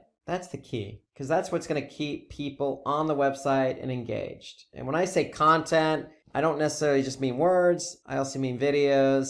I also mean images, something interactive. Okay, you want to keep people engaged. That's the key behind it. Trust me, if an end user finds your site engaging, Google is likely going to find your site engaging. Okay, so those are good brownie points to bring up if somebody asks you this question in an interview. So just to recap here, it's important to have a better site structure so that bots can easily access and index the content. Okay, with a responsive design, helps to make your website mobile friendly and user friendly. Would also increase the amount of time a user spends on your website, which may improve your site's ranking. Sitemap is simply just a file that helps search engine bots to understand the structure of the website. Okay, how many pages are on your website and where are they located, along with the videos and images. Okay, and then the robots text just instructs the search engine crawlers to understand what pages should not be indexed. Okay, this is simply just a text file, and it's added to the root directory. Again, think like a door, think of a lock. Okay, you can lock whatever doors you want in your house. Think of it that way. Okay, so those are our questions for SEO. Again, if you have any additional questions, or if there are other questions maybe you've been asked in an SEO interview, then go ahead and add them to the comments section below. We'd love to hear from you. Now we're going to turn our attention to search engine marketing. So let's turn our full attention to search engine marketing. So we're moving away from SEO and over to pay-per-click. And so you really have to know your stuff here. You really do. So a lot of the questions we're going to ask are going to be centered around Google Ads, formerly known as Google AdWords. And so if you're familiar with Google Ads, the platform, then you should have no problems whatsoever answering these questions. But that's why we're here and that's why you're watching. So if there's anything you want to add to any of these questions, as a reminder, feel free to comment under the video. And so right out of the gate, question 11, what is ad scheduling? So ad scheduling is a feature in Google Ads. And really all it does is allow you, the advertiser, to set up certain hours or days you want your ads to show. It's as simple as that. So if you have a customer that you're running ads for on Google search, and let's just say they have a restaurant and they're closed during certain hours of the week, then you can go into the ad scheduler and schedule your ads to not show when they're closed, as an example, okay? Because if somebody calls and they're not there to answer the phone, then it's not going to be good for the restaurant or you, the advertiser. And so that's why they have the ad scheduling. So it ensures your ads are not running when they're performing poorly. Let's just say you're running a business and you just don't get that much traffic during the weekends. Well, you can go in and adjust accordingly. It also is there to make sure you can serve your customers when you do have limited client service hours. So let's just say you have a customer service team that's going to answer phones for a couple hours a day. Well, again, you can schedule your ads to show during those couple of hours a day. And then really what it comes down to is you're making sure you can satisfy customer demand and supply. And so that means showing your ads when you can best fulfill the customer's needs. Okay, and so that's really what it's all about. And that's what ad scheduling is. So take advantage of ad scheduling. Schedule it according to the business hours, schedule according to how they can best serve the customer, schedule the ads when it's performing best. and don't schedule the ads when you know you're going to have poor performance. Okay, so next question. What are the different ad formats available on Google Ads? It's a trick question because it really does come down to what network you're advertising on. So Google has two networks, the search network and the display network. Okay, so on the search network, there's only one ad format, and that's text. Okay, so Google recently changed the format of the text ads. Now they're called expanded text ads. So here you can see you can have up to 3 headlines and 2 description lines. And then you can also have ad extensions. And so you can see here underneath the ad, you have what they call site links. So shop by category, in-ear headphones, on-ear headphones. Those are all site links to specific pages on the site. So text ads are available only on the search network, but they're also available on the display network as well. Then you have responsive display ads. Now, responsive display ads are only on Google's display network. Okay, so here you could see some samples of responsive display ads. And these ads adjust their size and format depending on the space available. So again, you could have text ads or you can have display ads. Now, display ads, again, come in different sizes. So you can create ads for a variety of different sizes. For example, 250 by 250 or 468 by 60. So those are some of the different ad types. There's a plethora of different ad sizes you can choose. However, your ad's not going to show on a website if they don't have that particular size available. So it's always best practice to create different ads, but create ads in different sizes as well. Okay, and then have a backup text ad as well, just in case the site doesn't even display a display ad for you or serve up a display ad. So you can have a text ad as a backup. Okay, so lots of different ad sizes, but this is the second ad format, and that's responsive display. And again, the responsive part is Google will automatically show the ad that's best performing based on a series of headlines, descriptions, and images that you provide Google. And so the responsive part is, hey, if this combination of headline, description, and image work best, meaning it has the best click-through rate, then Google's going to serve up that ad. So that's why they call it responsive. So obviously you can have just an image ad that's not responsive. Again, across different ad sizes. They could be, again, 250 by 250, 300 by 300, 468 by 60. There's a number of different sizes. Google can provide you that information.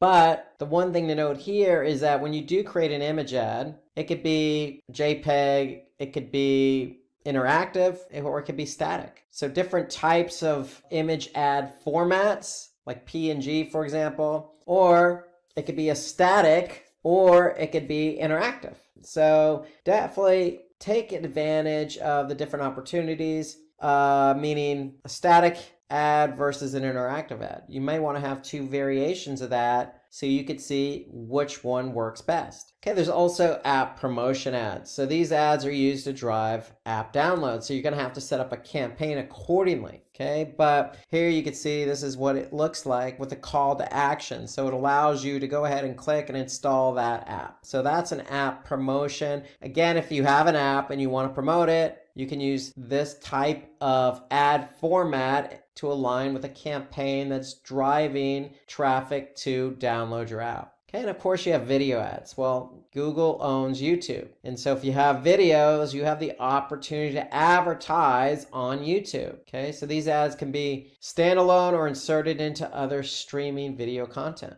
And so to me, video ads work well with specific strategies. And what's one strategy you would use a video ad for? Brand awareness or education, explainer videos. And so YouTube allows you, the advertiser, the opportunity to get your ad, your service, your product in front of a lot of eyeballs. So that's the beauty of video ads. They attract a lot of eyeballs and definitely help with the strategy of, say, brand awareness. Okay, another ad format, going back to the search network, is shopping ads. So if you sell shoes, then you may want to think about having a campaign for shopping. So shopping ads work with Google Merchant. So Google Merchant is another Google product, and basically Google Merchant allows you to manage your inventory. So if you have 100 different types of shoes that you're selling, you can upload your inventory to Google Merchant, connects and talks to Google Ads. So basically what you're doing, you're setting up your campaign in Google Ads and connecting your inventory from Google Merchant to Google Ads. And so the great thing about the shopping campaign is it puts your product front and center. It puts the price, it puts any promotion that you have, and it puts the brand all front and center. So when somebody does type in, let's just say lime green sneakers or women's sneakers, and this particular shoe shows up here, the third one from the left, then somebody's going to see it's from the United Colors of Benetton. It's a woman's shoe. It's on Amazon and it costs $45. So the great thing about shopping ads is if somebody's interested, they're going to click. Okay, if somebody's not interested, say, well, it's a little bit more expensive. I can get something similar, another shoe on Amazon for less. Okay, they're probably going to click on that particular ad. So again, the great thing about shopping ads, put your product front and center with any promotion, the price, the brand. So if somebody clicks on it, then they're probably serious buyers. Okay, so that's the beauty of shopping ads. It allows you to get your product out there, and on the search network, it's a cost per click. So you're only paying for the click. So if somebody looks at it but doesn't click, you're not paying for that. So that's the beauty of shopping ads. And so you can showcase your shopping ads. So these ads have an image and a description that expand when clicked. So you can provide more information, more product and store information as well. You also have call-only ads. Okay, so call-only ads are enabled to users to connect with your business directly using the phone number provided. Okay, so it allows somebody on a mobile phone who, in this example, is searching for drywall repair. Well, if you're in the business of drywall repair, you can have your ad show up on mobile with a phone number, and somebody can easily click on that phone number and just call you directly. Now, the way call-only ads work is you're still getting charged for the click. Okay, so anytime somebody clicks and calls, you're going to get charged. And you're going to get charged just as you would if somebody clicked on your ad. So it works the same way. So it's a cost per click. Again, this is on search. So search is cost per click. And the beauty about call only is, again, you can track the calls right in Google Ads. So you can have Google Ads track how many people click on the number, and you can even count those calls as conversions if they meet a certain criteria. For example, the criteria is somebody talks to you for a minimum of 60 seconds or 1 minute. Then Google will count that as a conversion. So you can monitor calls right in Google Ads, and it's a cost per click model, so you can actually see what the average cost per click is. So moving on, question 13. Okay, what is RLSA and how does it work? Well, RLSA stands for remarketing list for search ads. So if you're familiar with remarketing on display, it's similar. They just call it RLSA. Okay, so it enables you, the advertiser, to customize your ads for people who have visited your site, just like a typical remarketing campaign. Okay, so you could tailor your bids and ads to these visitors when they're searching on Google and search partner sites. Okay, so there are two basic strategies for using RLSA.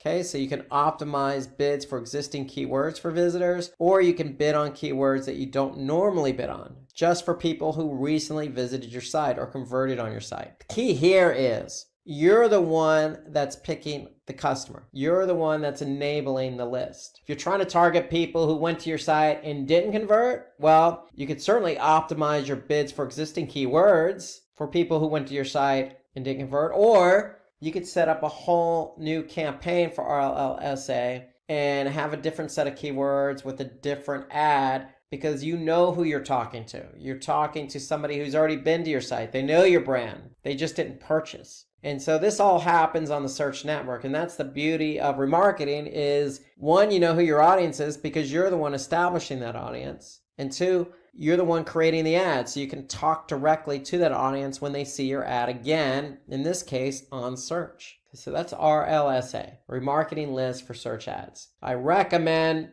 pretty much any industry, any client, any customer run remarketing lists for search advertising and remarketing for display. So those are two key campaigns you should always recommend running to a client because one, again, you're defining the audience. Two, you're the one that's talking directly to the audience because you know who the audience is. And three, if they see the ad and they click on it, again, because it's cost per click, then the chances of them converting are going to be higher because they've already been to your website. They know who you are. And so if they click on your ad again, then they must be interested. So those are all the benefits of running an RLSA campaign. Okay, so number 14, what types of audiences can be used in GDN, Google's display network? So a lot of different audiences here. Okay, so let's go through them. So you have affinity audiences. So basically, affinity audiences are basically what are people's interests and habits. What do they have an affinity for?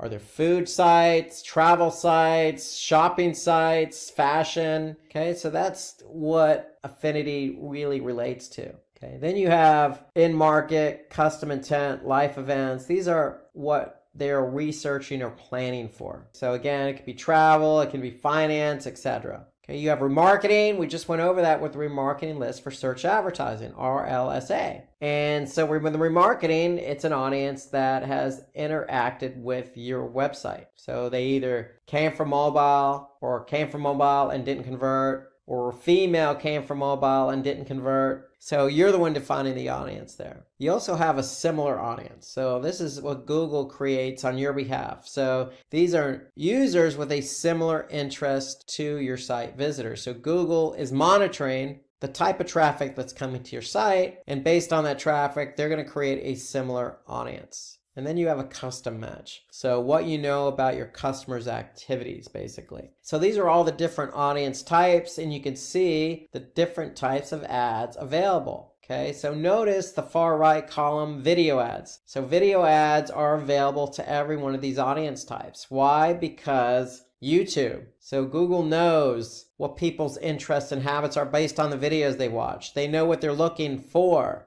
Okay, they know that they've been to your website because they're cookied, so you can remarket them. Okay, so video ads are a very powerful tool for any one of these audience types. So next question, what are the types of keyword matching available in Google Ads? Okay, so this is a good question. Very important. If you're going to manage a Google Ads account and a campaign, you have to be aware of the different match types. You can't just go broad match. That's a sign of somebody who doesn't know what they're doing is by bidding on a one keyword phrase. That's a short tail keyword. If you think back to SEO, we have our long tail and our short tail keywords. The worst thing you could do is bid on a keyword, short tail keyword that's broad match. Because what is broad match? Basically, broad match are keywords that appear when a user searches any word in the phrase. Now, you can define specifically what you want your ads to appear for in terms of keywords. And when I say specifically, you can use a phrase match. So phrase match are ads that appear only when a user searches for that exact keyword phrase in the precise order, but with some additional words in the beginning or at the end of the query.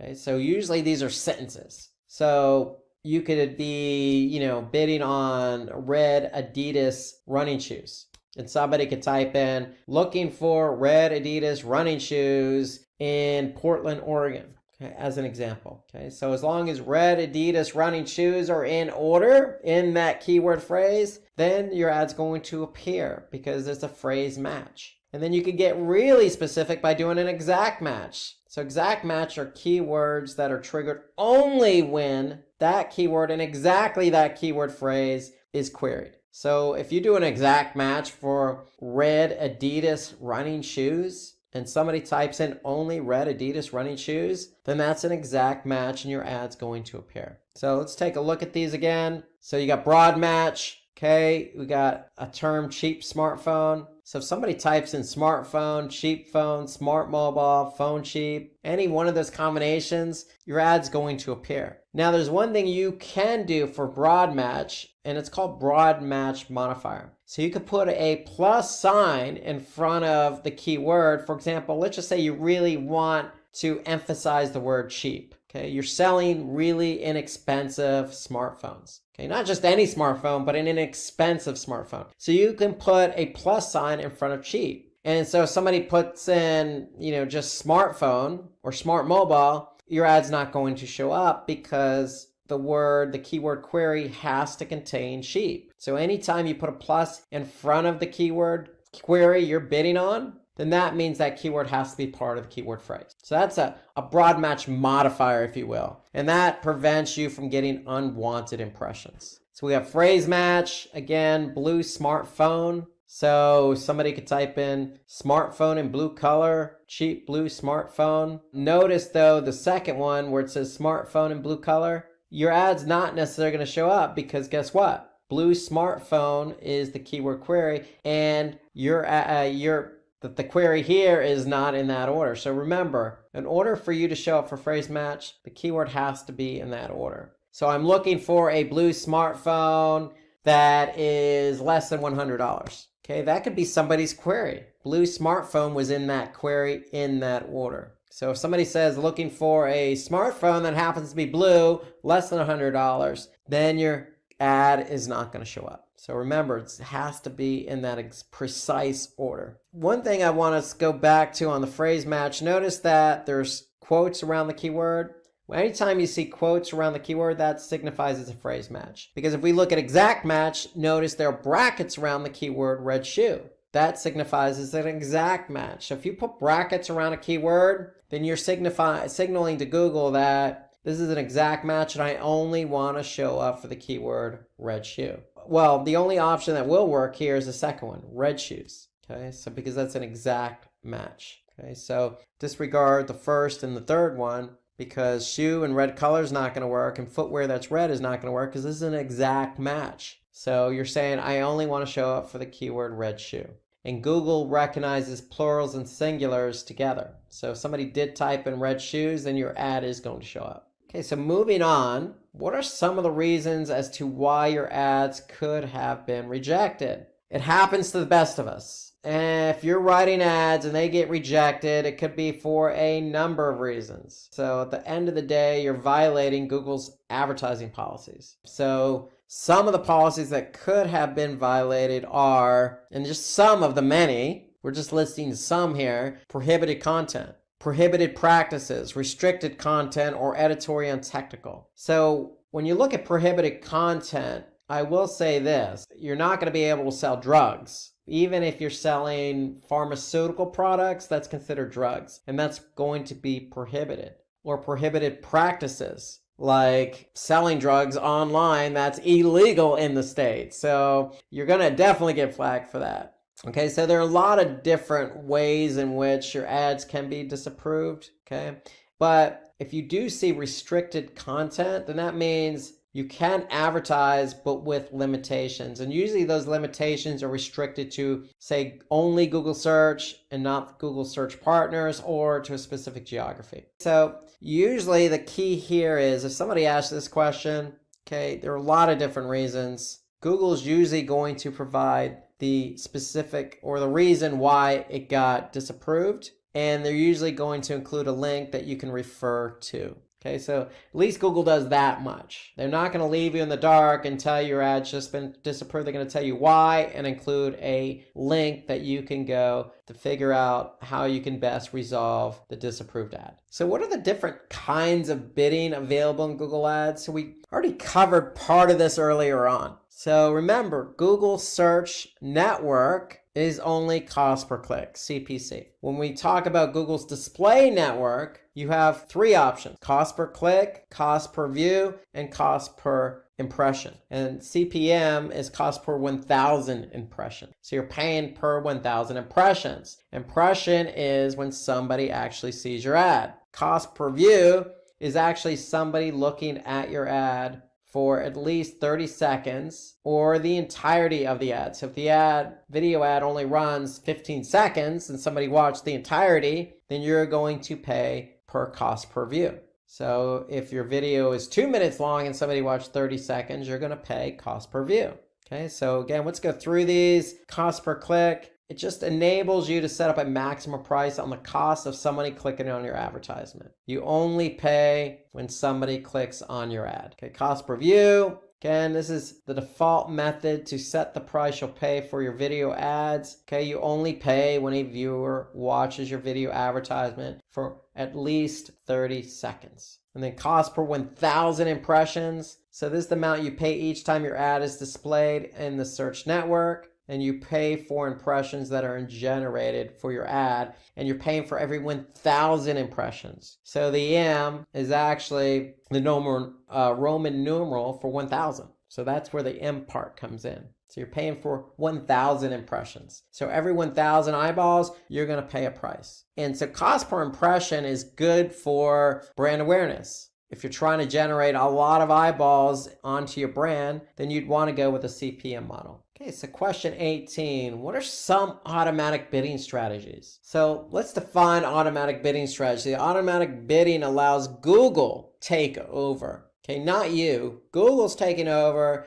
and they're the ones setting the bid amounts automatically. And it's going to be based on criteria. And that criteria is going to be centered around conversions. So if Google bids on your behalf automatically, basically what they're doing is they're collecting data on the behavior of your ads. And so if your ad is likely to get the click or conversion, then Google is going to set the bid amount so you can win that auction in order to get the click or the conversion. So there are different types of bidding strategies. But remember, you have to align a bidding strategy with the strategy of the campaign. So for example, if your goal of the campaign is to increase site visitors, you just want people to click on your ad and go to your website, then you're going to have an automated bidding strategy of maximize clicks. That aligns with your campaign strategy. So this strategy automatically sets your bids to help to get as many clicks as possible within your budget. So Google is going to do its best based on historical performance of the campaign to generate traffic to your site.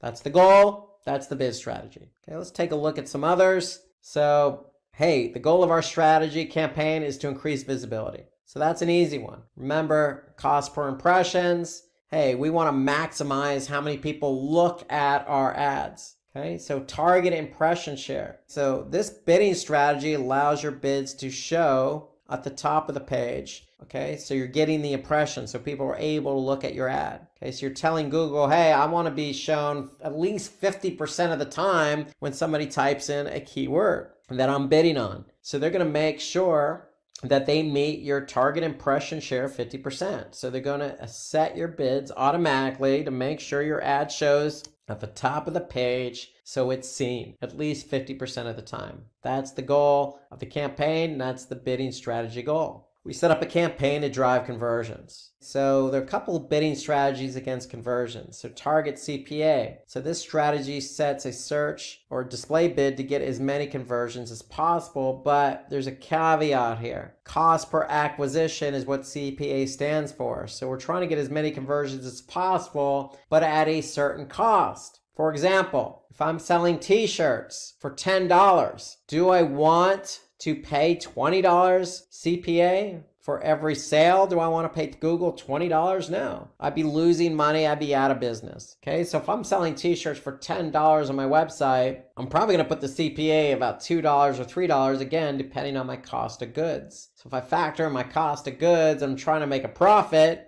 then I'm going to tell Google, look, I'm trying to get some sales, but I don't want to lose money getting the sales. So you're going to put in a threshold, and that threshold is your target CPA. And so Google's going to automatically bid and win the auction for keywords when they feel those keywords can get you a target CPA that you put in. For example, $2. Okay, so the goal of our campaign is to meet a target return on ad spend, meaning return on advertising spend, meaning we're getting more revenue than we're spending. That ratio needs to be positive. So Google's going to help us, again, adjust our bids to make sure that our return on advertising spend meets our criteria. So we could put a ROAS as 100%, 200%, etc. And Google's going to adjust our bids accordingly based on the keyword that they think will meet that criteria. of 100% or 200%. So that's target return on advertising spend. And that's there to see if Google can help you generate a profit. So we have another campaign set up. We're trying to get more conversions. We have a budget. We want to spend the budget, but we want to get conversions. So this is a gimme.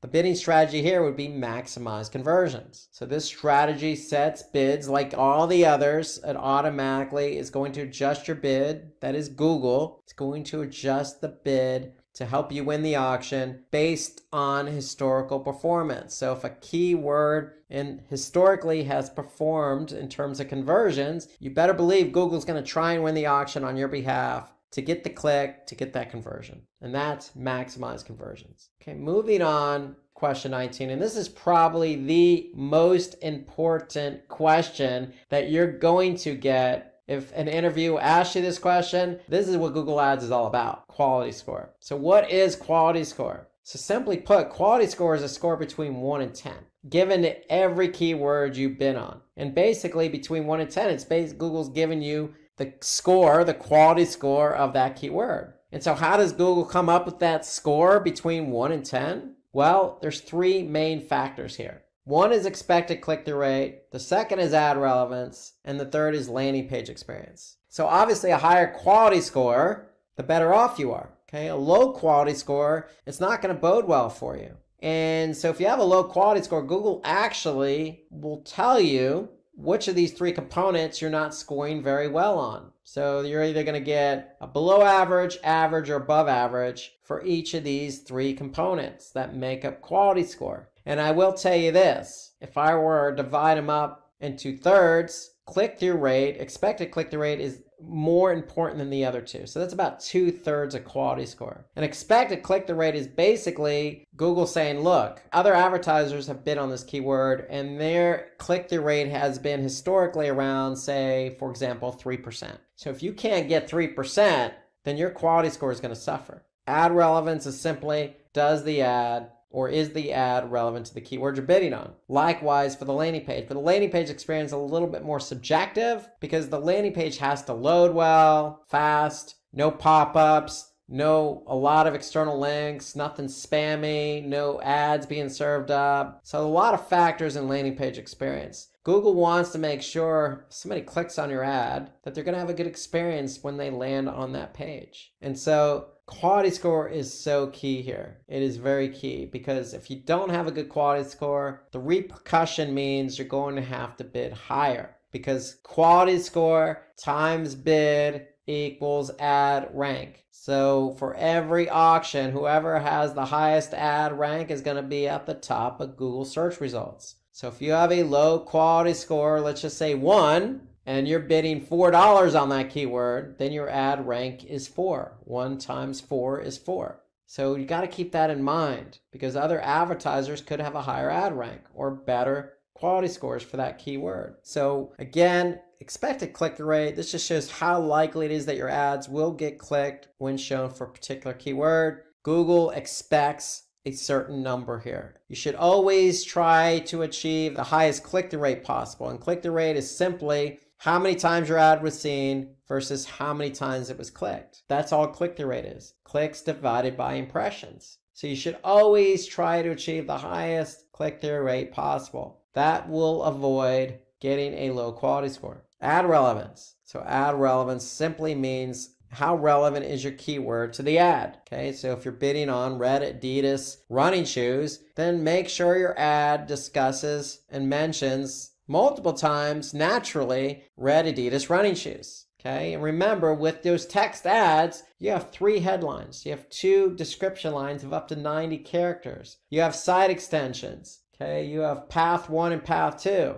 That meaning you can add additional keywords to the end of a URL. So you have lots of opportunities to make sure the ad is relevant to the keyword. And then landing page experience. Again, this is a little subjective, but hey, Google's going to use landing page experience to estimate how relevant and useful your website's landing page will be to people who not only click on your web, but land on that page. So does that page load fast? Does it have any unnecessary pop-ups? Does it have some quirky external links that look spammy? Okay, you got to take all these things into consideration and think about the end user here. And then last question for search engine marketing. So what are the hallmarks of a good PPC landing page? So going back to landing page experience, this is a good segue. So you always want to make sure you have an attractive and powerful headline on the page. Remember, it's got to be a nice flow. You're bidding on a keyword. Somebody types in the keyword. They see your attractive ad. They click on that attractive ad, which has the keyword in it. They click on the ad, they go to the landing page. They want to be able to see something very similar to what they typed in, the ad they saw. They want to be able to see it seamlessly on the landing page. And so that attractive and powerful headline should include that keyword. Should also have persuasive copy that can convince prospects to convert. To me, bullet points always work here. Simple bullet points, easy to read, easy to understand, easy to just convey the positives about what you're trying to sell or convert. Have engaging media like videos. Videos always help because they're interactive. It keeps people engaged longer. Or have some really good images. Don't just go stock photography. Complement the video with some images. And then your landing pages should have enough white space to draw attention to specific elements on the page, and meaning don't cram the page together, because remember, users are also coming to these pages via mobile. So you got to take that in consideration as well. So cramming your pages full of content, videos, and images is probably not going to bode well. So make sure there's breathing room for people to read, understand, and react. And those are hallmarks of a good PPC landing page. Some other factors here. Adding trust indicators like some statistical evidence, meaning how many people downloaded your app. You can always have testimonials, third-party seals of approval like Better Business Bureau, privacy policy links help. Okay, so you want to add some things in there that's going to, give you credibility. Okay? Having a properly designed lead capture form to collect visitors' information is always helpful. If you're trying to get that conversion, then have a lead form. Make it simple. Don't have a lead form with 20 forms or fields. Have a simple name, email address, make the phone number optional, and have one field that they can type in specific information. And then last but certainly not least, have a good call to action. So make sure that call to action aligns with what you're trying to do. Again, you're selling those red Adidas running shoes. If they're on sale, then make sure the call to action aligns with that sale. You can always say, 20% off for the next 2 days, or, $10 off if you purchase today. So have some good, strong call to action. Imagine being able to market your business faster, smarter, and without burning a hole in your wallet. Well, that dream is about to become a reality. I get it. Marketing can be overwhelming. The pressure to create compelling campaigns, figure out what your audience wants, and get the right results can leave you stressed. But what if there was a tool that could make this process a lot easier? What if you have an assistant who can generate fresh ideas, write content for your ads, social media, and emails, all in a matter of minutes? Well, ChatGPT can help you do all of this. This AI tool can simplify your marketing efforts. So whether you're trying to write Facebook or Instagram ads, or create social media posts, or craft email campaigns, ChatGPT can help you do it faster, smarter, and more effectively. And trust me, you don't need to be a marketing pro or tech expert to use it. In this video, I'm going to show you how to use ChatGPT for digital marketing, from Facebook and Instagram ads to content creation and email marketing. And by the end, you will be able to create engaging Facebook and Instagram ads, generate high-quality social media posts in no time, write compelling email campaigns, and boost your content marketing efforts with fresh ideas and engaging copy. You'll also learn prompt engineering to unlock the full potential of ChatGPT. It all comes down to one thing: knowing how to use ChatGPT the right way. By asking the right questions and using the perfect prompts, you will unlock a treasure trove of marketing ideas and content. This skill is called prompt engineering, and it's the secret to getting the most out of ChatGPT. Businesses that don't get it right will end up with poor quality marketing that leads nowhere. But the smart entrepreneurs who master prompt engineering, they'll dominate their industries. So let's get started. So let's kick off things with Facebook and Instagram ads. As we know that running ads can actually get attention and drive conversions in a challenge. You need the right words, the right message, and the right tone. And that's where ChatGPT comes in. You can use it to create catchy ad copy in just minutes. So here's how you can get started. First, you need the right words that will grab your audience attention. So for this, you can type a prompt something like, what are some powerful or evocative words associated with, you can enter your product or service name. Suppose my service name is pizza delivery. So I have mentioned it here and just simply click enter. So here, as you can see, ChatGPT has given us some powerful and evocative words which are associated with my skin. So these are some words like hot, crust, melted, sizzling, cheesy, toppings, delivery, and so many words are there. So let's say you're promoting quick pizza delivery. So words like delicious, steamy, toppings, sizzling, all these are words that trigger strong emotions and get people excited about your offer.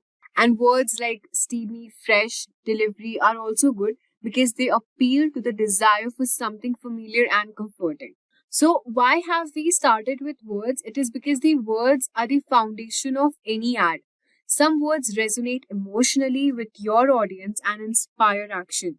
Using the right words can significantly increase your chances of getting more clicks and conversions. So once you have your list of impactful words, you need to decide what angle your ad will take. So whether you're solving a problem or are you satisfying a particular desire. For example, a quick pizza delivery solves the problem of hunger and the desire for convenience. So in order to decide what angle your ad will take, you can give prompt something like, what problems which might quick pizza delivery solve for its customers who are busy professionals. So let's see what pain points it is giving for us. So as you can see here, ChatGPT has given us all the several problems for busy professionals: time constraints, convenience, stress relief, cost effectiveness, energy boost, reliability, family friendly, all of these things. So why are we mentioning this and looking for these keywords and problems? Because this is how we will curate our content in that way so that it will attract and target directly to our audience.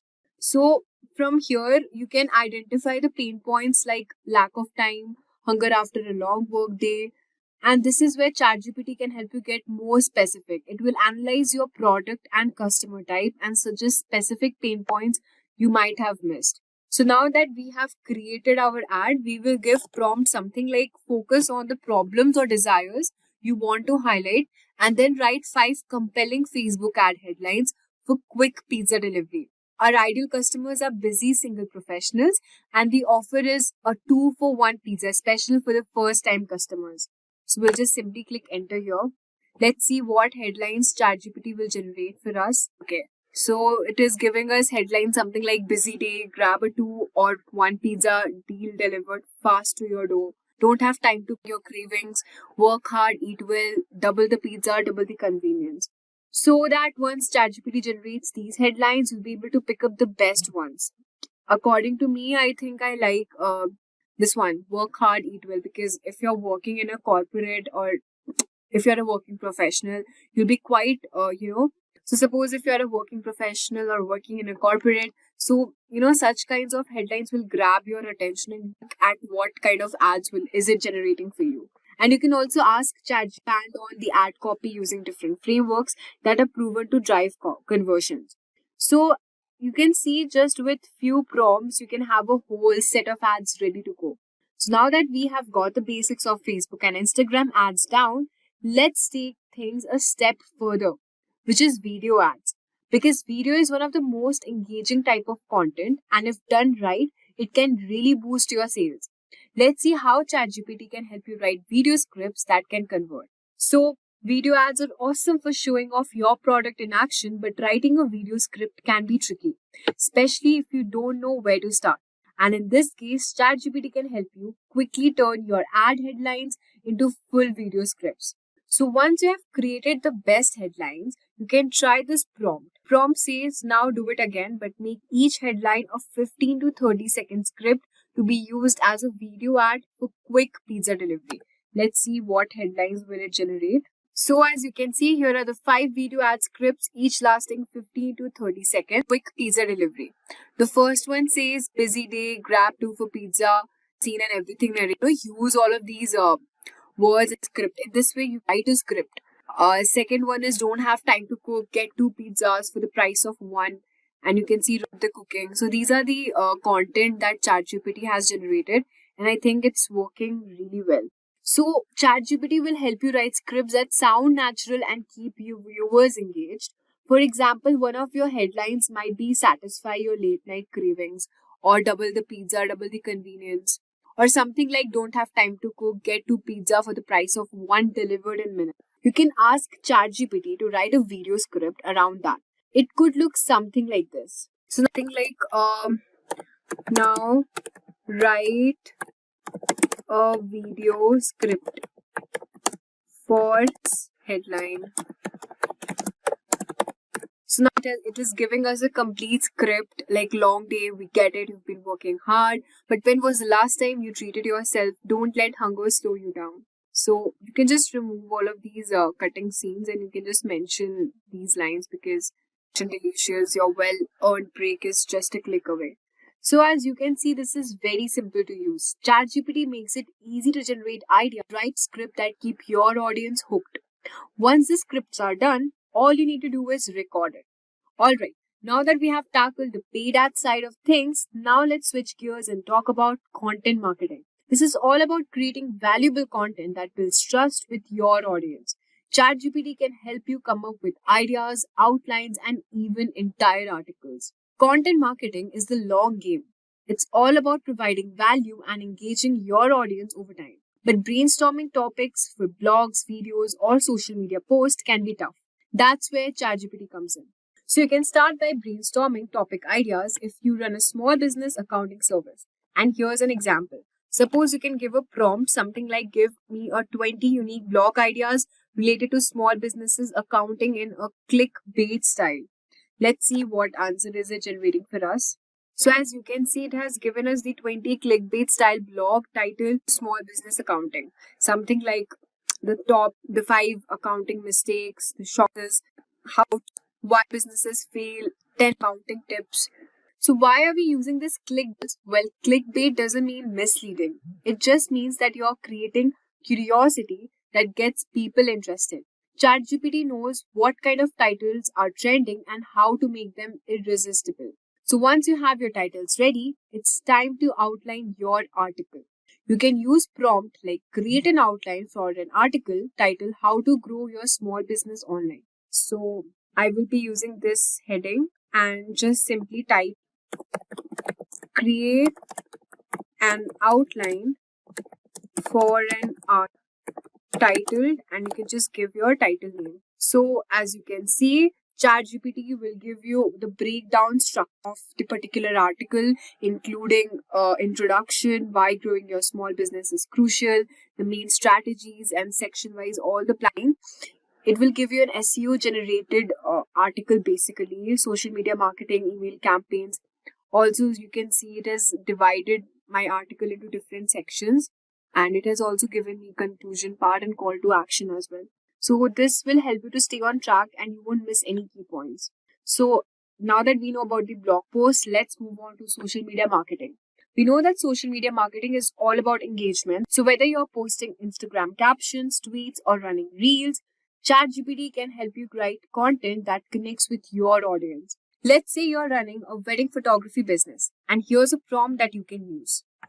The prompt is something like, help me brainstorm 100 topics for Instagram Reels for my wedding photography business. They need to speak to the brides in the process of planning their weddings. And let's see what answer it generates. Now they have a list of all the awesome ideas.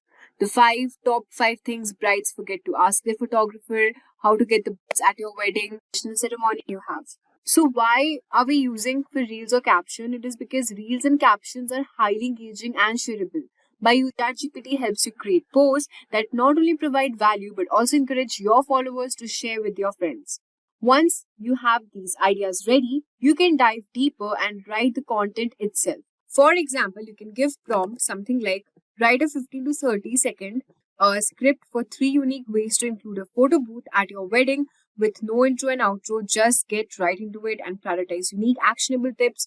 Write it in a fun and casual tone. So one thing, just remember, when you're just giving prompts to ChatGPT, you have to write in such a way as if you're talking to a real person.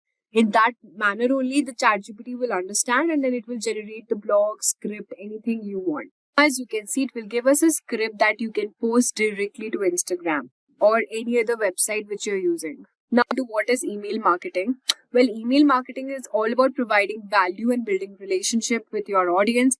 A value email is simply an email where you can share something helpful like a blog post, video, or podcast episode. So here's a prompt which you can use. Why would a new homeowner want to watch a video about 5 ways to set your home office efficiently? So by giving this prompt, you will understand that what wants and how to position your content as valuable to them. So once you have that, move on to writing the email. And for writing email, you can give prompt like take that and write an email to families moving into a new house, letting them know I made this video and why they should watch it. Make it short, to the point, and personable in tone. Don't give everything away.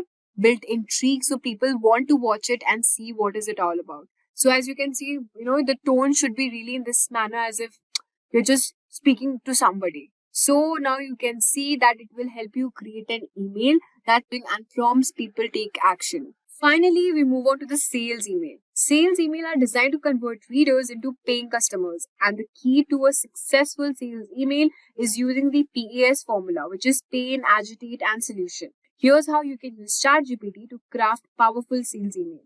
You can just give prompt something like pretend you're an expert marketing copywriter specializing in writing persuasive email.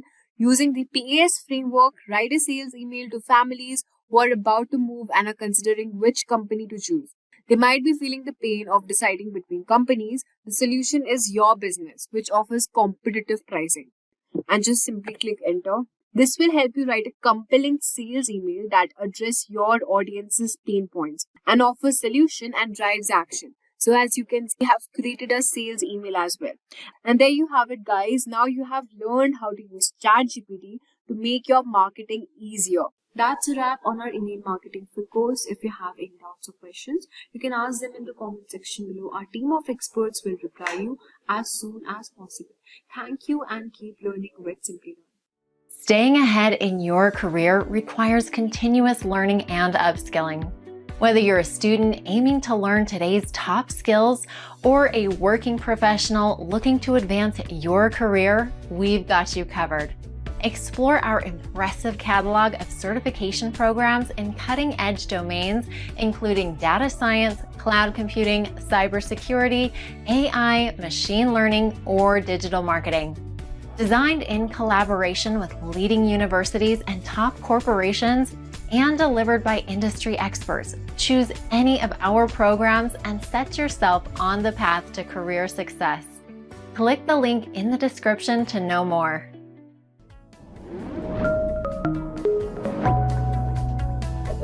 Hi there, if you like this video, subscribe to the Simplilearn YouTube channel and click here to watch similar videos. To nerd up and get certified, click here.